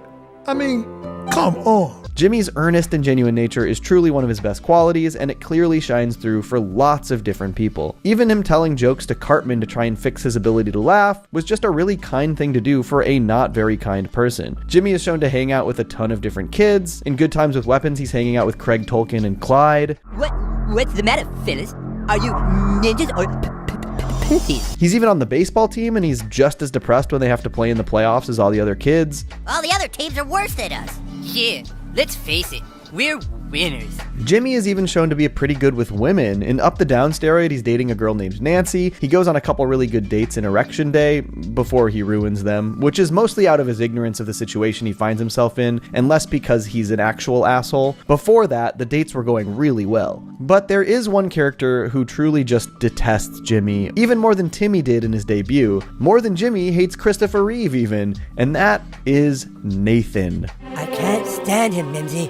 That Jimmy kid makes my fucking skin crawl. Nathan is another kid in the special ed class at South Park, and he's introduced as a drug dealer who gets Jimmy into steroids for the Special Olympics. But later, Nathan develops a severe hatred of Jimmy in a primarily one-sided rivalry. Jimmy definitely does not seem to be as aware of Nathan's disdain for him. It seems to stem from summer camp. Because of these annual summer camp games, Jimmy is the captain for the blue team, while Nathan is the captain for the red team, and Jimmy's team wins every single year. Rather than trying to actually succeed at the games, Nathan tries to sabotage Jimmy the entire time, even trying to kill him by putting C4 in his ukulele. But Nathan is sort of the Wile E. Coyote to Jimmy's Roadrunner. He continually tries to sabotage him or hurt him, only to get the brunt of it himself. Even sort of a more serious storyline in Season 19's Ad Trilogy, this ends up being the case. While Jimmy works with the government to try and figure out how to combat the evolution of ads, Nathan works with the ads and successfully kidnaps Jimmy. He holds him hostage at gunpoint in the apartment he paid for with his ad money, and though it appears as though Nathan really got the upper hand here, eventually Jimmy wins over Nathan's girlfriend Classy, who then beats the shit out of him. This dynamic reemerges in Season 21's Moss Piglets as well. Nathan is convinced he'll beat Jimmy and Timmy in the science fair with their volcano experiment, but Jimmy and Timmy are working with actual tardigrades. They're doing like real science. What? How? Where the fuck did you learn about these things? Honestly, Nathan is a really funny character. Let me know if you'd like to see a video about him at some point. But even with that one-sided rivalry, it doesn't seem like Jimmy really hates anybody. Outside of Christopher Reeve, of course. Though, he certainly doesn't have much love for Cartman, and for pretty great reasons. Obviously, Cartman is just sort of the worst, but Jimmy has been the brunt of this a few times. In Casa Bonita, Cartman asks Jimmy the secret to acting nice to people. Jimmy gives him some genuine advice, and Cartman just instantly uses him to try to win over Kyle. Take that, Jimmy, and that! And don't you ever talk bad about Kyle again! Kyle is my friend! In the episode, Tst, Cartman tries to crash at Jimmy's house when his mom hires Caesar Milan to get him to behave. We've always been best friends. We know everything about each other. What's my last name? God damn it. In Breast Cancer Show Ever, after Wendy beats the shit out of Cartman, Jimmy says to his face how he really feels about him. We've always thought you suck. Yeah, nothing's changed. Our opinion of you can't possibly go any lower. And this was even before the fish sticks incident, where Jimmy wrote a groundbreaking joke and Eric did literally everything he could to take credit from him. Cartman drags Jimmy onto talk shows so they can hype up their joke, when Jimmy actually just cares about comedy fundamentally and making people laugh. Well, Ellen, the truth of the matter is that there's never really been a team like us before. But by the end of the episode, Cartman not only had taken partial credit, he took all of the credit and insulted Jimmy as some kind of sociopath in the process, basically projecting everything he represents onto poor Jimmy, who is one of the nicest dudes in South Park. Jimmy, I owe you an apology. I realize now you can't help believing you created the entire joke, because your ego won't let you think otherwise. And in season 20, Jimmy even takes part in destroying all of Cartman's devices, assuming he was the infamous internet troll Skank Hunt 42. It shows how he really feels about Cartman, but it also ultimately sort of represents a lapse in something else that is really important to Jimmy's character, his moral compass. And though he does have a very strong code of ethics that he truly believes in, Jimmy also seems to fall the hardest when upholding those morals sometimes. This isn't the news. This is a travesty. Alongside Jimmy's genuine and kind nature comes some pretty strong moral fortitude. For the most part, over the course of the series, Jimmy is shown to be pretty selfless and follow his own code of ethics. One of his earliest appearances is the all-time classic Return of the Fellowship to the Two Towers, where he joins the boys in their quest to return a porno tape to a video store in another town. Which means the 6th graders are desperate to get their hands on it, and Jimmy selflessly sacrifices himself to try and stop those 6th graders while en route to the store. Obviously, we've talked about fish sticks and how Cartman sort of dragged Jimmy down a path he wasn't interested in with their joke. Jimmy didn't see comedy as something that should be commodified the way Cartman did. He was happy enough making people laugh with a great joke. This goes hand in hand with his journey in the episode Funnybot. Jimmy hosts the Comedy Awards, which is the same sort of commodification he protested in Fish Sticks. And when the Comedy Awards lead to the creation of Funnybot, a massive comedy sensation who has put in countless TV shows and movies, Jimmy relearns what's at stake when comedy is commodified in the same way. What's the meta is this Funnybot is taking the humanity out of comedy. I don't think things are better. I think they're worse. Many of Jimmy's stories focus on his moral compass. In Quest for Ratings, Jimmy co-anchors the school news, but when Craig's low-effort show annihilates them in ratings, they desperately try to change their program to cater to the audience. Obviously, this is mostly about how reality TV was changing the landscape of television, and a scathing indictment of how real-life news shows adjusted in response, but in the episode, Jimmy is the one person who really seems to take issue with the way they're treating journalism. This isn't the news. This is a travesty. He gets an interview with the vice president, but they won't show it because they think it's too boring. Jimmy is the only one in the group who has a moral objection to the ethics of their quote-unquote reporting. This isn't the news. This is a bastardized quest for ratings. Journalism actually becomes a major thing that Jimmy is interested in moving forward. In season 19, he's shown to be the editor of the school newspaper, the Super School News. Jimmy defends one of his writer's decisions to use the R word in that newspaper and stands his ground against PC Principal, refusing to allow him to censor the paper. The core issue here being that Jimmy won't let any kind of overseeing governing body determine what can and can't be reported on in his paper. The use of the word itself isn't really the issue, it's the idea that an outside force can dictate the news itself. Jimmy fights for this right tooth and nail and even begins distributing the paper himself when PC Principal insists that he has to approve it before it's distributed. Suck my dick, PC Principal. But there are absolutely instances where Jimmy's moral compass falters in pretty major ways. One of the biggest Jimmy episodes is Up the Down Steroid when he's competing in the Special Olympics. He's convinced by Nathan to start using steroids to train, which is probably the least ethical thing Jimmy has ever done. And even worse, in his roid rage, he beats up his girlfriend and mother, truly the most horrible thing we've ever seen him do. Jimmy obviously learns his lesson and makes amends, but he does have an unfortunate tendency to fall pretty harshly when it comes to these ethical quandaries. He even seems to succumb to peer pressure in some situations. In Ginger Kids, he, alongside a few others, bully one of the Gingers pretty brutally. You can't eat in the cafeteria. How come? Ginger Kid's eat in the hallway. Yeah, go on, beat it. And in Freemium Isn't Free, he's hired by the Canadian government to peddle freemium games to kids, all because he needs to pay off his own freemium gaming debts. Granted, in this situation, he had dug a pretty big hole for himself and deeply regretted it, so there's some empathy for his plight. But while Jimmy is definitely one of the most honest and genuine kids in town, he's certainly not without his faults, obviously. The latest Jimmy storyline actually highlights what is probably the most nuanced moral situation that he's ever faced. In the episode Japanese Toilets, it's revealed that Jimmy wrote an article about the truth behind the true level of control that toilet paper companies have over the United States. And though he felt morally obligated to bring this to light, those companies came after him. They took everything from me, Stan. My bike, my cat.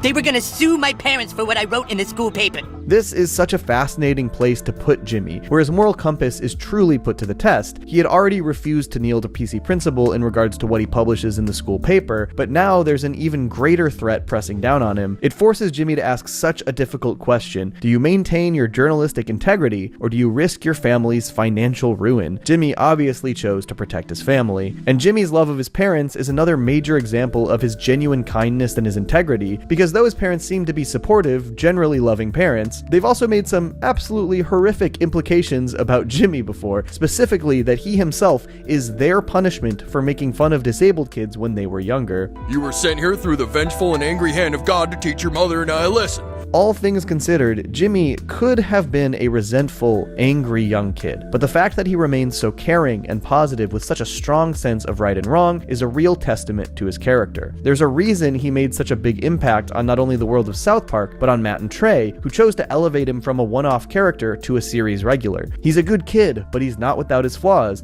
and his unique perspective brings a lot to the show. South Park is a better place with Jimmy Vollmer in it. Ah, Timmy. You ready, Timmy? Allegedly, he is living a lie. But is he? Timmy Birch wasn't introduced until season 4 of South Park, but he instantly made a huge splash and is easily one of the fandom's favorite characters in the show. I think it would be easy to expect South Park to make the handicapped kid a punchline, but on the contrary, Timmy is an incredibly well-rounded and well-respected character by both fans and the other characters in the show. And though he maybe doesn't get as much focus as he did previously, he remains easily one of the most popular. So today, let's explore the ins and outs of South Park's Timmy Birch.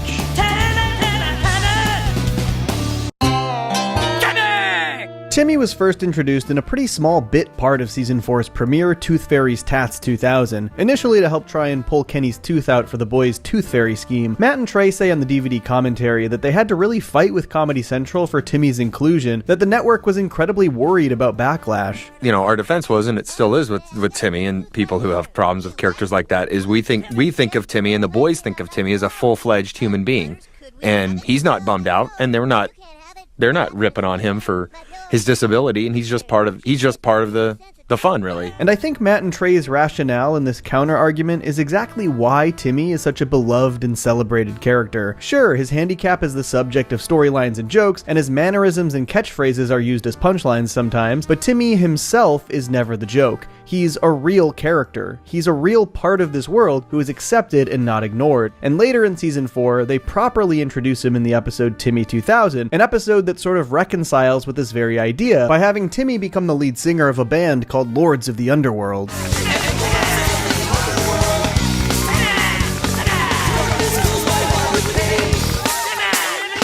There are basically two reactions to Timmy's inclusion in the band in this episode. The people who think him singing in this band is rad as hell and rock out to their dope music, and the people who think that his inclusion in the band is a form of ridicule. That handicap dude rules! Yeah! You guys are terrible. How can you laugh at that poor kid? And I think these two reactions basically represent Matt and Trey's point of view in how they use Timmy as a character, and the network's point of view in how they wanted to prevent them from showing him at all. In this episode, Timmy gets to do something super cool, and people think he's great at it. He's treated like a real person. But there are these other people who think he's being used like a prop. But their alternative is just that he doesn't get to do these things because of their own perceptions that he is being used, as though he doesn't have any autonomy. Like the network's initial stance, they would just rather handicapped characters and people be ignored and pushed to the margins, because in their mind, Timmy being the lead singer of a band isn't something people could possibly be taking seriously, ironically making them the ones who are othering Timmy. And in South Park in general, the kids just see Timmy as one of them, and they see what he's doing in this episode as rad as hell. How would you like to be handicapped? Do you think that would be funny? You're making him feel bad. He looks pretty happy to me. Oh, you people make me sick. And Timmy even has his own little arc in this episode with his bandmate Skylar. Though he's manipulated by Phil Collins, Skylar gets jealous that the focus is all put on Timmy and taken off the Lords of the Underworld. But by the end of the episode, not only do they make up and play Lollabaloola, but Timmy, known for only saying one thing, says something new specifically for Skylar. Timmy and Lords of the Underworld.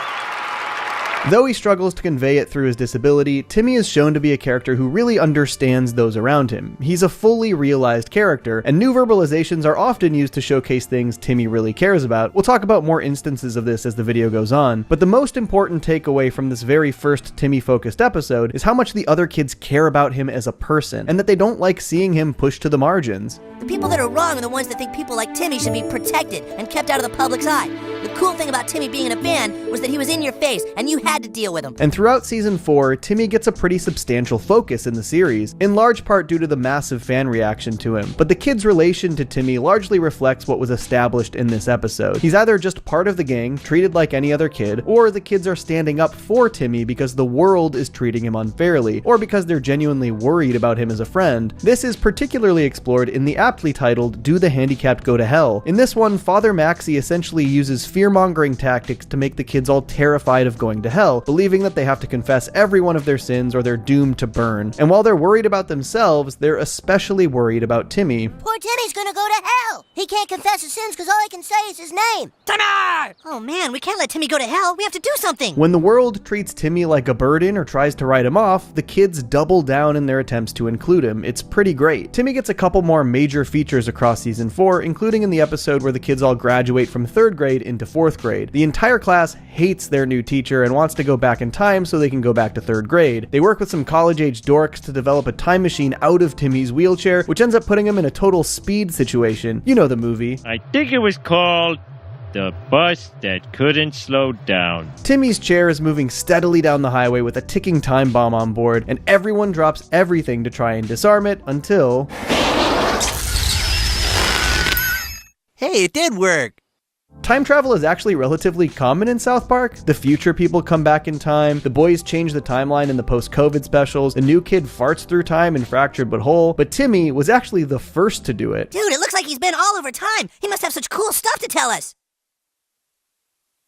Timmy gets the spotlight one last time in season 4, and I mean spotlight quite literally, as he's the star of the 4th grade play, Helen Keller the Musical. This is one of the best Timmy episodes, as they do such a great job conveying his emotions and story arc within his limited dialogue. Timmy picks out a specific turkey to use in the play, one that seems to be the runt of the litter and one that the farmer was planning to kill. Timmy connects to this turkey and names him Gobbles. His name is Gobbles. Gobbles! Cartman wants to replace Gobbles with a theater turkey, but Timmy won't let them abandon Gobbles. It's also really cool that Timmy is literally the lead in this play. Though there's the obvious parallel of the handicapped kid playing Helen Keller, the kids are actually worried in this episode because Timmy is the only one who knows the part, and if they replace Gobbles, he won't do the play. He's literally integral to the play. He is not replaceable. Timmy works so hard the entire episode to train Gobbles for the show, it's honestly really touching. The training and bedtime scenes are really sweet. I love when South Park tugs at the heartstrings, which they do even more when the theater turkey's trainer lies and manipulates Timmy into freeing Gobbles, which gives us a full-on Air Bud type get out of here scene. Gobbles!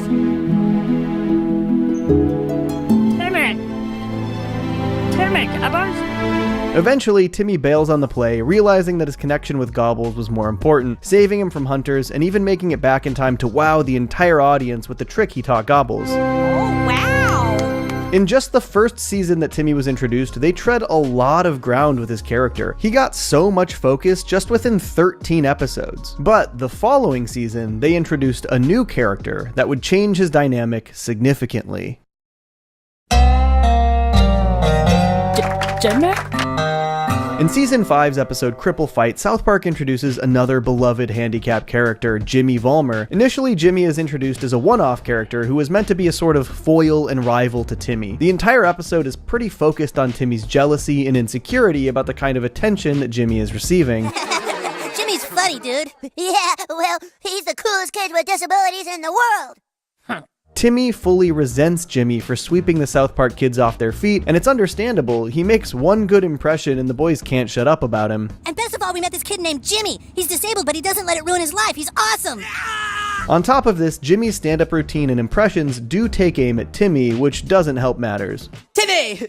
Timmy! I'm living a lie, Timmy! Timmy actually goes out of his way to try and harm Jimmy, like actually tries to kill him by giving him Kenny's jacket, after which he narrowly avoids multiple near-death situations. This is really the first time we see Timmy do anything bad towards another kid in the show as well, which I actually think also speaks to Matt and Trey's insistence that he is just a real regular character and not some prop. They aren't putting sanitized representation on screen. He's a fully realized character with flaws and insecurities. Jimmy and Timmy get in a full-on fight in a near beat-for-beat parody of the film They Live, and though Jimmy apologizes to Timmy at the end and claims that they're best friends now, Timmy actually ends up photoshopping Jimmy onto some lewd photos to get him kicked out of the Scouts. It seemed like this was supposed to be the last we ever saw of Jimmy, but like Timmy, he ended up being a beloved character and really took off with the fan base, so they decided to keep him around, sort of ignoring the ending of Cripple Fight and making Jimmy and Timmy great pals moving forward. And while Jimmy is also an amazing character, I do think that to a degree, Timmy started to take a back seat to Jimmy after his introduction. From here on out, most episodes that really feature Timmy are often featuring Timmy and Jimmy as a duo. There are exceptions, including some where they're both used really well in different ways in the same episode, and one where Timmy is the main focus completely separate of Jimmy, but so many Timmy episodes after Jimmy's introduction are actually just about the pair of them. Not to say that this is wholly negative, they are a great duo, and they're featured in some great episodes, but it does feel like they used to do a ton of great creative storytelling for Timmy when they didn't have Jimmy to rely on for dialogue. But some of these episodes are truly great. Crazy Cripples, where Jimmy and Timmy start a club called the Crips, only to unwittingly join the gang the Crips in the process, is super funny. Just by being genuine and caring, the pair get the Crips and Bloods to forgive each other, all with a simple lock-in at the rec center. Other episodes where they make a great duo are Crippled Summer, where we see the misadventures the pair get up to at their summer camp, though it mostly focuses on Nathan's hatred of Jimmy. This is also the case for season 21's Moss Piglets,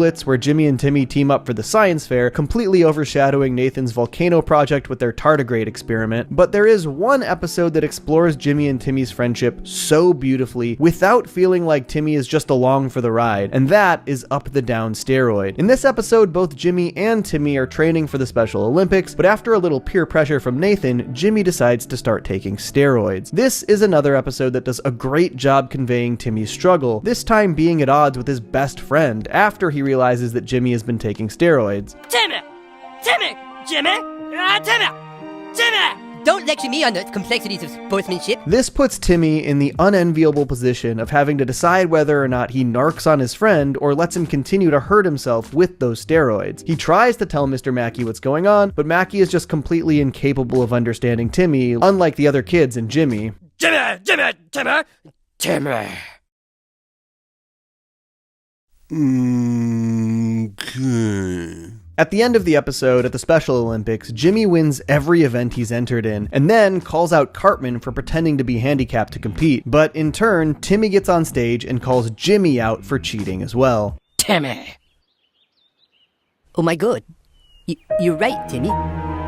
You're totally right. Putting them at odds with each other was a great way to give both Jimmy and Timmy an intertwined but still separate story arc in this episode. Whereas in so many of the other Jimmy-Timmy episodes, they sort of go through the motions in tandem. And this is the first and really only time they've been at odds since Cripple Fight. But even though we've gotten limited Timmy-centric storylines in the years since Jimmy's introduction, Timmy's presence has remained constant.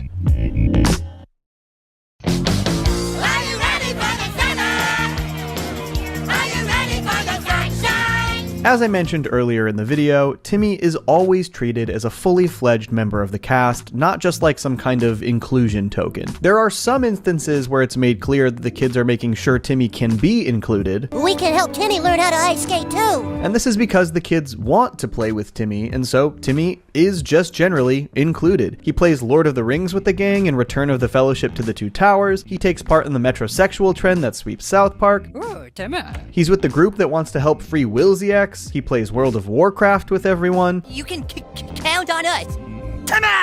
He's seen playing football with the entire gang in The Death of Eric Cartman, and basketball as well in Obama Wins. And to me, this is one of the reasons South Park has some of the best handicap representation in media. It's very rare that Timmy's handicap is the focus of an episode or story, and usually when it is, it's to make these exact points, like in Timmy 2000. But usually, he's just doing something the kids are doing, like when he's the lead in the play in Helen Keller the Musical, or when he and Jimmy are doing groundbreaking tardigrade experiments in Moss Piglets. Timmy 2000 wasn't even the only time he ventured into music. He was the singer in the band featured at the Comedy Awards in Funnybot. First annual Comedy Award. The most recent entirely Timmy-focused episode we've gotten was all the way back in Season 18's Handy Car, one of the only times Timmy gets the spotlight separate from Jimmy since Jimmy's introduction. In this one, to raise money for summer camp, Timmy starts a rideshare business called Handy Car. He basically uses his wheelchair to zip people around South Park. Not only does he start a successful business, he successfully expands that business into an entire company with tons of other drivers, and then manages to beat every other competitor out in the first wacky races in decades. It looks like Handy Car has done it! He beats Lyft, Zipcar, regular old taxis, Dick Dastardly, and of course, Elon Musk, who resorts to buying Handy Car so that he doesn't get shown up by the company. Throwing money at someone else's invention is pretty typical Musk behavior, let's be honest. That's real musky. Timmy could have been set for life, but he actually ends up donating his entire $2.3 billion fortune from Handy Car to his summer camp to ensure that his friends can have a great summer. But though this was the last real fully Timmy-focused episode of the series, this isn't necessarily the last Timmy-focused story. Timmy is a major part of the superhero narrative in Fractured But Whole. He's actually the only character in South Park with two superhero personas. In the original superhero trilogy, he's Iron Maiden, an indestructible metal character. And then, in the Fractured But Whole, he's a Professor X-inspired character named Dr. Timothy, and the leader of the Freedom Pals, one of the two rival superhero teams. In fact, his entire story as Dr. Timothy says a lot about how much his friends love and respect him. Within the narrative of their game, Dr. Timothy is easily one of the most powerful characters. His mind powers can take over any other character to do his bidding, and later in the game, he even grants you the ability to play as any class you want. In the Bring the Crunch DLC, he's even the massive focus of the very final battle that they ever did for any of these games. And now I'm going to use him against you. This is the end for you, Crunch. But narratively, he plays an even bigger role. In Fractured But Whole, the gang is fighting over how to plan out their superhero franchise so that everyone involved is happy. It's what leads to their civil war and their rift. But the entire time, Dr. Timothy was working behind the scenes so that everybody could be happy. Oh my God, he's figured it out. It was Dr. Timothy's passion. He worked tirelessly on it. A franchise plan that involved everyone. Each hero got their own movie and TV series. Every hero mathematically equal to the other. I think this is a really fitting role in this narrative, given that Timmy has pretty often been shown to be concerned with others, even back to how he supported Skylar back in his first major episode with the Lords of the Underworld. And here, in his most recent and final major story in the franchise, his entire goal is to make sure that all of his friends can play together happily. A pretty great motivation for a pretty great character. Timothy almost worked himself to death trying to come up with it. Ultimately, Timmy rolled onto the scene and made waves in the show and in the fan base. And while I do think that he's maybe taken a bit of a backseat since his huge splash in Season 4, it's hard to argue that he isn't one of the most popular and consistent characters. Hopefully, Matt and Trey continue to give Timmy more substantial narratives in the show where he can really stand apart and shine. But I think we can all agree that Timmy is great. God bless us, everyone! Even in the completely bonkers and varied world of South Park, one character stands out as particularly out there. But at least he always has good advice. Don't forget to bring a towel. What? Or At least he always has consistent advice. Towelie was basically introduced as a joke character in Season 5, and while he's mostly remained a joke across the series, there is no question that he is one of the most iconic in the show's history. So don't forget to bring your towel and prepare however else you might want to, and join me as we dive into the highs and lows of the life of Towelie, and then get out and dry ourselves off with a towel. Yeah, you're a towel. You're a towel.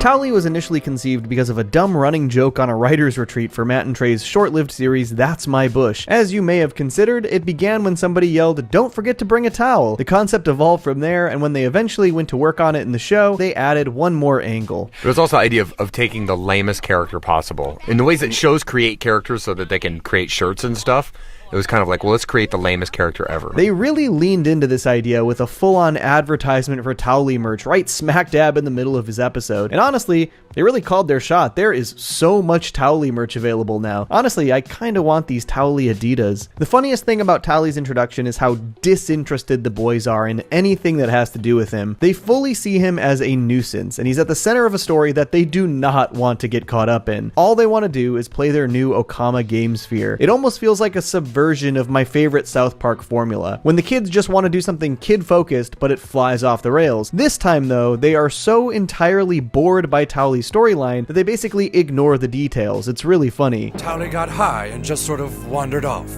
We don't care. All we want to know is who has our Okama game sphere. And I think because of the boys' disinterest in Towelie's origin, the origin itself is sort of overlooked by the fan base. I know that in rewatching the episode, I forgot how hilariously convoluted Towelie's backstory is, especially now that we're like almost 20 years removed from that storyline. Plus, it was obviously in your Terminator parody down to the company Tynacorp, but when you unravel the convolution and lay it out chronologically, it's almost even funnier. Towelie is 17 years old in towel years, and he's an RG-400 model smart towel who was created by aliens who were disguising themselves as humans. They were designing smart towels so they could spy on the humans to see how they lived since their own planet was dying, and they basically wanted to replace humans. Towelie was our greatest success. But then one day, Towelie got high and just sort of wandered off. To try and combat these aliens, a resistance group that is masquerading as the military intercepts Towelie after he got high and wandered off, and tried to copy his TNA to engineer their own versions of these smart towels to stop the aliens from taking over, which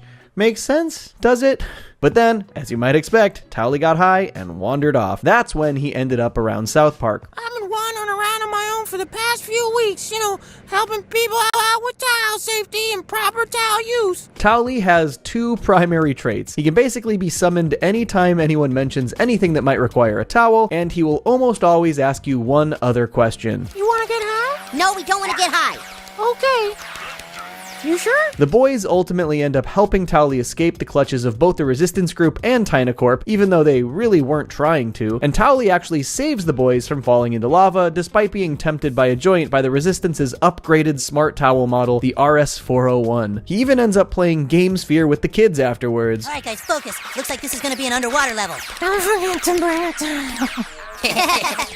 You're the worst character ever, Towelie. I know. So, though his origin is entirely convoluted and bonkers, it's also mostly inconsequential. After this, Towelie was left to just be a person, despite really only having two major character traits, giving advice on proper towel use and getting absolutely blasted on THC. Unlike other breakout characters like Timmy and Jimmy, Towelie was not used frequently after his introduction. He did have a small appearance in the very next episode when the boys go to Afghanistan. Don't forget to bring a towel. Oh no, not Towelie. And then in season 6, much like Timmy and Jimmy, the boys consider Towelie as a permanent replacement friend for Kenny. He takes part in their bachelor-like competition. Towelie is a tough choice because even though I can see how always having a towel around could come in handy, he's just always so high. Towelie actually makes it all the way to the final round as well, but the boys really bumped on that one major issue, basically one of his two character traits. Towelie's cool, but he gets stoned all the time. You can't really rely on him for anything. And honestly, the sentiment would basically be the biggest focus of the next part of Towelie's life in some major ways. You're not a towel, are you? No. Though Towelie was seldom used, in this sort of middle era of South Park, they really focused on his struggle to be, well, a person, I guess, even though he's a towel. You're a towel. The episode A Million Little Fibers is the first and only episode where Towelie is the only protagonist. Absolutely none of the typical South Park characters are a part of this story, and it's a story about Towelie trying to make ends meet and how difficult it is to live in the world as a person when you are, in fact, a towel, and also how getting high all the time isn't really helping him. After Towelie gets fired from P.F. Chang's, he's desperate to find a new gig so he can pay rent. Anytime Towelie is struggling, he gets high to come up with a good idea and then moves forward with that idea. Hey, yeah, I should become a writer. If I just write a book about my life, I can get it published and then make plenty of money to pay rent. Honestly, the fact that Towelie wrote the entire memoir so quickly is super impressive, but unfortunately, despite this, publishers do not think there's a market for Towelie's story. Because they're people, and you're a towel. You're a towel. No. This episode really shows how dependent on weed Towelie is. He gets stoned every single time he needs to come up with an idea, and every single time they backfire in some way. All my life, I've been a pretty irresponsible person. Towelie disguises himself as a human named Stephen McTowelie and manages to get his book published to massive success. But he literally has to go on a national book tour and keep up the charade, which of course he can't keep up. So he's discovered and he's called out. And you are a towel. Yes, I'm pretty much a towel, Oprah.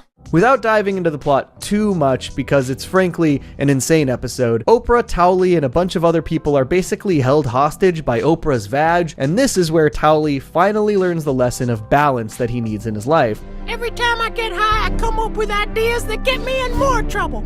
I'm not getting high this time. Towelie slips under the door, unlocks it, and saves all of the hostages. While this episode is obviously a parody of the James Frey Million Little Pieces debacle, I think it says a lot about Towelie as a character. It shows how much he struggles to fit into society as a genetically enhanced smart towel, and also exactly how weed tends to derail his life through his decision making. I learned that I shouldn't get high to come up with ideas. I should come up with ideas and then get high to reward myself. He's generally controlled by his addictions, but when he finds a balance, he succeeds. This episode really showcases both of those roads, how he could devolve into a lifestyle that's controlled by his addictions, or how he could rise above it and function within a society that is mostly against him. Unfortunately, things get worse before they get better for Towelie. The next Towelie-focused episode isn't until season 14's Crippled Summer, and after the events of A Million Little Fibers, Towelie completely gives in to his addictions, and more than just weed. I'm addicted to marijuana and crystal meth and crack. It's gotten so bad that his friends are attempting to step in and help. Towelie basically spends all of his money on drugs and even takes his friends' money for drugs. They even get him a job at the local summer camp for the handicapped as a towel, but rather than do his job, he keeps hiding in the woods to shoot up heroin. He even vomits all over a poor little handicapped girl. Towelie has truly hit rock bottom at this point. Even worse, before he hit rock bottom, he and his girlfriend had a little washcloth child. Now he can't see his own child because of his vices. Fuck you! Let me talk to him!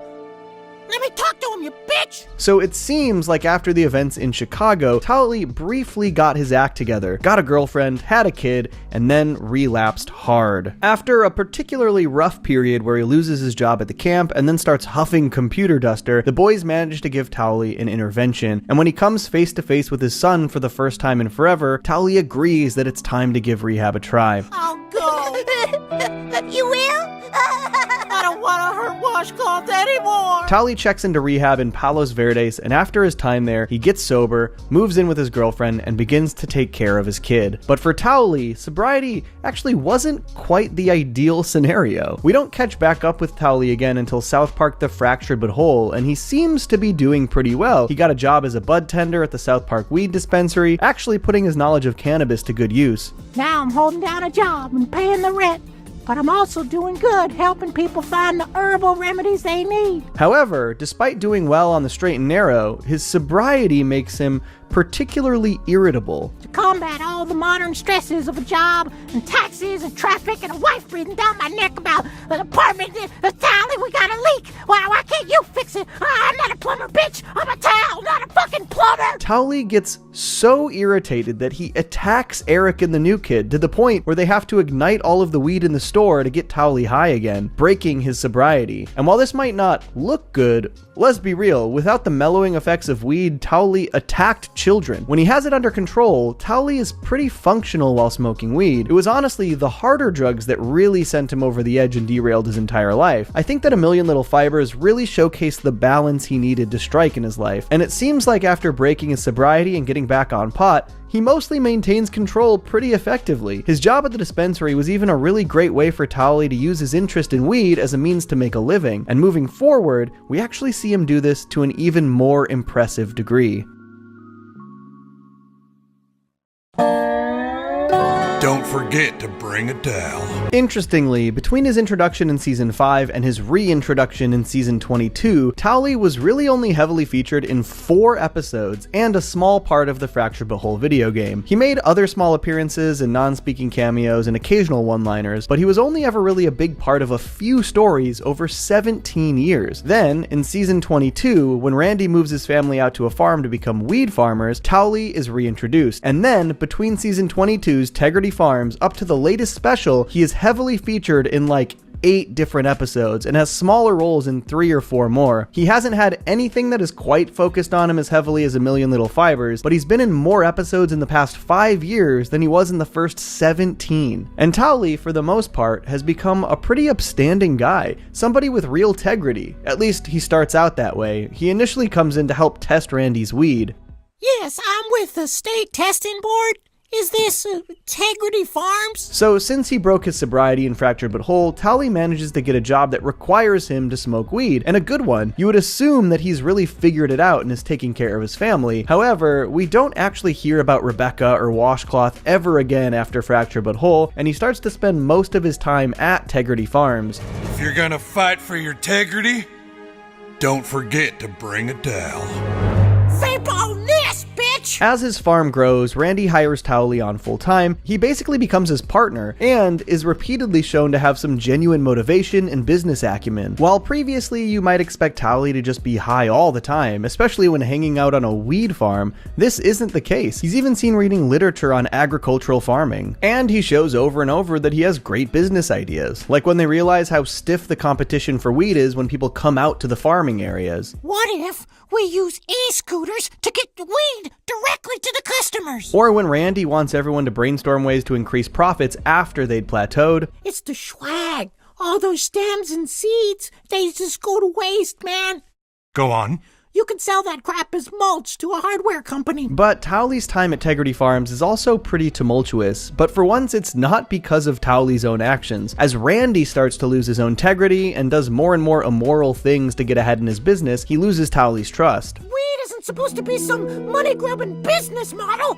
It's a gift from God. And this was even before Randy bombed the home growers to keep his business going. Horrendous stuff. It was also before he started working directly with the Chinese government. However, Randy eventually apologizes to Towelie, and I think that this unfortunately dragged Towelie down a bit morally. Where he stood firm in his beliefs previously, he really starts to let Randy affect what he's willing to do for the business after this. Some things start out reasonably, like when they open up Tegrity Burger and use the weed byproducts to create their own vegan burger replacement. But after a rancher angrily leaves all his cows for Randy to take care of, he and Towelie literally murder all of the cows so that they don't eat all of the weed. All of these horrible things that Randy and Towelie do come back to haunt them in the Tegrity Farms Halloween special when they hallucinate on some particularly potent stuff, but it still doesn't really stop them. They even start selling weed that is caked in cocaine to South Park residents without telling them that it's caked in cocaine. He also helps Randy absolutely abuse the amount of water they're allotted during the streaming wars. To me, it seems like Towelie had finally gotten his life together after going to rehab and realizing that he can still be a productive member of society while smoking weed, as long as he doesn't give in to any of his more dangerous addictions. But unfortunately, Randy's own fall from grace and continual loss of integrity began dragging Towelie down with him. Towelie isn't anywhere close to where he was when he hit rock bottom and needed an intervention, of course, but the most recent times we've seen Towelie, he's mostly just smoking and selling weed. No mention of his family, fewer and fewer fewer instances of his business ambitions, and almost no instances of him calling Randy out when he really deserves it. But despite his limited number of appearances, Towelie is a character who has gone through a lot. He's a genetically engineered super towel who was forced to live in society like a person. He's lied his way to massive success, struggled deeply and given into addictions, overcome those struggles, and even become a mildly successful business towel. I'd love to see Towelie get a more substantial storyline again sometime soon. However, for now, I have no idea what's going on. Obviously, shipping is a major part of just about every fandom that exists, especially these days, but I think you'd be hard-pressed to find a ship that affected its show's narrative more than Tweek X Craig in South Park. Okay, don't quote me on that, I'm not too invested in the world of shipping, but what I do know is that after relative obscurity in the fandom at large, Matt Stone and Trey Parker caught wind of the passion fans had for the Creek ship, as it was called. And would you believe it? They canonized it. And not just canonized, they managed to take this unlikely fandom pairing and develop it into genuinely one of the sweetest relationships South Park has ever seen. So today, let's not only talk about the history of Tweek and Craig, but why it's such a great and beloved relationship in South Park. South Park has been on for nearly 25 years, so as you might expect, there have been tons of popular ships in the fandom over the years. In fact, one of the first videos I ever made for my channel was about Kaiman, the pairing of Kyle and Cartman. This was back when I showed my face in my videos. I actually made that video twice, because it eventually got blocked by Viacom. Please don't block this video, Viacom. But there have been plenty of other ships as well, including Stan X Kyle, and, of course, Tweek X Craig. Now, the fandom surrounding Tweek X Craig seems to stem from the Season 3 episode Tweek vs. Craig, which was really the first time the characters were paired in any way. The episode basically revolves around Stan, Kyle, and Cartman disagreeing over who the bigger troublemaker is, Craig or Tweek. To come up with an answer, they basically decide to manipulate the two kids into fighting each other to see who would win. Honestly, early on, the boys were kind of assholes. They did a lot of mean shit like this. The episode didn't focus all that much on Tweek or Craig as characters. It was much more about how they were manipulated into fighting. The two have a huge blowout fight, and then the episode ends with Tweek and Craig fighting again at the hospital where they're recovering from their injuries from the first fight. And though the episode didn't give us all that much development for the pair as actual characters, it did effectively set them up as rivals, even if we never really saw that rivalry play out again after this episode. But this is seemingly what would fuel the shipping fandom's obsession with Tweek and Craig. During the production of the second South Park game, South Park: The Fractured But Whole, a producer on the project named Jason Schroeder was searching the internet for visual references for certain characters, and this was when he discovered a subculture of the fandom who would create artwork of Tweek and Craig in intimate and romantic poses. Jason decided to show this to Matt and Trey allegedly said, "We'll make a show about it." So, 16 years after Tweek vs. Craig, the South Park fandom's passion for the characters actually inspired Matt and Trey to make an episode, which is pretty damn cool. The art generally took the form of yaoi, which is a Japanese style of art that features relationships between male characters. So even more interestingly, leading up to the episode, South Park Studios put out a request for fans of South Park to submit their own yaoi of Tweek and Craig to be featured in the episode. The episode did a great job explaining yaoi and showcasing the art itself. The art tries to show that all love is magical, like in Lisa Akimoto's piece, Tweek and Craig Forbidden Love. But they were also able to take this phenomenon and really effectively reverse engineer an emotional and affecting story out of it. Since this type of fan art didn't really have any base in South Park, as Tweek and Craig weren't shown to be together or have any interest in boys, they gave both of them a very understandable reaction to the art being showcased. Dude, what the fuck? But even though the pair of them were really uncomfortable with the situation, somehow the entire town of South Park was just inspired by their story. Our town has only had a Whole Foods for 3 weeks and we already have our first gay kids. So cool. There's a really beautiful montage set to the song The Book of Love, and it just shows the entire town embracing the love Tweek and Craig show for each other in this yaoi artwork. And it's kind of amazing, as though everyone saw something pure and magical in the relationship, even though the relationship didn't actually exist, perfectly mirroring the creation of the art in the first place. Sometimes people are just inspired. The inspiration didn't need to be rooted in the reality of the show's canon. People were just inspired to create based on this hypothetical couple, despite the fact that the couple did not exist within the show itself. But because the town and the students embraced Tweek and Craig so thoroughly with open arms, This pushed the two boys into this incredibly stressful and difficult situation. Tweek is already a really paranoid character, so this was something that was really difficult for him to cope with, and it actually led to the two of them fighting again, sort of a callback to their origins. But this stressful situation that they found themselves in is actually the thing that would bring them together in a pretty cool and unexpected way. Craig comes up with a plan that the two of them need to actually embrace being a couple and then publicly break up so that people will stop bothering them about it. Tweek is very stressed out by the pressure of that situation, acting in front of the entire school. That's really tough for him, but Craig actually inspires Tweek. Like acting? Oh man, that is way too much pressure! You could do it, Tweek! You're capable of more than you think. And sure enough, when the pair of them stage the breakup, Tweek is a natural. He absolutely sells the breakup with his acting, but he sells it too well. He makes Craig look like the bad guy in the breakup. I was totally wrong about you. I opened myself up and let you in. But you've got spikes, man. You've got spikes. So as the Craig and Tweek relationship falls apart, so does the town of South Park. Literally everyone in town is hurt by it. And this leads to another really amazing montage set to Say Something by Great Big World. Say something, I'm giving up on you.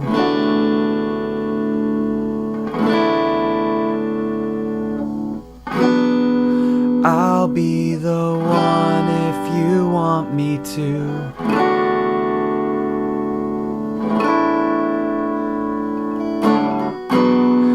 Anywhere I would have followed you.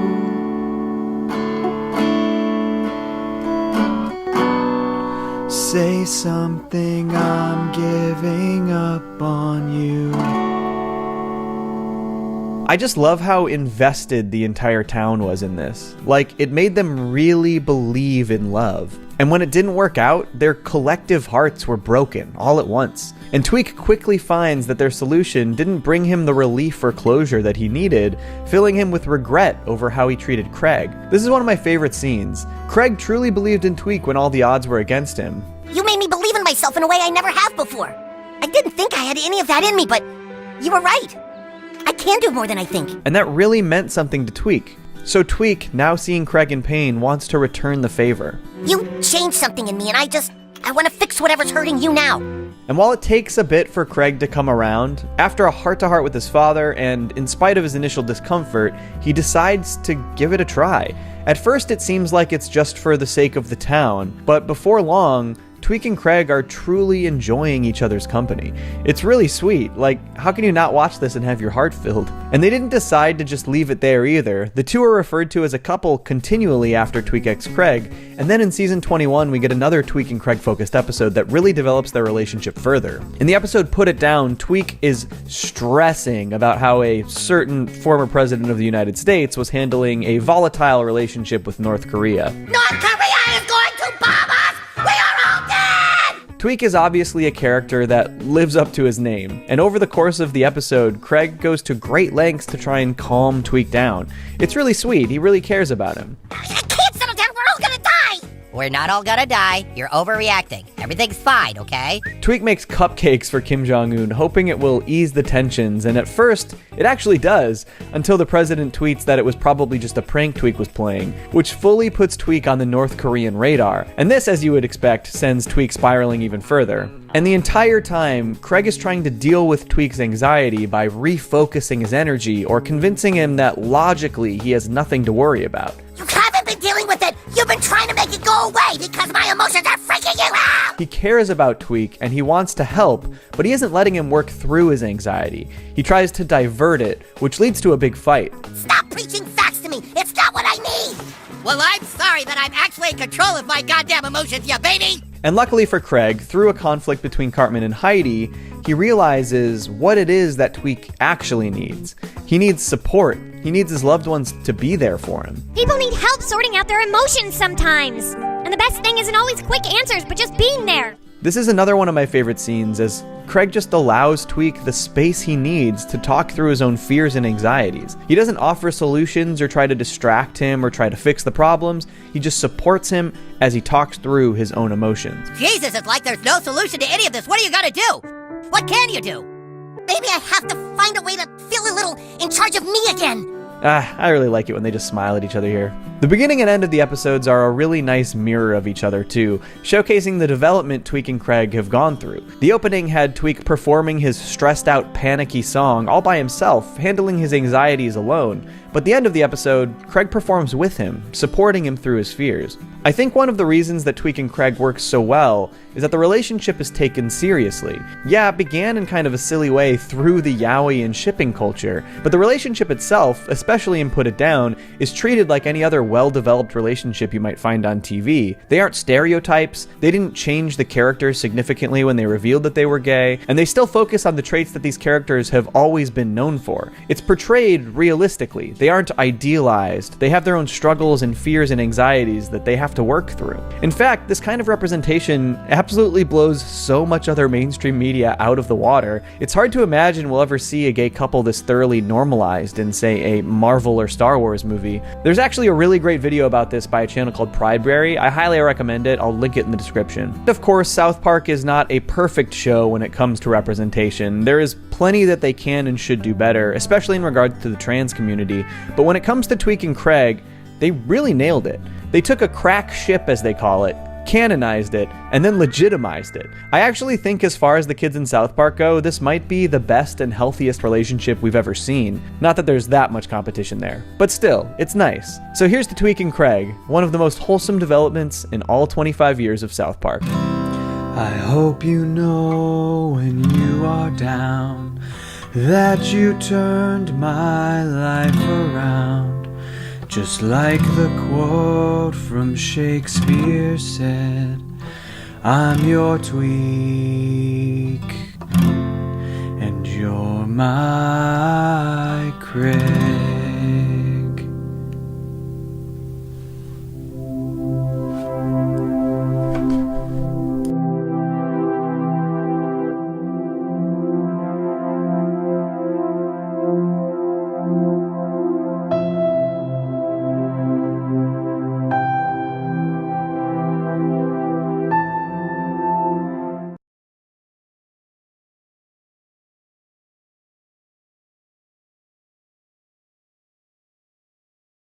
Video games adapted from TV or films are generally not easy to pull off. Though there are plenty of strong examples of this transition done well, the change in medium will typically leave the experience feeling quite a bit different than its source material, even if the game itself is satisfying in its own right. Adult animated TV series have oddly made the jump to gaming quite a few times. The Simpsons has countless games, Futurama did one, Family Guy has a few, and though some of these games have turned out great, Simpsons Road Rage and Hit and Run are truly fun as hell, it's not as though they fully emulate the feeling you get watching The Simpsons. Rather, they create new tangential experiences that are fun from a gaming perspective and are made more fun for fans through nods and references to the show itself. There is, however, an absolutely massive exception to this rule, and that exception is the South Park games. 2014's South Park: The Stick of Truth achieved the impossible, creating an incredibly fun adventure RPG set in the town of South Park that truly feels like it places you in a massive episode of the series itself. Today, I'm going to lay out why I don't think there has ever been a better example of a TV or movie being adapted into a game than this one. Let's talk about South Park: The Stick of Truth. South Park has a relatively tumultuous history in the video game space. The late 90s and early 2000s saw games like Chef's Love Shack and South Park Rally released for various consoles, with no input from creators Matt Stone and Trey Parker. After those games turned out, well,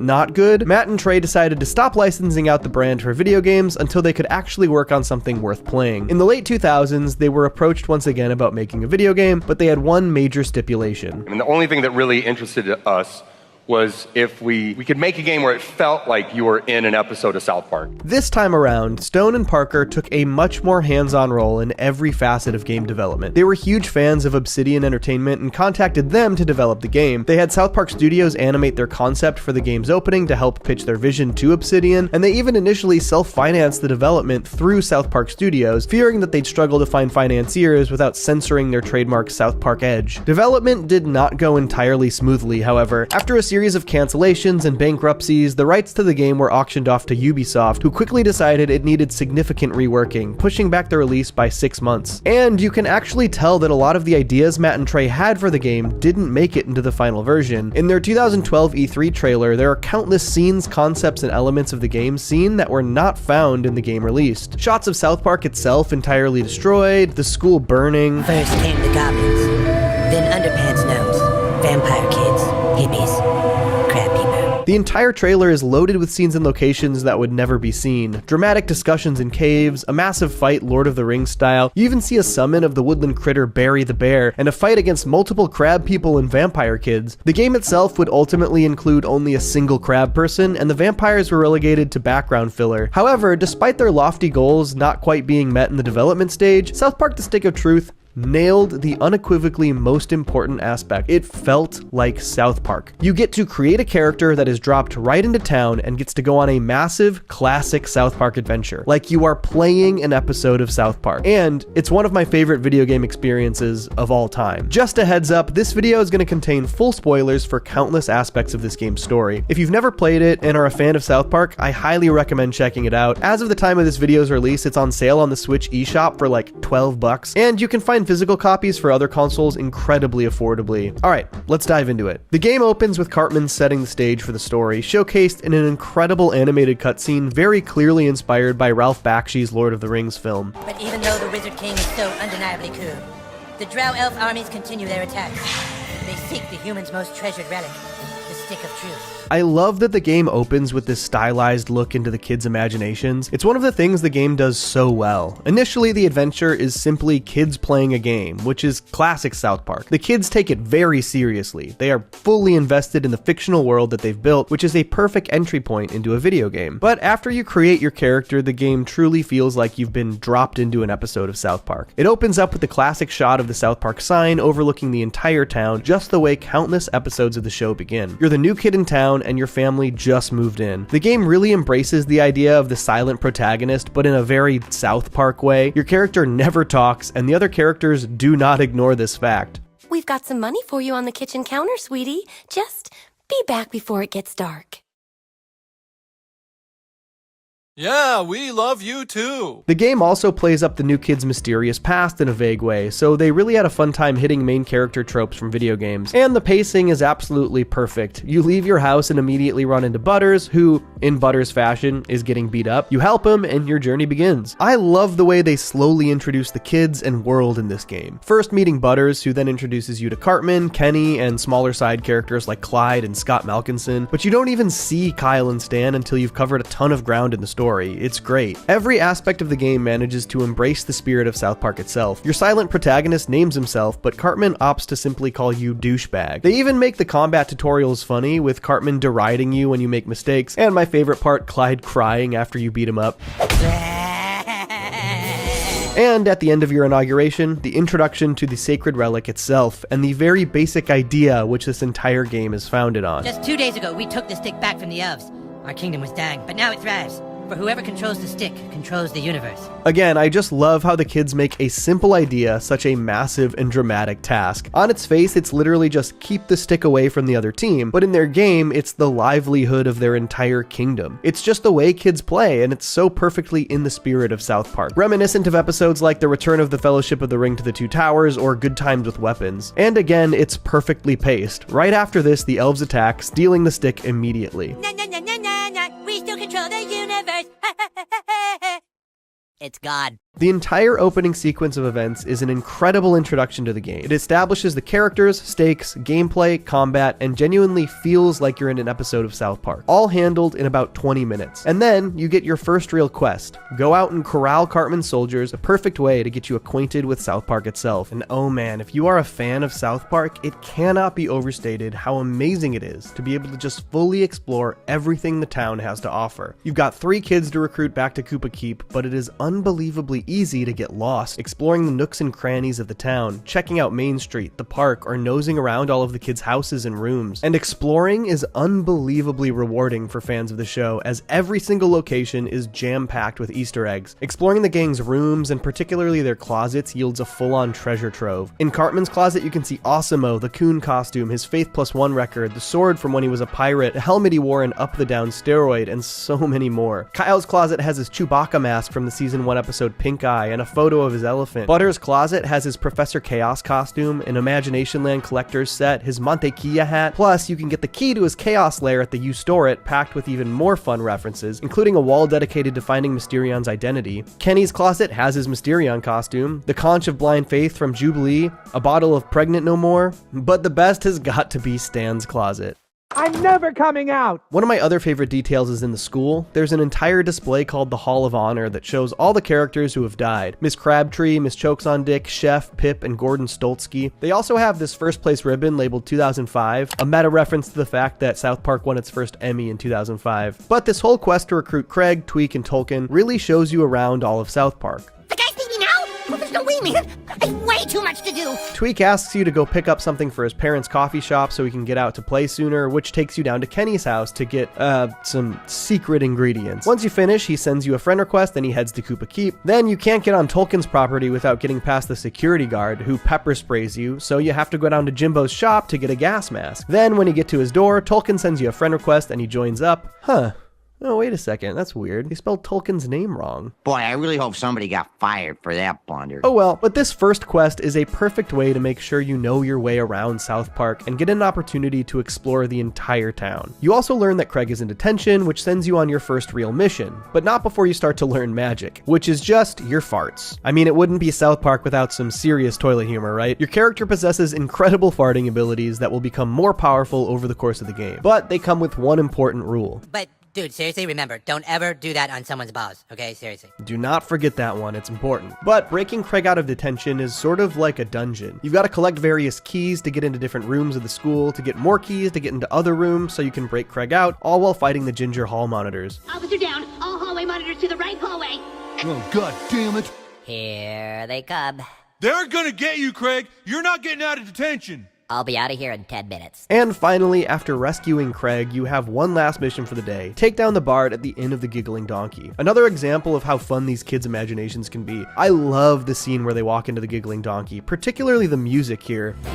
Stay close, Sir Douchebag. The Inn of the Giggling Donkey harbors the scum of Alzaron. After a full day of fighting, exploring, and adventuring, you recover the Stick of Truth, and, as you are a kid, you have to go home. Because it's bedtime. One of my favorite details is that if you don't go home right away, your parents will find you and yell at you. There you are! We've been looking all over for you. Do you know how late it is? You are grounded. So this game operates on a day-night cycle. During the day, you get to go explore the town and do quests and side quests at your own leisure, and during the night, you're given a more focused linear side plot. And the first linear side plot could not be more perfect for the first South Park game. Alien abduction. I mean, how could you make a South Park game without heavily featuring these aliens? The main antagonists in the pilot episode of the entire show. Although, honestly, there is a ton of stuff that happens on the alien ship that I cannot show you in this video without getting demonetized. It's wild. But it's all very in line with what we saw in that pilot. The 2 night missions also each grant you a new ability that will help you get past obstacles and explore new areas of South Park. This one gives you this butt probe that you can use to scan these satellites and teleport to nearby areas. Very fitting given the subject of the pilot episode is Cartman getting probed. They really did just hardcore cater this game perfectly to the South Park experience, with not just direct references, but gameplay homages to the history of the show. This entire alien spaceship mission is really fun too, and it's where you get to meet Randy for the first time, though, again, I can't show him much because of how they show him. My favorite part about traversing the ship was finding these audio logs that make fun of finding audio logs in video games. Day 2. So hungry. I've searched for food, but the only thing I've found are other people's annoying, useless audio logs. Why did they bother when they clearly were in terrible danger? Each audio log I find is more irrelevant and boring than the last. I must keep looking for a way to survive. Once you clear the alien spaceship, it crashes down into the South Park Mall, and you wake up for the next day of activities. I'm sure you'll notice that the ship is the same UFO design as in the pilot, but made with CG. Though I think they did do this later in the series too, in episodes like Cancelled. The second day starts with Cartman revealing that the elves broke the rules and stole the stick back overnight. Plus the ramifications of the spaceship crashing into the mall, which is obviously subject of a government cover-up. They claim that the only reason huge tents have gone up to cover this area is to mask the construction construction of a new Taco Bell. Today's main task is to recruit the goth kids, and it comes with some fun twists and turns. It's actually the only day in the game where your decisions can end up showing you different variations of sequences. While trying to recruit the goths, you finally get to meet Kyle and Stan, who bring you to the elven camp and try to convince you to recruit the goths to their side instead, revealing that they actually don't have the Stick of Truth. They didn't steal it. This gets you access to Jimmy and Stan as combat partners, as well as a side quest for each of them. Eventually, the quest for the goth kids brings you to the community center, and how could this be a proper South Park story without a classic Angry Town meeting? Everyone is of course very upset about the Taco Bell. Randy then teaches you a new fart power before sending you to the crashed UFO site to investigate, and he does this, which is truly one of my favorite moments in the game. So funny. The investigation uncovers that this isn't a Taco Bell at all, and that the green goo from the crashed UFO is actually turning people into Nazi zombies. God damn it.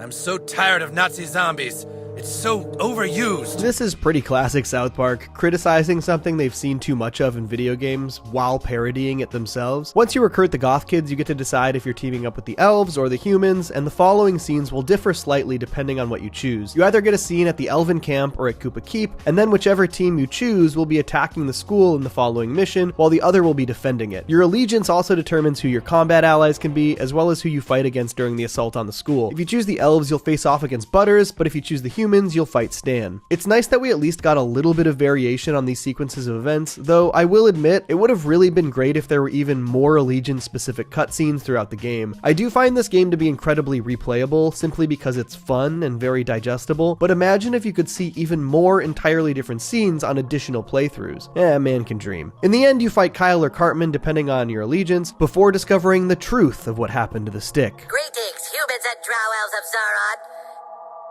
Clyde, he took the stick. This sets the stage for the final section of the game. The second night mission grants you the ability to shrink thanks to the underpants gnomes, but this is basically another sequence that I can barely show any of. You're gonna have to play it. It's a lot. But I do love that they brought in the underpants gnomes. They were in the show in like season 2. At this point in the game, you should be pretty highly leveled up and have found tons of power-ups and upgrade patches for your weapons and armor. I personally love the combat system in this game. Old school Paper Mario style is my kind of turn-based system. But admittedly, if you play your patches right, you can kind of break things. This time around, I chose a mage class, and by the end of the game, I had managed to outfit myself. It made me basically unstoppable. I had an ability that leached health from enemies on a perfect attack, paired with some power-ups that healed hundreds of additional HP every time I healed. On top of this, when I did burn or frost damage, I would regain 5 PP per hit. So basically, if I used either of my magic spells that hit multiple times in a turn, I would regain all of my HP and all of my PP at the same time in a single turn, and do damage. It was very fun, but like I said, a little broken. I'm interested in doing even more playthroughs to see what other kind of broken combos I can create, and the more equipped you are to fight, the better time you're going to have tackling the really fun array of side quests that fans of South Park are sure to enjoy. They truly are so funny. You can rescue Mr. Hankey's kids from the sewer, you can big game hunt all kinds of huge monsters for Jimbo and Ned. The funniest quest might be Find Jesus, but like literally. You found me!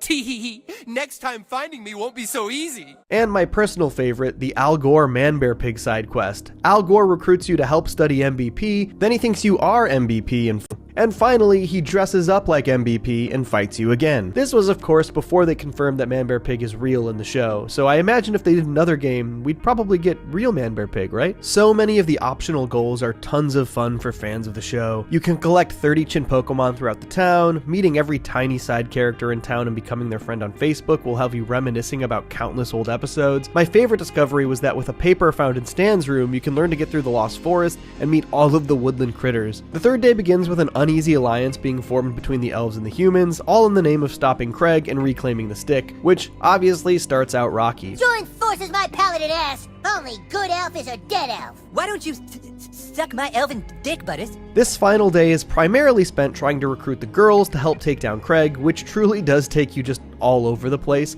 You dress up like a girl, go to the abortion clinic, and finally, in one of my favorite missions, head to Canada in order to translate a French document. In South Park, Canada is portrayed as this incredibly simple, low-tech, boring country. The "There's Only One Road in Canada" song comes to mind from Christmas Time in Canada. It's very funny. And so, ingeniously, Stick of Truth portrays Canada as an old-school 8-bit-ass video game land. Pixels everywhere. You literally travel all over Canada because it's just this tiny little NES RPG-looking map, and it is so funny. One of the funniest bits in the game for me. Or should I say, 8 of the funniest bits. The Canada mission ultimately takes you to Terrence and Philip, who teach you the most powerful fart in the game, and honestly, how could it have been anyone else? The asses of fire themselves. And with the girls recruited, we've reached the final mission, the assault on Clyde's fortress. Overall, this is a pretty fun final dungeon. It maybe could have been a little longer, but you have a few options for entry, and you fight some good enemies, including Craig. Oh, there's also this other part where you have to go, into Mr. Slave to disarm a snook, a reference to the episode The Snook, and the entire mission is also a reference to the Lemmiwigs adventure from Death Camp of Tolerance. I'm not entirely sure how much of it I can show you, but I did love seeing the souls of the dead animals again. And then we begin the final boss fights, and this first one is a doozy. Rather than fight Clyde, he uses the green goo to resurrect Chef and turn him into a Nazi zombie. You bastard. This fight has some really tough aspects to it, but the thing I loved most was that as you get closer to defeating him, Chef starts to actually snap out of his Nazi zombieism. His love for the gang nearly causes him to stop being a zombie. I'm sorry, boys. This is of course a reference back to Chef's final appearance in The Return of Chef,